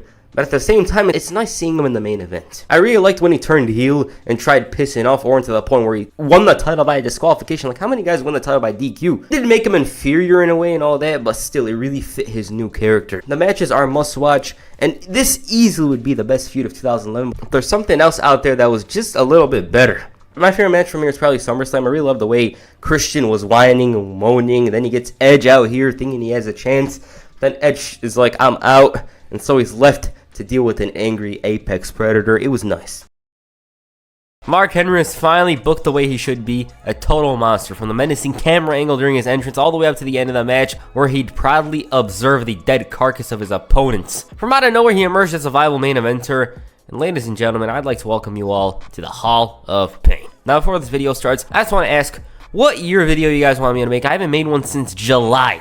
Yep, I haven't made one since July, and I feel like I owe you, you know? Those videos, they're far in between, on purpose, I should note. But yeah, like, what year you guys want me to talk about? Because I want to do another year video, it's as simple as that. Okay, enough talk, Hall of Pain, let's get into it. At this point in time, Mark Henry was doing nothing but taking L's, sort of like the Detroit Lions in 2010. He was the babyface that smiled and lost to mid-cards, and by the looks of it, it felt like he had accomplished everything that he could have. It was like there was no chance in hell of him becoming a main eventer at this point. It was so late in his career, and shockingly, 2011 of all years proved otherwise. I mean, if you grabbed me, I certainly wouldn't have predicted, let alone thought of this. He just seemed like one of those guys that were mid-card for life. He was teaming up with guys like Evan Bourne and Yoshi Tatu, for crying out loud. Like, no one could be saying, oh, I expected Mark Henry to become a main eventer. No, nobody did. Nobody did at all. The last time he was even in a singles pay-per-view match was 2008, and this was like March of 2011 at this point. So, Mark Henry, by the looks of it, was going to retire without being a world champion. But that didn't happen, of course. His run in my eyes began on the April 25th, 2011 episode of Raw, that being the draft episode. So during the night, he gets himself drafted to SmackDown. Henry was excited to be part of the blue brand once again, and proclaimed himself to be world champion by the end of the year. At the end of the night, he teamed up with Christian and John Cena to face Raw heels, and during the match, Captain Charisma was struggling with his arm, but luckily managed to tag in John Cena. He had a hell of a lot of momentum, you know, shoulder tackles, knockdown, side slam, and Henry's playing mascot, but actually ended up clotheslining Cena, turning heel in the process. Booker, of course, shouted his famous catchphrase, "What the hell?" and Christian wanted to know what's up. Henry responds by tossing him into the steps, and this basically cost Cena and Christian the match. He obviously got drafted back to Raw, which was pretty stupid. That shouldn't have happened. I was disappointed as a kid just watching, thinking to myself, oh, Cena's back on SmackDown. But yeah, they trolled us with that one, and Alex Riley, poor guy, he got his nose busted open by the looks of it with that punch. Later that week, Mark Henry in his SmackDown debut faced Rey Mysterio. He was a heel for 2 minutes, he had Cole's already sucking up to him, and the match itself saw Rey try to fight an uphill battle. But he was essentially dinner for Mark Henry. He was taking his time and decimating Mr. 619, but of course he had the fighting spirit. It had been a very long time since Henry was booked like this, you know, to be a dominant guy. Near the end, Rey found some momentum and actually hit the 619, but Cody Rhodes came in and caused the DQ. He whooped his ass in the crowd before throwing the leftovers into the ring, where Henry hit the world's strongest slam. From here, Mark Henry found himself in the upper mid-card to semi-main event. You know, he was there in the big segment, occasionally main evented SmackDown. It was like 2007 all over again. The heel turn really benefited him because he was more aggressive and more in tune with his old side. But one night in particular, and this wasn't even televised, Mark Henry was set to face Sin Cara. Problem was, Sin Cara wasn't even gonna come out because it was a rib from the boss himself. Henry waited 20 minutes standing in the middle of the ring waiting for somebody who wasn't even coming. During his Broken Skull Sessions interview with Stone Cold Steve Austin, Henry discussed the incident that almost led to him quitting. I jump through the ropes, I come to the back, and it's a ghost town. Nobody's there, and I just start destroying it, tearing down, pulling the lights down and punching the walls, just Darth Vader. I want everything to melt, and I go down the hallways, and I kick Vince's door open, and he's gone. Started calling Vince, man, I quit. This is the last time. Nobody ribs me. I'm a grown man. Vince calls, man, why'd you get so bent out of shape about that? We just playing around. I was like, man, I don't deserve that. I love this business and I respect you, and I feel like I opened myself up for you to disrespect me. Obviously, you don't respect me, and you damn sure don't fear me, so we don't need to talk no more. He was like, listen, I'm sorry. He was really remorseful and sorry. Vince said, okay, but can I show you something? He showed the footage of me in the ring angry and me coming to the back, and the camera cuts off. He's like, that's the most visibly angry he's been on screen in years. He said, if you could do that in the ring, we're going to make a lot of money, says Henry. Okay, here we go. On the June 17, 2011 episode of SmackDown, an emotional Big Show came out to talk about Alberto Del Rio. Apparently, I'd ran over Big Show a month ago. I don't know why that happened. And add to that, he was remorseless. The Giant was ready to do something bad to the Mexican aristocrat, but then Teddy Long came out and informed Big Show that he won't lay a finger on Alberto Del Rio if he shows up tonight. But since Big Show's angry and all that, he brought out his opponent for tonight, that being Mark Henry. Right before the match was about to begin, Big Show was crying. He was very tearful and didn't want to wrestle. And he ended up delivering a cheap shot and went all in. Henry couldn't get in a single punch, let alone push in, and then I'm getting KO'd. The world's strongest man was unresponsive down on the mat and was stretchered out of there. This would only be fuel to the fire because at Capital Punishment, Mark Henry interfered in Big Show's match with Del Rio and slammed him through the announce table. It was completely deranged, but hey, I don't need to say it, you could see it for yourself. The next night, Henry addressed his actions from last night, saying that this is what you see when the world's strongest man meets the world's largest athlete, someone gets punished. He said that when Big Show walks the earth, it shakes, but when he walks the earth, the fans shake, and in his eyes, bigger isn't better, and when you deal with the world's strongest man, somebody's gonna get their ass kicked. Also, what is brand split? As for his opponent, Kane, he was set to face him in an arm wrestling match. Both men jolted for power. They traded the advantage back and forth, but when it was looking like Henry's losing it, he ruined everything. Bell rings, highly doubt he gives a damn, but Kane had some fight in him. Unfortunately, though, he didn't realize that he was facing the most unstoppable guy in the entire company. Henry was in rarefied air, the likes we hadn't seen, and yes, he did send Kane through the announce table. Damn, was she shook. "You suck" chant from the crowd as the world's strongest man walked away. Now, Henry, in my eyes, he was worried about his career. He was this close to retiring by the looks of it, and so he wanted to inflict damage like he never did before. He was gonna go all out because who knows, this might be it. Later that week, Big Show finally addressed the events of Capital Punishment and Mark Henry. He said that Mark was in the wrong place at the wrong time. He was frustrated and he told him not to get into the ring, and regardless of Henry, it could have happened to anyone. Literally 2 seconds later, Henry tackled him and shouted that bigger isn't better, better is better. At the end of the night, the world's strongest man scored a huge victory that gave Christian another title shot, and on Raw Roulette once again, Henry showed what he's made of. During the steel cage match between Del Rio and Big Show, Mark Henry lurked around the cage lying in wait for the Big Show. He lost patience and ended up removing the door once again, and he brought that door in and whacked Big Show with it. Del Rio ended up winning, and Henry sent Big Show right out of the cage. On SmackDown that week, he got the chance to face the Viper Randy Orton in a non-title match, and during this match, Big Show's music played, and Henry didn't budge. He was ready for a fight, but the problem with this was the fact that Big Show was nowhere to be found, and once Mark turned around, boom, RKO. Orton ends up winning by countout, and Henry felt a bit embarrassed. First of all, he wasn't going to challenge for the title due to this, and second, he ran up to the technical guys to get to the bottom of this. The guy was just about to piss his pants. Henry destroyed the equipment and grabbed the guy, wanted to know what this is all about, and it was an interrogation basically. Why did you play the music? You find it funny? Huh? Total destruction, but he did have a change of heart and let the man leave. Psych. He's like, "Where do you think you're going?" He drags him back, and he proceeded to toss him into the darkness. Fans boo, and Henry once again looks dominant. This is the 100th time I've said it in this video. Matt Striker tried to get to the bottom of this, and he revealed that Henry was facing a bunch of lawsuits, potentially criminal charges for his actions. He's making it seem like Henry's got a terrible life, and as for the King match, things did look dire for Henry, but he got things in check and forced a W from out of nowhere. Despite the victory, Henry wasn't too fond of the commentary team bad-mouthing him. On the final SmackDown before Money in the Bank, both Big Show and Mark Henry went face-to-face. Unfortunately for themselves, they weren't allowed to get involved in any physical altercation, and Henry claimed that the reason why he's standing on the ramp is because he wants to hold his temper. He told Big Show that this Sunday, he's going to be in hell and he's responsible for what happens, and funny enough, Henry was right. Big Show was the one who started things. He admitted that the attack he made last month did change Mark, and it was essentially a wake-up call for Henry. He thought it was a good thing for him, but Big Show told him not to direct that fire towards him. Like, I lit this fire, I can put it out. Henry responded asking if big is better, and he offered his rebuttal stating stronger is better, meaner is better, and best of all, oh my god, I've lost track, better is better. Henry reminded Big Show that he has no idea what he's capable of, and he lost his temper. He was ready for a fight, and so was Mark, but it never happened then and there. Now, the match on Money in the Bank essentially showed that Mark Henry has finally realized his potential. He directed all that anger and aggression towards his opponent, and it showed that Henry had enough of being complacent, enough of playing second fiddle to all the giants in the company, enough of those stupid storylines, and like a shark, Henry smelled blood and went after Big Show's left knee. But it wasn't like the match was a foregone conclusion. Big Show actually kicked out of the world's strongest slam, so he hit another, but he knew that he was going to kick out, so he hit 2 splashes to earn the victory. Despite the win, Henry wasn't satisfied, and he brought in a chair and wrapped it around Big Show's leg before climbing up to the second rope and snapping that leg in half. Things were so bad for the Big Show that he had to be loaded on a cart, and he disappeared following Money in the Bank. However, I gotta mention this.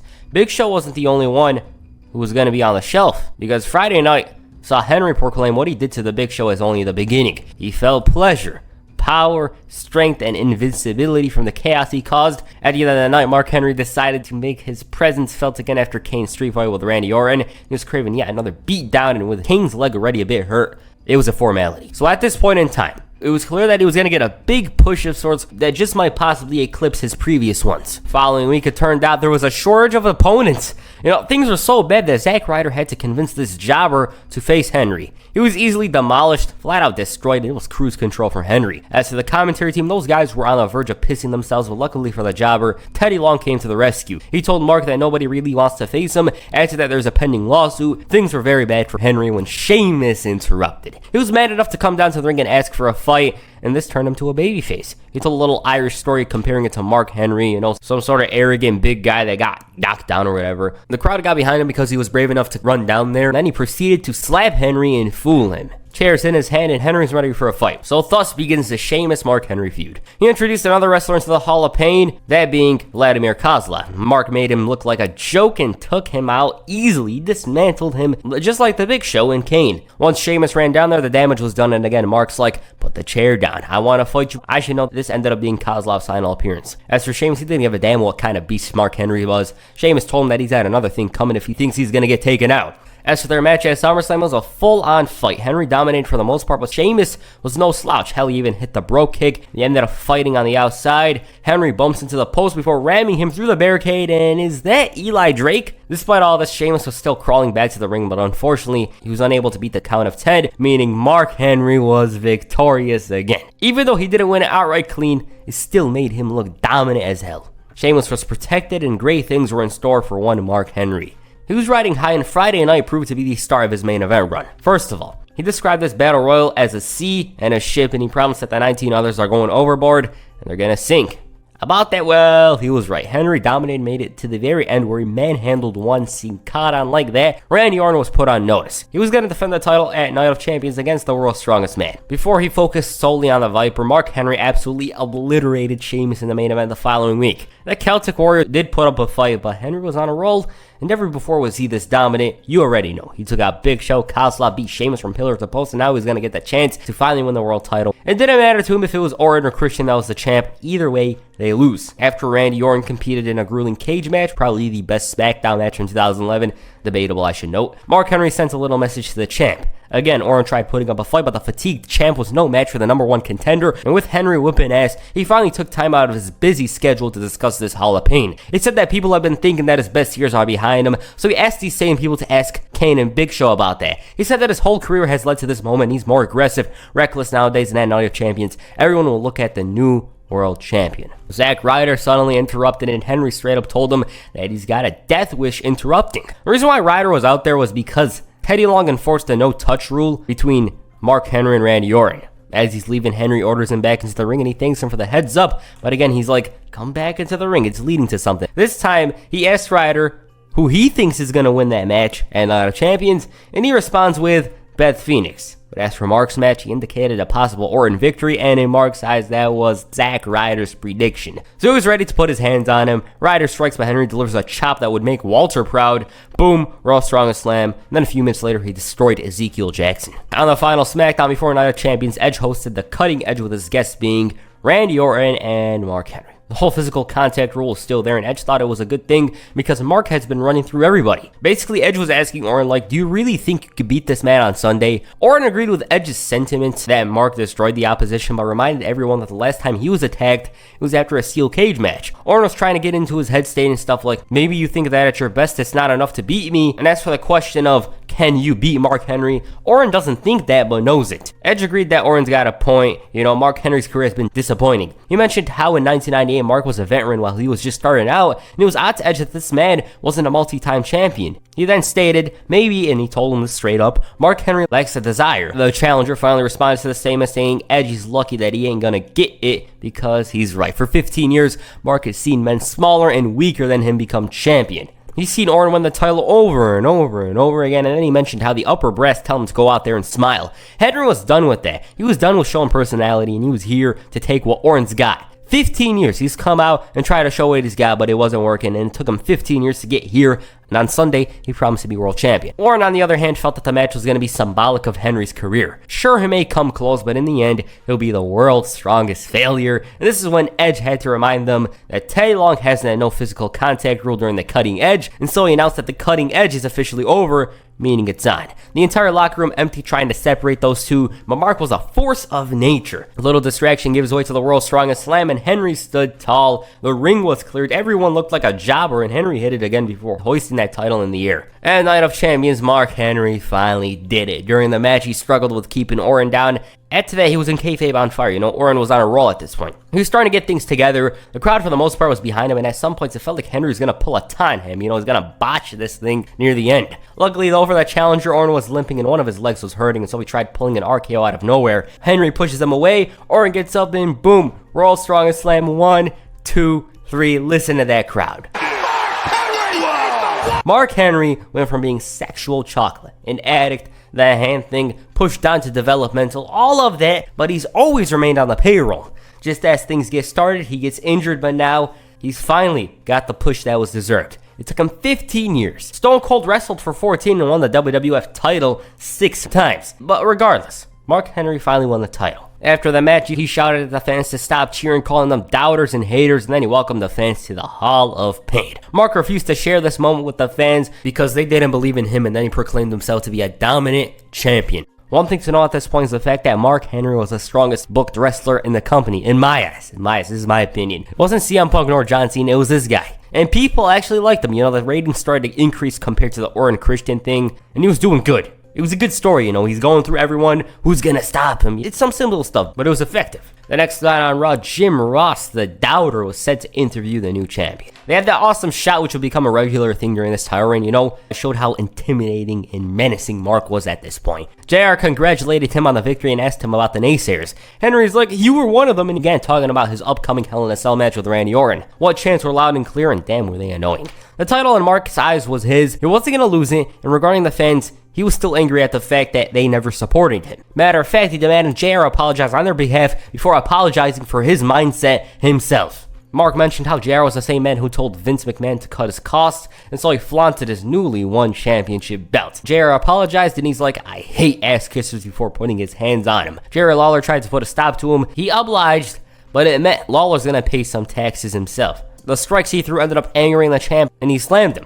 But wait, there's more. Jerry Lawler ended up taking another World's Strongest Slam through the announce table. As a result of the attack, Jerry Lawler was suffering from quote-unquote anal bleeding. Yup, he was suffering from anal bleeding. Booker T couldn't believe it, and Jim Ross had to turn his head away. Also, as a result of the attack, Triple H fined him $250,000. Later that week on SmackDown, Mark Henry made his first appearance on Friday nights as champ. Why am I mentioning this? Well, just wait up. Once again, Henry is like, Teddy Long, you didn't believe me. Sin Cara, you didn't believe me. When all of a sudden, Triple H, the COO, appeared. Just as he's gonna speak, Christian comes in. He made himself seem like the locker room leader, sort of like Seth Rollins nowadays, and Captain Charisma felt Henry was unmarketable. Like, is this guy gonna be in front of a cereal box? Basically, what Christian is trying to say is that for business to be booming, he's gotta be world champion. Triple H responded by giving Christian a lumberjack match, and since he's demanding a title shot after Hell in a Cell, he instead gets the match tonight.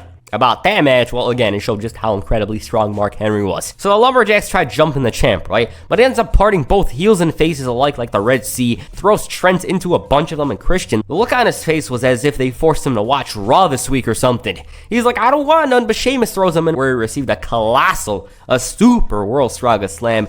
Talk about an emphatic victory. All of a sudden, Randy Orton runs in, brings the fight to the new champ, but fails to hit the RKO, but he managed to force him out, though, so there's that. One thing I should mention is the fact that at this point, Randy Orton had yet to RKO Mark Henry. On the final SmackDown before Hell in a Cell, Henry faced the Great Khali. The match didn't really go down on Raw, so the rematch happened on SmackDown. Beforehand, though, Mark Henry was all pissy at Booker T, thinking he's flaunting his 6 title victories.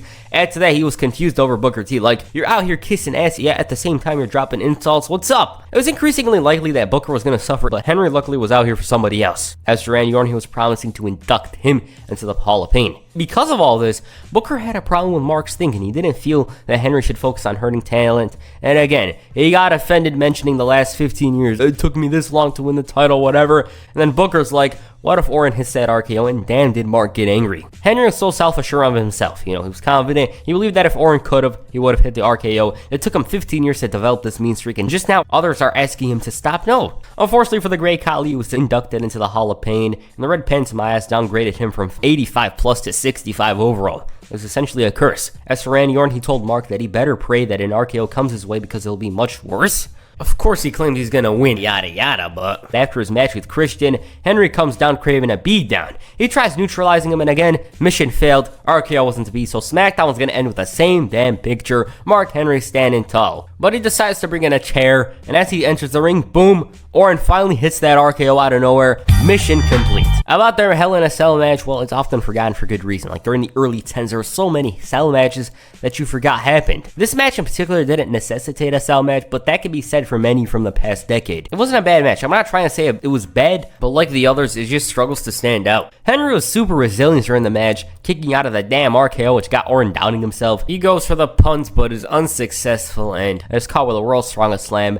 Another dominant victory. It was clean, which is one thing I like. I love seeing a heel win emphatically. It's different to what we're usually accustomed to, and I just wish it happens more often. It's very rare. After the match, he slams Orton before going for the chair thing to induct him into the Hall of Fame, but the move like WWE 2K21 doesn't happen, and Orton ends up shaming him all the way to the back. And the way Henry ran, it's just straight out of SVR 2011, but yeah. His feud with Randy Orton was officially over. Now he was going to get a visit from a ghost of past. On the October 7, 2011 episode of SmackDown, the Big Show made his return. He spoke about himself being gone for months and how Mark Henry took him out, and the injury gave him so much time to reflect. He thought that he was infallible, and the whole ordeal humbled him. It was like he was gonna cry, and the emotional pain that Henry inflicted on him was haunting the Big Show. But it was also fueling the fire in him. He felt that Henry's momentum was soon gonna come down at his hands, and so essentially, Big Show wanted to take that title away from Mark Henry. Champ comes out with a mic in his hand, tells Big Show that there's been a lot of changes in the last 4 months that he's been out, and he was irritated with Big Show coming in and trying to challenge for a title after a 4-month vacation that he, Mark, afforded him. The only time a Big Show title match will come is when he says so. Big Show responded saying that he's given Mark until the end of the night to give him an answer, translation, his answer or else. At the end of the night, Henry gave his answer, which was no. All of a sudden, Big Show sprints down to the ring, whoops Henry's ass, and the $2 security gets in the way, but it's no match for the Giant. He hits a mean-ass spear, and the champ made a run for it, and his reaction to all this was one of the most hilarious things I have ever seen from 2011 WWE. Big Show chases after him, gets his ass beat for a bit before bouncing back with a chokeslam through the announce table, even did the Stone Cold thing. He wanted to make it 2 for 2, but Teddy Long ran in there and gave in to his demands. Instead of chokeslamming him again, he whacked him with a chair, and it was the first time in a long time that Henry was dominated. Not Randy Orton, nor Sheamus, but the Big Show was the one who whooped his ass. He was going to get his match at Vengeance, but before that could go down, Randy Orton challenged for the gold after winning the biggest, well, it was the biggest Battle Royal in WWE history. Cody Rhodes, though, ended up interfering. Big Show runs and gives Mark a beating. Orton hits an RKO, and you can bet that Teddy Long was salivating at the sight of seeing 4 men in the ring. He didn't do it, though. I assume he was busy elsewhere. Before Vengeance, Big Show once again got the best of Mark Henry with a knockout punch. By God, that looked mean. Big Show was the only man that had Henry's number. Nobody got one over him like the Big Show. There was only that one moment where Orton hit the RKO, and that was after weeks of Henry whooping his ass. As to the match at the pay-per-view, it didn't serve to alleviate the heat. It sort of increased it. Match itself wasn't bad. Dare I say it was good. And I felt Big Show had a decent year in ring, but yeah, you'd expect this to suck, but it wasn't even close. It was actually good. Anyways, there was near falls, exciting spots. Take this chokeslam, for example, the super chokeslam, and it should have ended there, but Henry was on a roll. After that, Henry proceeded to hit a spot that was a long time coming, which was the ring imploding. It was a great way of keeping both men strong. Neither of the momentum was halted. Big Show was back, Henry was the champion. No one was hurt by this. It also led to the strangely amusing main event between John Cena and Alberto Del Rio. It's just one of the weirdest things you'd watch from 2011 WWE. Later that week, Big Show revealed that a rematch was in the cards, and when Mark Henry heard this, he immediately made his way to the ring. Why? Well, because he had an issue with the word rematch. In his eyes, business was handled last week, and now he's done with the Big Show. Despite this, Henry felt he didn't do a good job of keeping him down, and it was looking like a fight was imminent, but he conveniently felt pain in his leg and decided to walk out. With Big Show contending for the title, WWE decided to make it a little, translation, a lot more interesting. This is my favorite part of the Hall of Pain story. On the November 4th, 2011 episode of SmackDown, Mark Henry felt that a certain somebody was eyeballing him. Who was that man? Well, it was Daniel Bryan. He mentioned the briefcase, to which Bryan said, "I'm cashing in at WrestleMania." Henry, on the contrary, didn't give a damn if you cashed in at WrestleMania or the year after that, and because of this little incident, Henry wanted a match with Mr. Money in the Bank. Big Show took notice of this and told Bryan that it'll be there for him when he cashes in the briefcase. During the match, Henry was dominant. He was the champ, and naturally he's in control, but all of a sudden, Big Show runs in and knocks the hell out of him before trying to wake up Bryan. He's all groggy, briefcase in hand, and by the time Bryan wanted to do it, Mark Henry whooped his ass, and Big Show got it too, when all of a sudden, Teddy Long made an announcement. Big Show gets a rematch at Survivor Series, and when Henry learned of this news, he was raging. Now that Bryan was somewhat involved in the main event, he was a big target to the world champion. Mark Henry comes in, asks him if he thought it was that easy to win the title. Bryan stood his ground and told Mark that he didn't give a damn if it took him 500 years to win the title. If he's the champ at WrestleMania, he'll cash in. Mark responded saying that Bryan's got guts, but it's just a shame that they'll be splattered on the mat later on. Booker T was doing Booker T things and felt that Bryan had the edge because of the honeys. About the match itself, well, Bryan did put up a fight, valiant effort, but Mark Henry was superb. After the match, Henry felt that it was time to honor Bryan with a spot in the Hall of Pain, but he fought back. Henry quickly took back control. Big Show runs in for the save and Henry's walk-in. And what is that accent?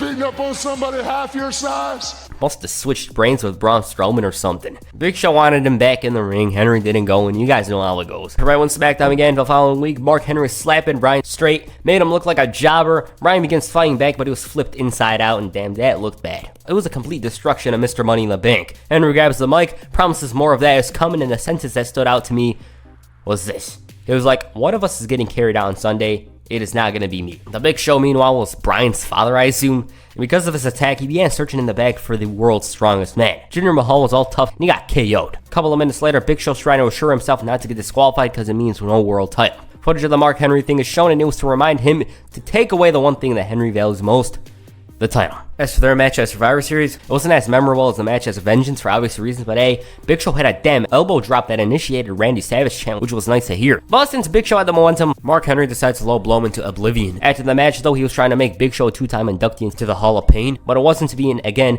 Mark Henry got knocked out. A Daniel Bryan chant was loud and clear in the arena, but he didn't come out though, and Henry was inducted into his own Hall of Pain. This is what we'd like to call the comeuppance. Despite this, the feud was anything but over. Big Show thought that the low blow was an easy way out, but let him know that there's something waiting for him. You know, the knockout punch. SmackDown rolls around on Friday, and Champ makes his first appearance in Survivor Series. He was limping and was using crutches as a result of the incident from Sunday. He was sad over the fans being happy to see this misfortune, and then all of a sudden made it seem like Big Show was the villain. Oh, I kicked you in the knee, not the private spot. And the reason why he was even here was for his fans, right? You see, this guy, he's a fighting champion. He's an inspiration to all. A champion's got to fight through pain, through injury, and then he's like, I wanted to compete tonight, but Teddy Long and the doctors didn't allow me to. When Big Show once again interrupts, and just thinking about it, he was essentially his kryptonite at this point. The Big Show gave his rebuttal and exposed Mark Henry for deliberately lying. You know, the knee thing. As for the ankle, he did just to Henry what Henry did to him. Big Show's like, next time. And this is when Mark responds, saying that there isn't no next time if we're calling him the world's largest loser. And again, Henry goes down. Michael Cole complains, and all of a sudden, Daniel Bryan's music plays, and he's got a referee. Fans cheer on, the bell rings, and Bryan tries pushing Henry over for the cover. 1, 2, 3, new champion. And man, did Henry have a bad day. Also, I loved how Bryan stood over the announce table to stick it to Michael Cole. And because of this victory, Booker T put Daniel Bryan at the top of his fictional Fave 5. Teddy Long, who was late, made his way to the ring and informed Daniel that Mark wasn't medically cleared to compete. What this meant was the title change did not count, and Mark Henry was still the world heavyweight champion. Michael Cole was really enjoying himself with the announcement, and Bryan was devastated. The fans were booing, and the title was back in Henry's possession, but despite this, the briefcase was back to Daniel Bryan, and Teddy inserted him into a fatal 4-way #1 contenders match, with the winner challenging Mark Henry this Tuesday night for the title. And again, Mark was caught off guard with that announcement. Bryan wasn't really mad with how things went, you know, he had the chance to challenge for the title, and he had the briefcase in his possession. As to the hypocrite, he was whining about defending the title next week and saw this as Teddy trying to pick on him because he's hurt. After that, he revealed that the match next week will be a steel cage. Henry was anything but happy. As for Daniel Bryan, he managed to score the victory in a match with guys in kayfabe who were out of his league. Like, if you were watching SmackDown at this point, Bryan wasn't exactly near Randy Orton, let alone Cody Rhodes. Because Bryan was facing Mark Henry, Michael Cole interviewed him one night before the showdown. He called D. Bryan the biggest hypocrite in WWE history, to which Mr. Money in the Bank responded by calling him the worst announcer in history. He wanted respect from Michael, but he, Cole, refused to do so. Why? Because he lied, you know? Cole felt that the whole incident from Friday was hilarious because Bryan really thought he was the world champion. He responded saying that plans changed, and when Henry tried to take him out, he thought to himself, tomorrow isn't guaranteed. After he said that Henry's gonna lose tomorrow, the champ interrupted. He told him that he ought to be ashamed of himself coming out and taking advantage of a defenseless man. himself, obviously. Henry was more angry with Teddy Long for allowing this title match to go down, but it was no biggie because Daniel Bryan couldn't beat him. Because Bryan heard this, he went up to Henry and kicked that injured leg, telling him, "We'll see tomorrow night." As for that match, well, I remember enjoying it a long time ago. Match was a damn gem. Daniel Bryan, despite the fact that he wasn't a big deal in WWE, still made everyone believe there was a chance of him winning it. Henry's leg was a bullseye, and Bryan went after him. He locked in the ankle lock, couple of holds, but unfortunately, even though he had the title in his grasps, Henry dragged him back in from the top of the cage and hit the super world's strongest slam to retain the title. If you're bored, you might enjoy this. Big Show, meanwhile, was getting yet another title shot at TLC, and this time it was a chairs match. He promised to shut down the Hall of Fame, talking about how he was called an underachiever, blah, blah, blah. This led to the champion coming out. He wanted to say something, but was worried over another KO punch. See how things change? So he asked Big Show to promise not to do anything. No was the answer, though. He then downplayed a potential Big Show victory, stating that even if Big Show wins, he beat an injured man, and then Big Show promised not to hit Henry so he could enter the ring. The reason why Mark wanted this was because he wanted to say some stuff face to face, and even wanted to shake the Big Show's hand. He gives in, but before leaving, Henry told Big Show that while he may think he's a monster, he, Mark, knows so. You know, I know I'm a monster, you think that. Sucker punch leads to an attack. After that, Big Show brought in a chair. It spelled disaster for Mark Henry at SmackDown. Damn, just watching these segments again while making this video, Henry probably got one over Big Show twice during this entire Hall of Fame run. Final SmackDown before TLC saw them have a moment. You know, Big Show whooped Jack Swagger's ass while Mark Henry whacked the damn cameraman, sending him flying. As for their match at TLC, well, it only lasted 5 minutes. During the match, Henry walked out refusing to wrestle. Big Show forced him back in with some chair shots. Then he caught the hand. Mark Henry was finally back into it, and the shots were doing a number to Big Show's fist. And things were looking bleak for him, but he caught Henry with a KO punch out of nowhere to win the World Heavyweight Championship, and thus the Hall of Fame was closed. Then after the match, Mark Henry attacked the steel chair, even DDT'd him onto the chair, and there he is. Daniel Bryan cashes in, goes for the cover, 1, 2, 3, and Big Show's title reign ended quicker than that Super League stuff. The guy wasn't even at the arena the day of the show, but they managed to bring him in and make him world champion. Big Show, on the other hand, managed to blow it again. He hadn't held the title since 2002 and lost it in about 2 minutes. And so that's the Hall of Fame. Henry would continue competing for a while, but he suffered an injury. You know, he's pretty injury prone at this point. It was enjoyable. The ratings were a reflection of that. He wasn't out here putting out 5-star matches or anything like that, but the storyline itself was very interesting. Henry finally got his chance to become a world champion, and it was definitely one of my favorite title reigns of the 2010s, for sure. Definitely. As for the Daniel Bryan thing, I will eventually do his first title reign, which will transition into the Super Cena Sheamus run. We'll do that, you know, his thing with Alberto Del Rio that was never ending in a Big Show. So yeah, I got some stuff coming from this time period, you know, CM Punk and John Cena, that feud. A couple of things are coming. What did you guys think of the Hall of Fame? Please comment down below. And that's it for this video. Make sure you hit a splash on the like button and perhaps the world's strongest slam on the subscribe button. Peace. I'm out.